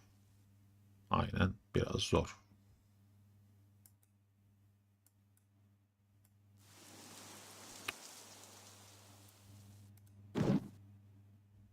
Canı da çok jenlerin. Ayda ne bu ya? Işığı gören geliyor. Işığı gören geliyor. Hayda işe bak ya. Oyun oynayamayacağız. Evet, mesajlara bakalım bari. Evet, radar. Bu yengeç biraz zor. Abi müzik dinliyor musun? Evet, ona cevap verdik. Akın, evet.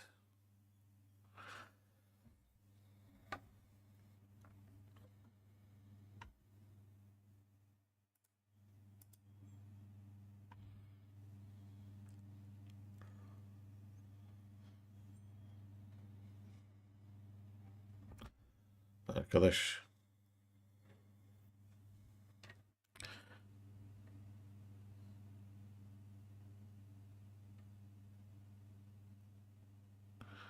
Oyuna sıfırdan başlanır mı? Başlanır. Niye başlanmasın arkadaşlar? Yok, torun sahibi değilim. Jenleri yıkmazsam süreden kalıyorum abi. Hem de 7 hasar heykeli. Yani evet, jenler mutlaka yıkılması gerekiyor. Ama jenleri yıkarsam da süreden kalıyorum. Jenleri yıkmazsan gene süreden kalıyorsun. Yani tabiri caizse burada biz gene belki 2 saldırı yaparız. Karargah 26'da ne yapalım demişsin. Serhat kaç tane heykel koyabiliyorsun onu söyle. Bugün canlı yayın operasyon olmaz. Zaten şu an yengeç yapıyorum. Zaten yoruldum da. Bayağı yoruldum. 12 heykel koyabiliyorsun. O çok güzel. O zaman 12 heykel koyuyorsan benim yaptığım gibi yap. Bir tane sağlık. Bir tane kaynak. Etti 2. Geriye ne kaldı? 10. 6 tane gambot. 4 tane hasar.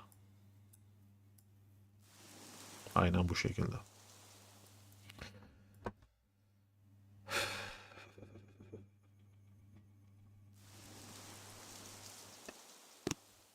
Saldır ya. Gönder gelsin.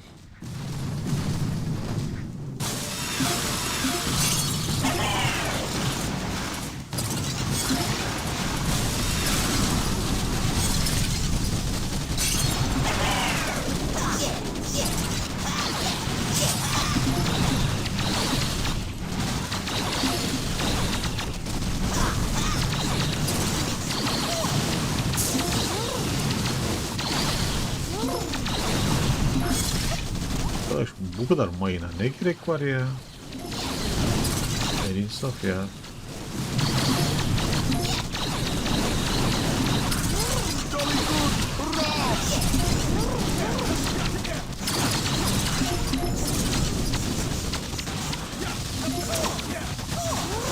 Ya arkadaşım yapma etme eyleme ya.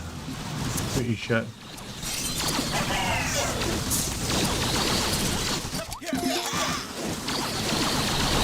Neden illa hata yapıyorum yani?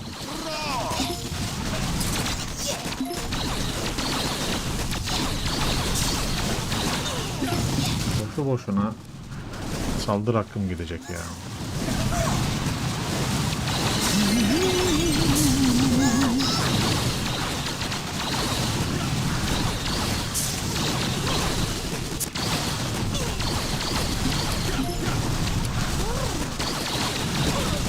Kahraman da öldü.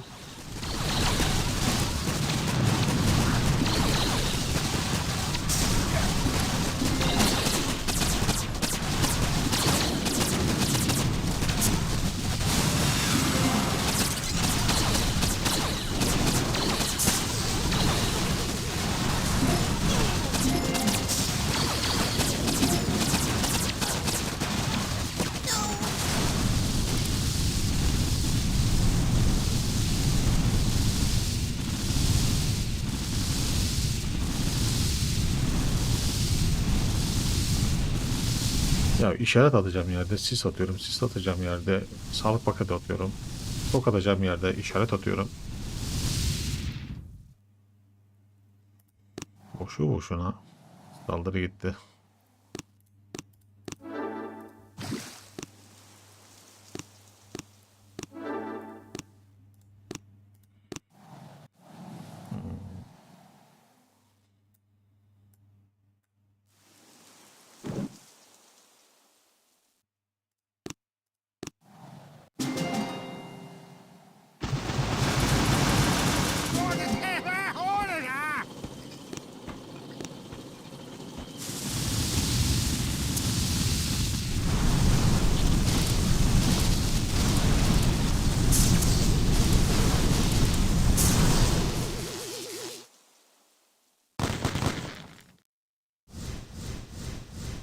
Benim heykeller operasyonluk zaten arkadaşlar. Yengeçlik değil.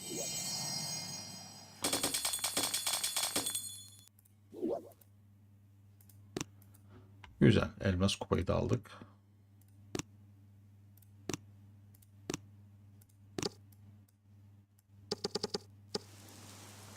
Ben genelde operasyon için oynuyorum arkadaşlar.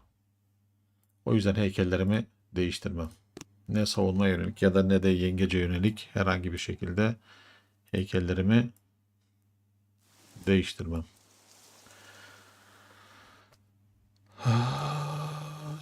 Hey hey hey hey hey hey.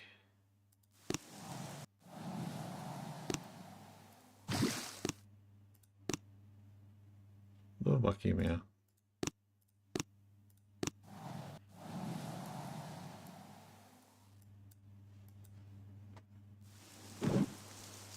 Hey hey hey taksi.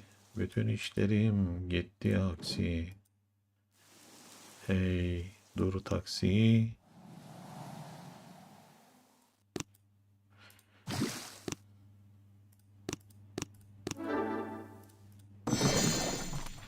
Şimdi abi MKD'de neden oynamıyorsun? Oynuyorum yerine göre. Yengeçte siyah kupalar neye göre veriliyor? Güzel soru. Şimdi ben ne yaptım? 60. aşamaya geldim. Elmas kupayı aldım mı? Aldım. Peki nerede burada siyah kupa? Değil mi? Efsane kupa yok. Peki nasıl alacağız? Çok basit. Aynı oyun. Ne oyunu bu? Canavar yengeç etkinliği. Bu etkinlik ikinci kez geldiğinde ama birinci kez geldiğinde mutlaka ama mutlaka şu elmas kupayı almanız gerekiyor. Yani şu altın kupa değil. Kesinlikle elmas kupayı almanız gerekiyor. İkinci kez mesela diyelim ki bir sonraki ay tekrardan canavar yengeç geldiğini farz edelim. Gerçi yılda bir kere geliyorlar da. Örnek olsun ne diyorum. İkinci kez geldiğinde senin zaten elmas kupan var. Dolayısıyla bu kez 70. aşamaya ne kupası gelecek? Efsane kupa gelecek. Yani efsane kupayı bu şekilde alıyorsunuz arkadaşlar. Yani aynı etkinlikten iki kere oynamanız gerekiyor. Aynı etkinlikten iki kere oynamanız gerekiyor. Yo yo yo.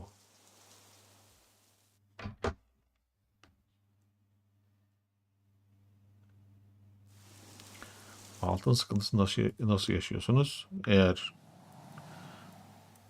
ganimet heykeliniz yoksa altın sıkıntısı yaşarsınız.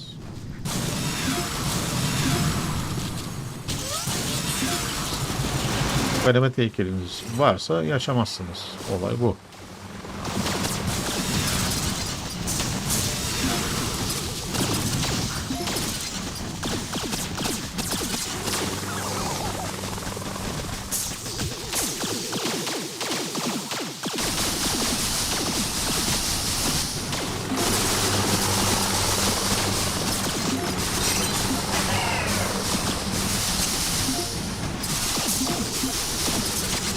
Bak, işte helikopterin de bu yanı güzel.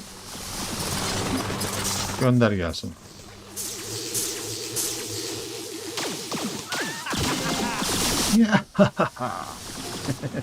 Bu tıranın gülüşüne hayranım yani.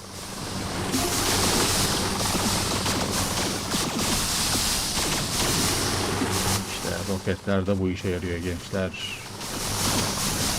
Roket diyorum, helikopter.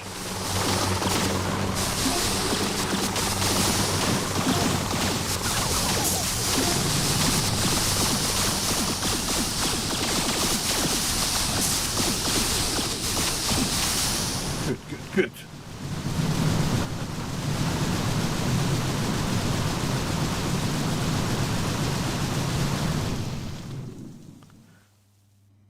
Yani her yerde helikopter kullanılmaz ama bak böyle güzel bir adada helikopter ne kadar güzel oldu.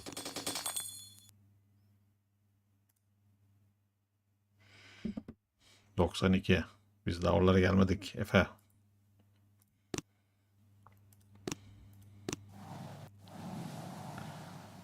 Şimdi...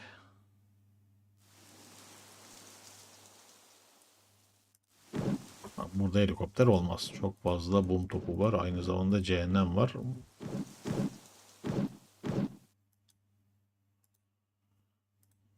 Girişte de roketler var. Abi bu ne ya? Bu neyle oynayacağız biz?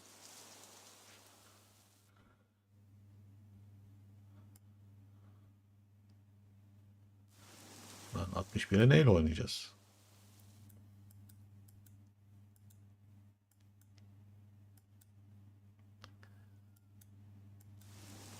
...60 güzeldi canım. Taktik güzeldi Efe. Direkt jenlere gittik. Ardından çekirdek yaptık roketle. Aman helikopterle roket diyorum. Niye roket diyorsam. Ama aynı taktik burada işe yaramaz. Yarar mı? Bilmiyorum ki yarar mı?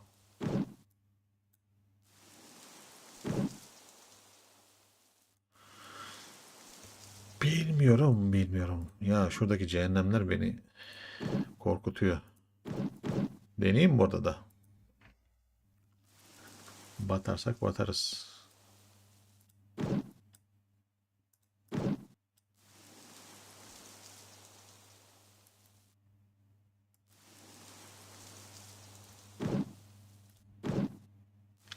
Yok ya.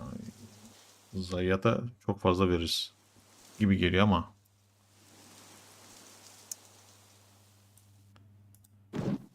İçimden denemek de geliyor.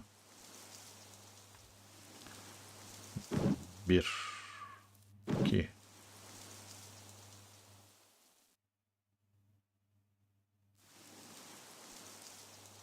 Tamam ya deneyeceğim ya. Battı balık yan gider. Çok da önemli değil.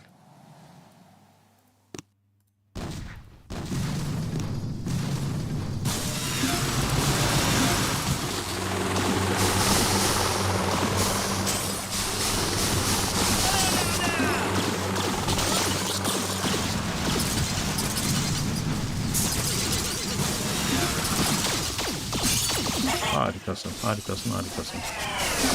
İşte bu.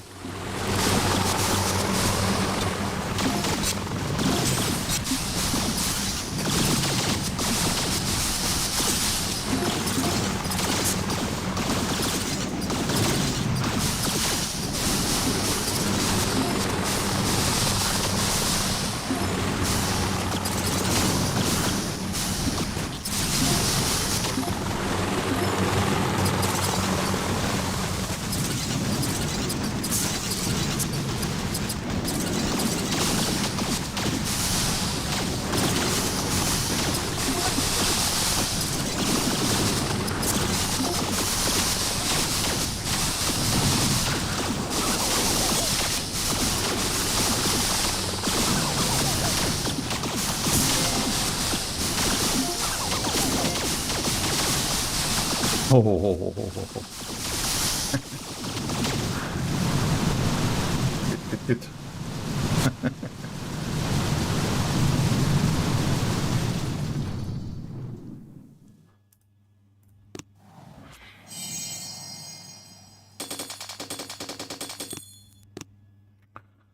Hı hı. 61 62 güzel oldu. Pardon 60 ile 61. Evet. 60 61.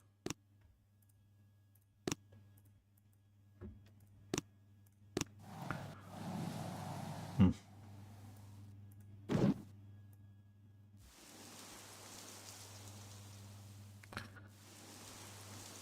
MKD'de ya da lazer. Evet 60 ile 61'i aleykümselam Mehmet. 60-61'i helikopterlerle geçtik de işte burası sıkıntı.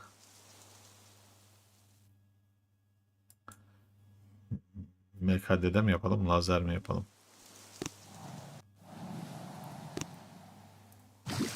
Neden MKD'de kullanmıyoruz? Kullanıyoruz arkadaşlar. Ayıp ettiniz.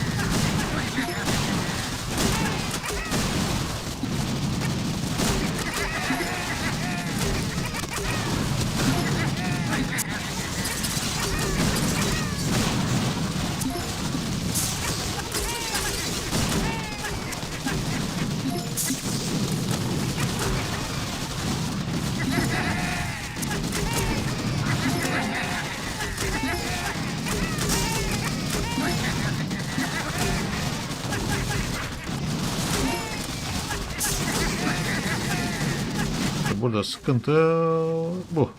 Sağlık şimdi burada.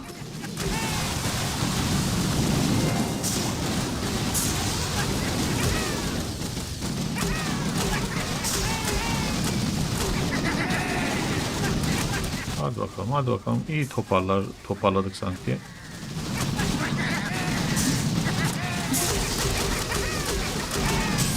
Jenleri almak gerekiyor. Jenleri almadan nereye gidiyorsun?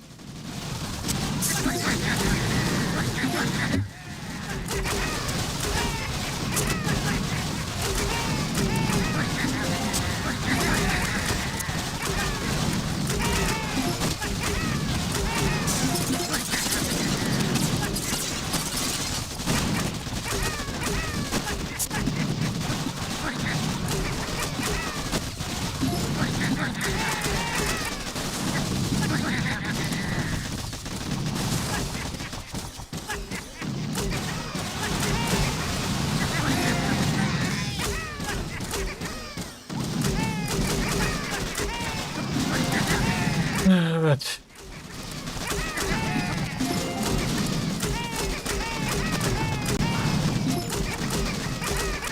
Çok mayın var ya.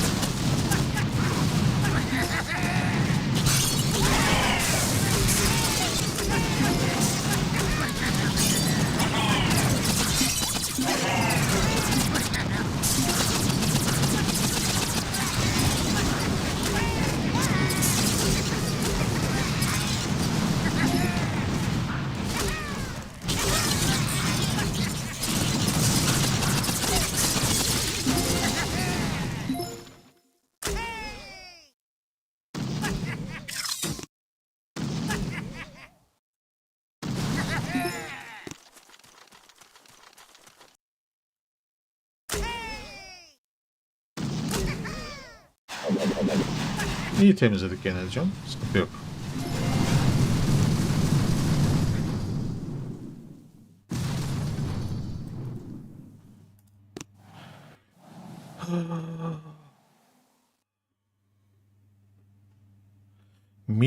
Mido. Selam. Radar abi 100'e kadar gideceksin mi? Salacaksın mı birazdan? Valla salacağım gibi gözüküyor arkadaşlar. Çünkü yoruldum.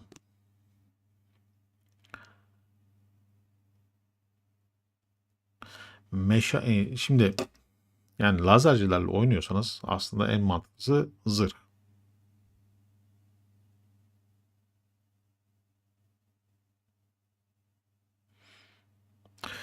Okan Arpaçay.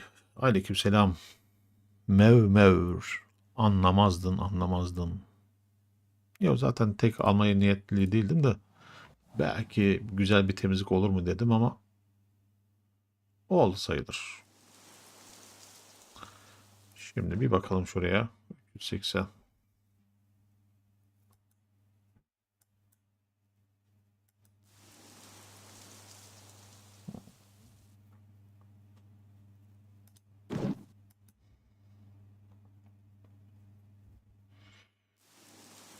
Hmm.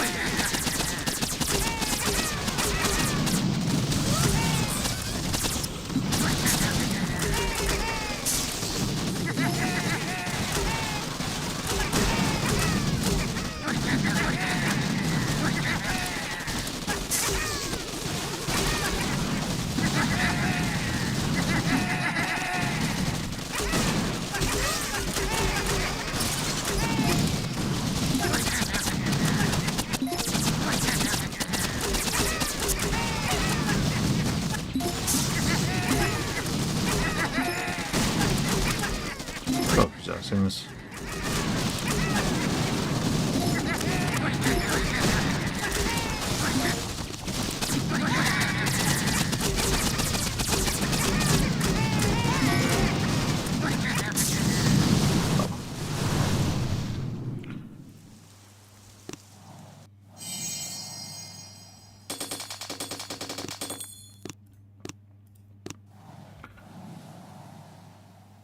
Şu sıralar oyunda çok fazla hata var. Savaş fabrikasına biraz temizlik yapıp orduyu geri çektim. Evet, savaş fabrikası ile ilgili sıkıntı var. Biraz önce kaçtaydı ya? 53. aşamada. 53. aşamaya ben 2 kere 3 kere saldırdım. Her seferinde oyun kilitlendi. Her seferinde baştan başlattırdı. Yani bu Mega Yengeç'te de böyle bir sıkıntı yaşadım. 53. aşamada sıkıntı yaşadım. Mesela 53. aşamayla ilgili saldırı izleyebilirsiniz videoyu geri sararak. Benzer bir hata orada da vardı. Şimdi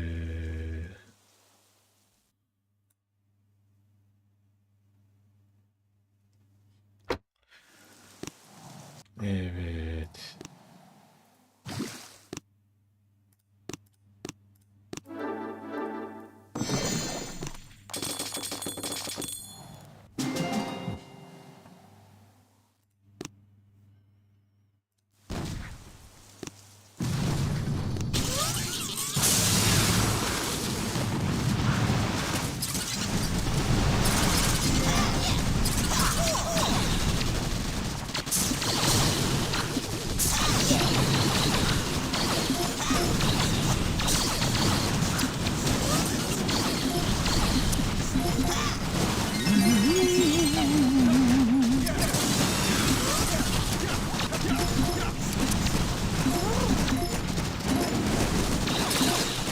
Çok güzelsin.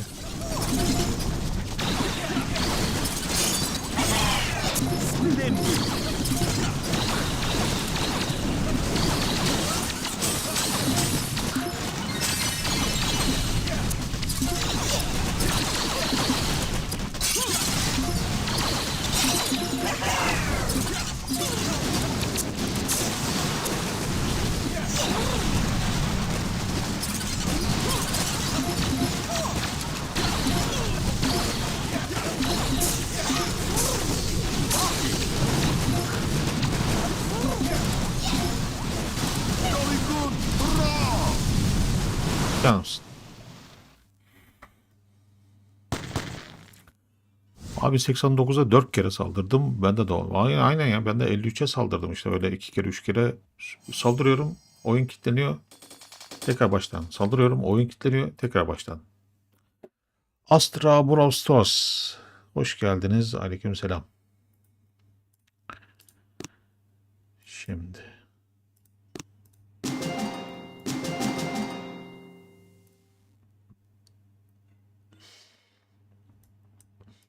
Artık buraya harcayacak şey de kalmadı. Tamam. Bundan sonraki ganimetler saldıranların olacak. Yapacak bir şey yok. Hayda. Yine geldik aynı yere.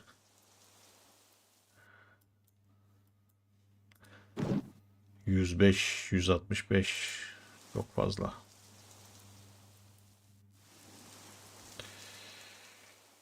Çok fazla, çok fazla.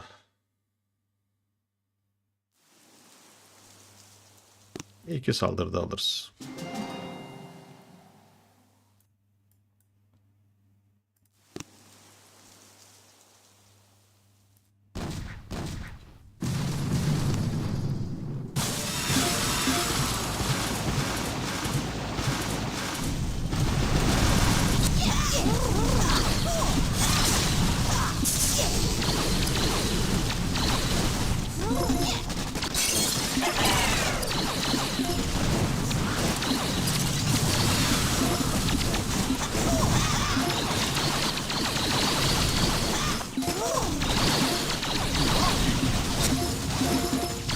Çok güzel. Harikasın. Gel şimdi şuraya. Arkadaş şuraya, şuraya.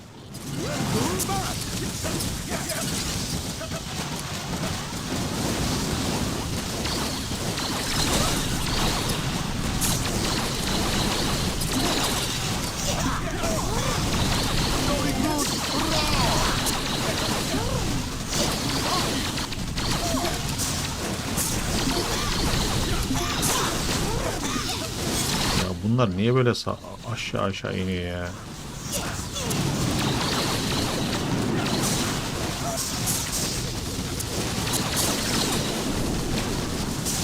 Arkadaş.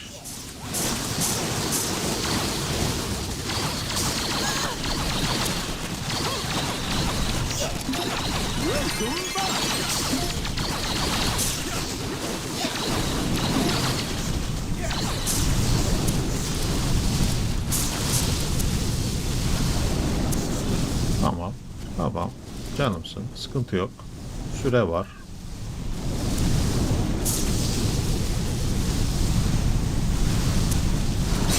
Bu kadar.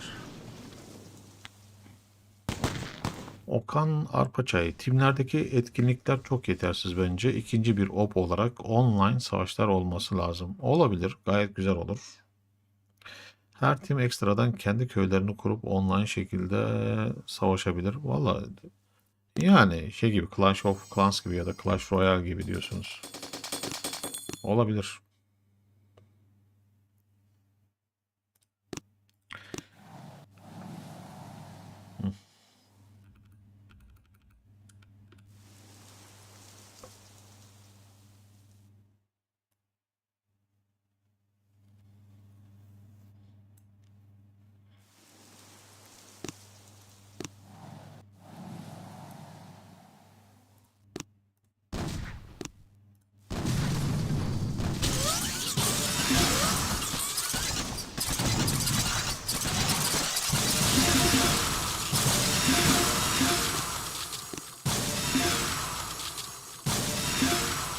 Ya arkadaşım sen de patlasana.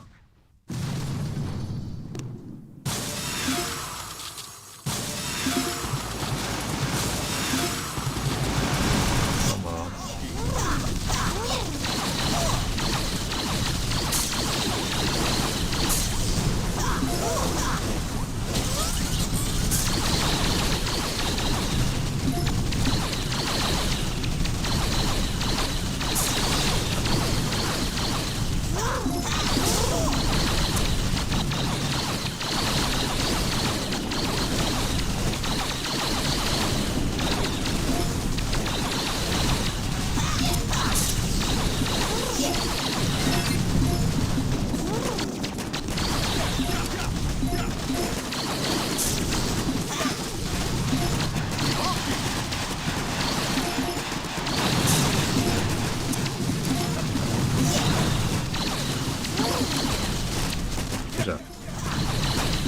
güzel ilerledik.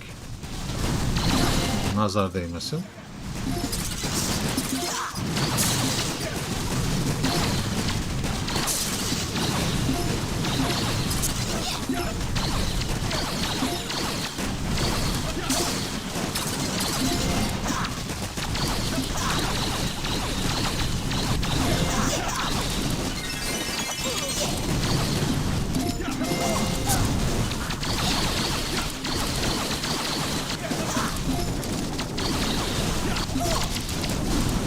Bitti sayılır burası.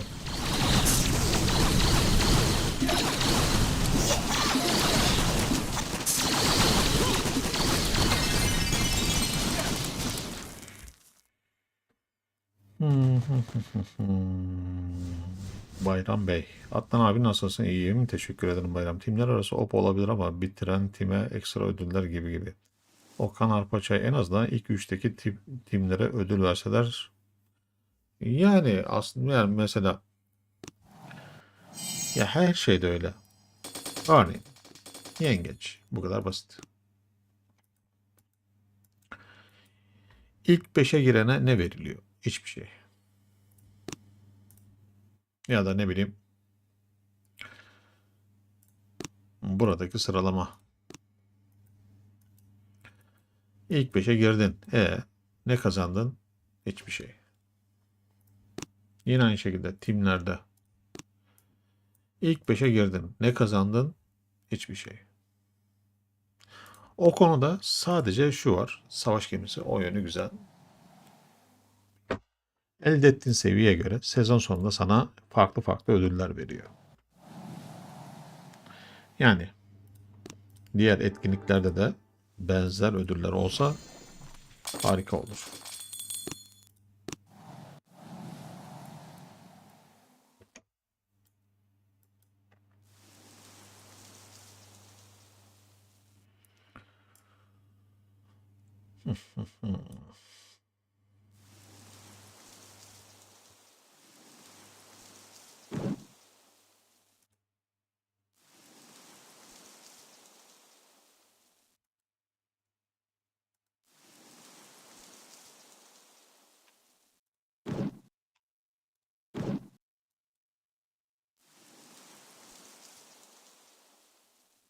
Yeten aklıma girip duruyor. Ne diyor? Helikopter yap diyor. Ozan Oğuz teşekkür ederim. Hoş geldin.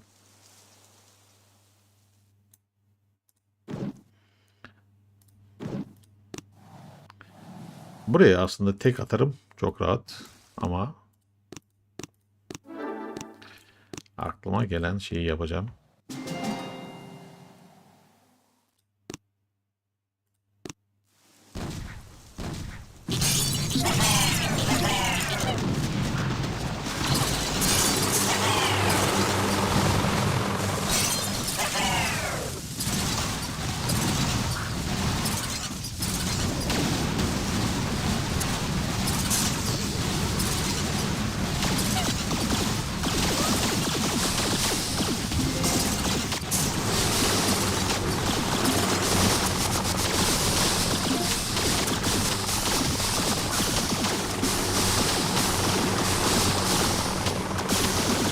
Evet. Aklıma gelen şey yaptım gençler.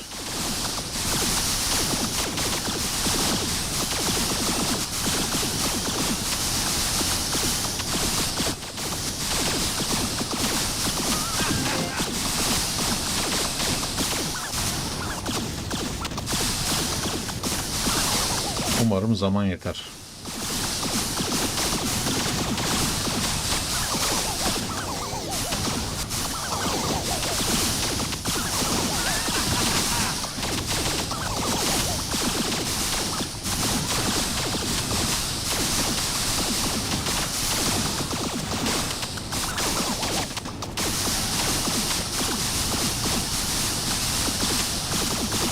Hadi az kaldı.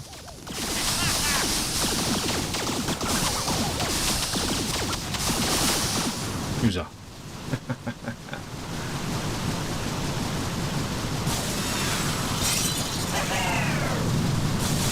Teşekkür ederim Oğuz.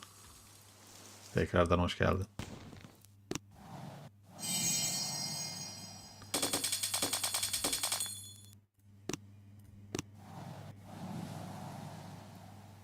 Şimdi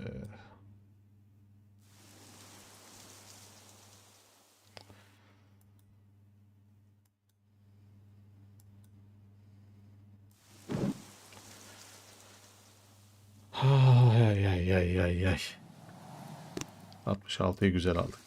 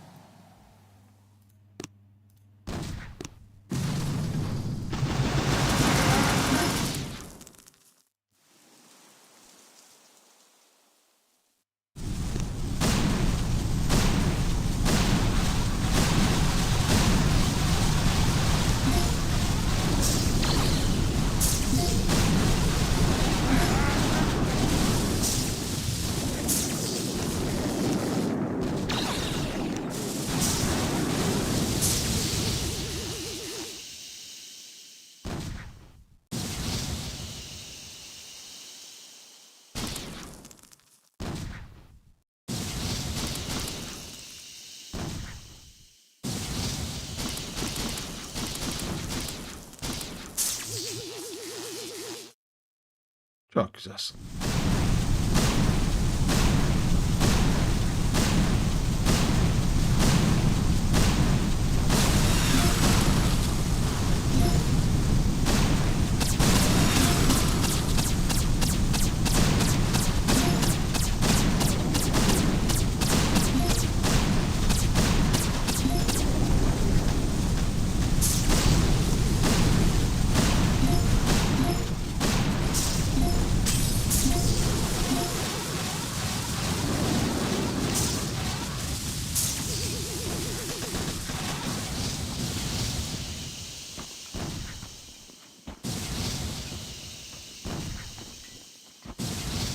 İnşallah enerjimiz yeter.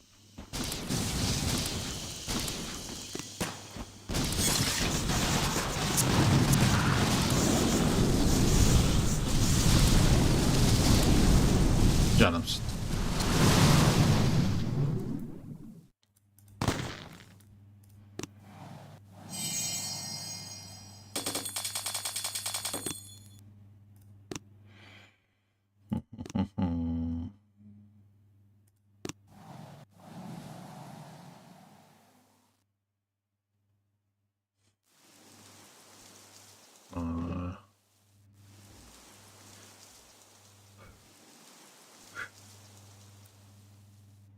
Of of of. Bu 68 ne böyle ya?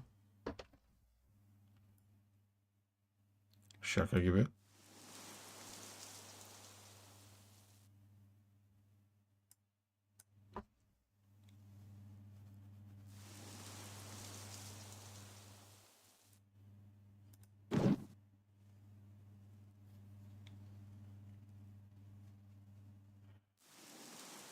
Hmm. 68'i neyle saldıracağız? Lazerciler olur da roketler bizi mahveder. Yaşatmaz. Da. Bakalım ya. Yoruldum. Bir 70'e geleyim de yayını bitirelim. Gemi bulma etkinliği. Ha şey diyorsunuz siz. Neydi o? Bir tane vardı. Aynen. Eski Abrel Battı oyununa benzeyen oyun. Ne zaman gelir? Geçen ay yengeçten önce gelmişti. Şimdi yengeç geldi bitiyor. Henüz yok ortada. Ama buna rağmen onunla ilgili güncelleme geldi. Güncelleme notlarında Sonar Ops diye geçiyordu. Güncelleme notlarında onunla ilgili bilgi de vardı, işin ilginç yanı.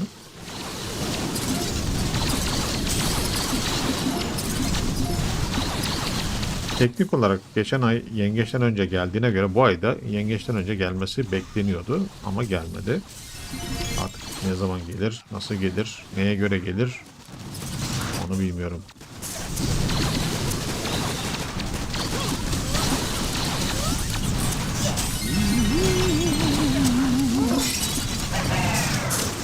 Bu Burada da roket çok arkadaş ya.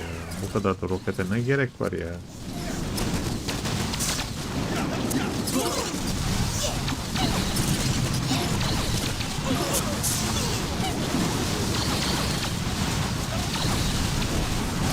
Kahraman ölmesin yeter. Başka bir şey istemem.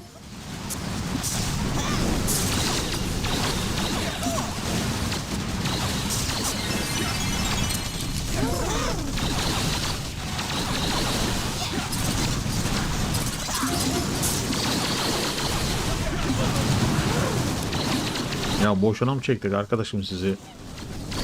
Buna bak ya.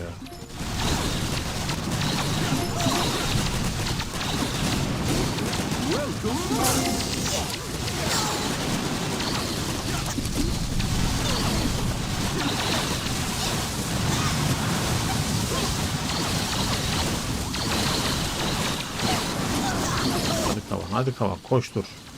Adamın asabını bozma, koş.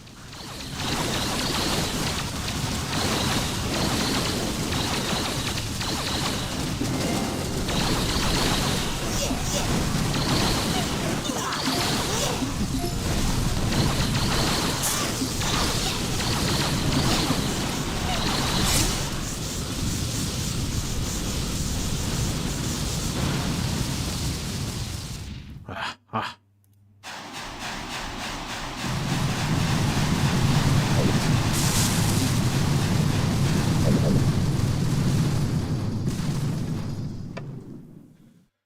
Ah, bitmiş ada. Bitmedi. Güzel temizledik ama.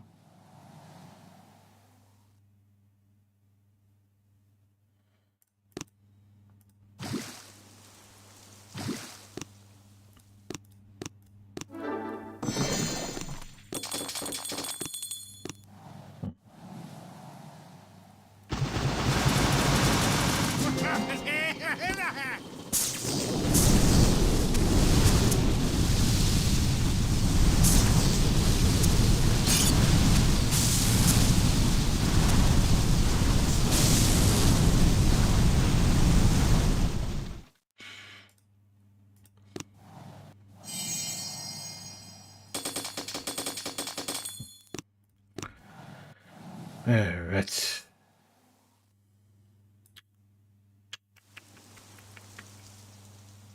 Arkadaş kafam kazan gibi oldu. 70'e geleyim bırakayım.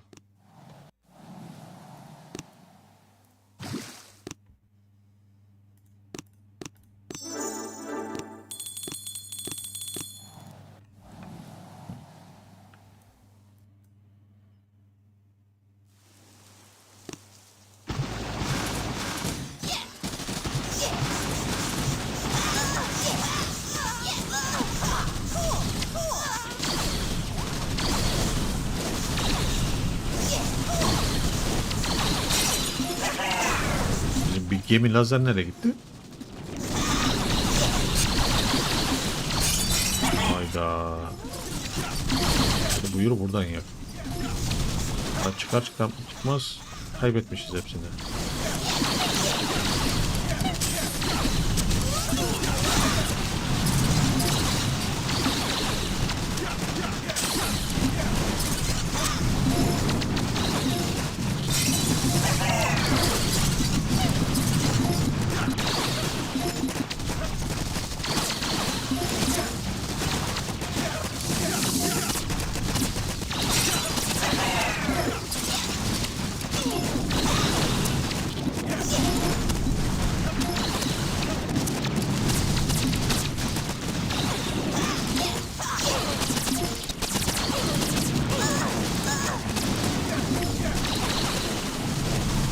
Güzel.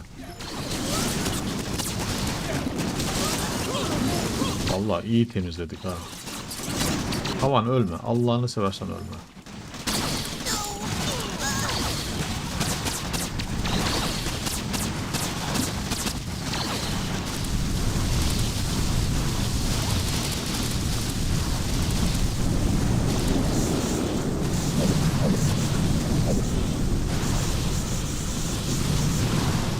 Vallahi helal olsun.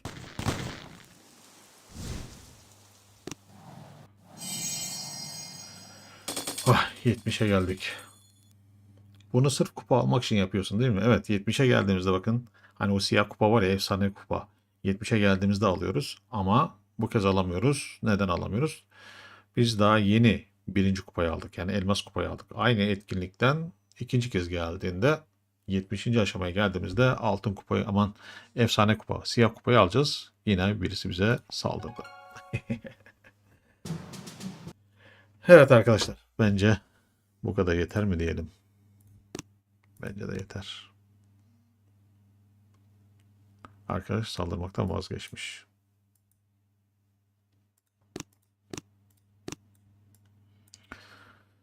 Şimdi sormak istediğiniz bir şey var mı arkadaşlar? 70'e kadar geldik.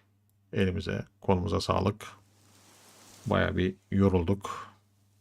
Vallahi kafam kazan gibi oldu. Kolay değil.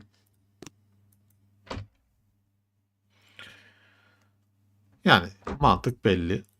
İşte sizler de ne yaparsanız kaldığınız yerden devam edersiniz diyecektim. Allah'ım, Allah'ım, Allah'ım. En sevdiğim ada gelmiş. Hadi şunu da yapayım da öyle bitireyim. En sevdiğim ada gelmiş.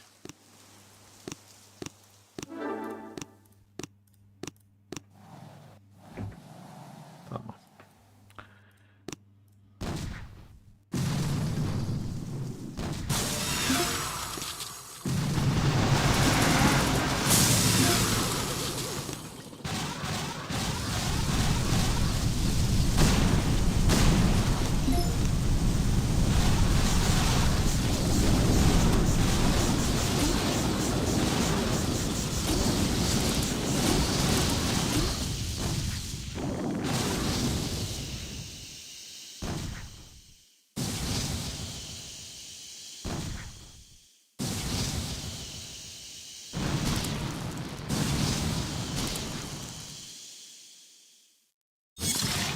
Dondurma yeriz.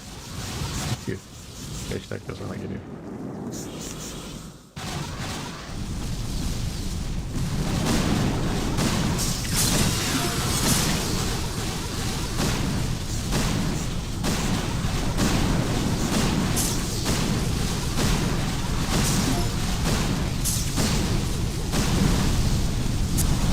Hadi bakalım, hadi bakalım.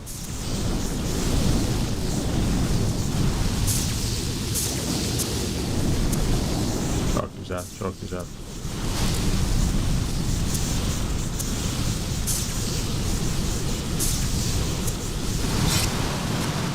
Aa, ben jenleri indirmeden saldırmışım çekirdeğe. Evet, en sevdiğim oda. Hayır, sığınakla ilgili güncelleme geldi arkadaşlar. Bir iki gün önce belki fark etmişsinizdir. Sığınaktaki yeni gelen askerleri geri çektiler. Evet. Var mı arkadaşlar başka aklınıza takılan, sormak istediğiniz?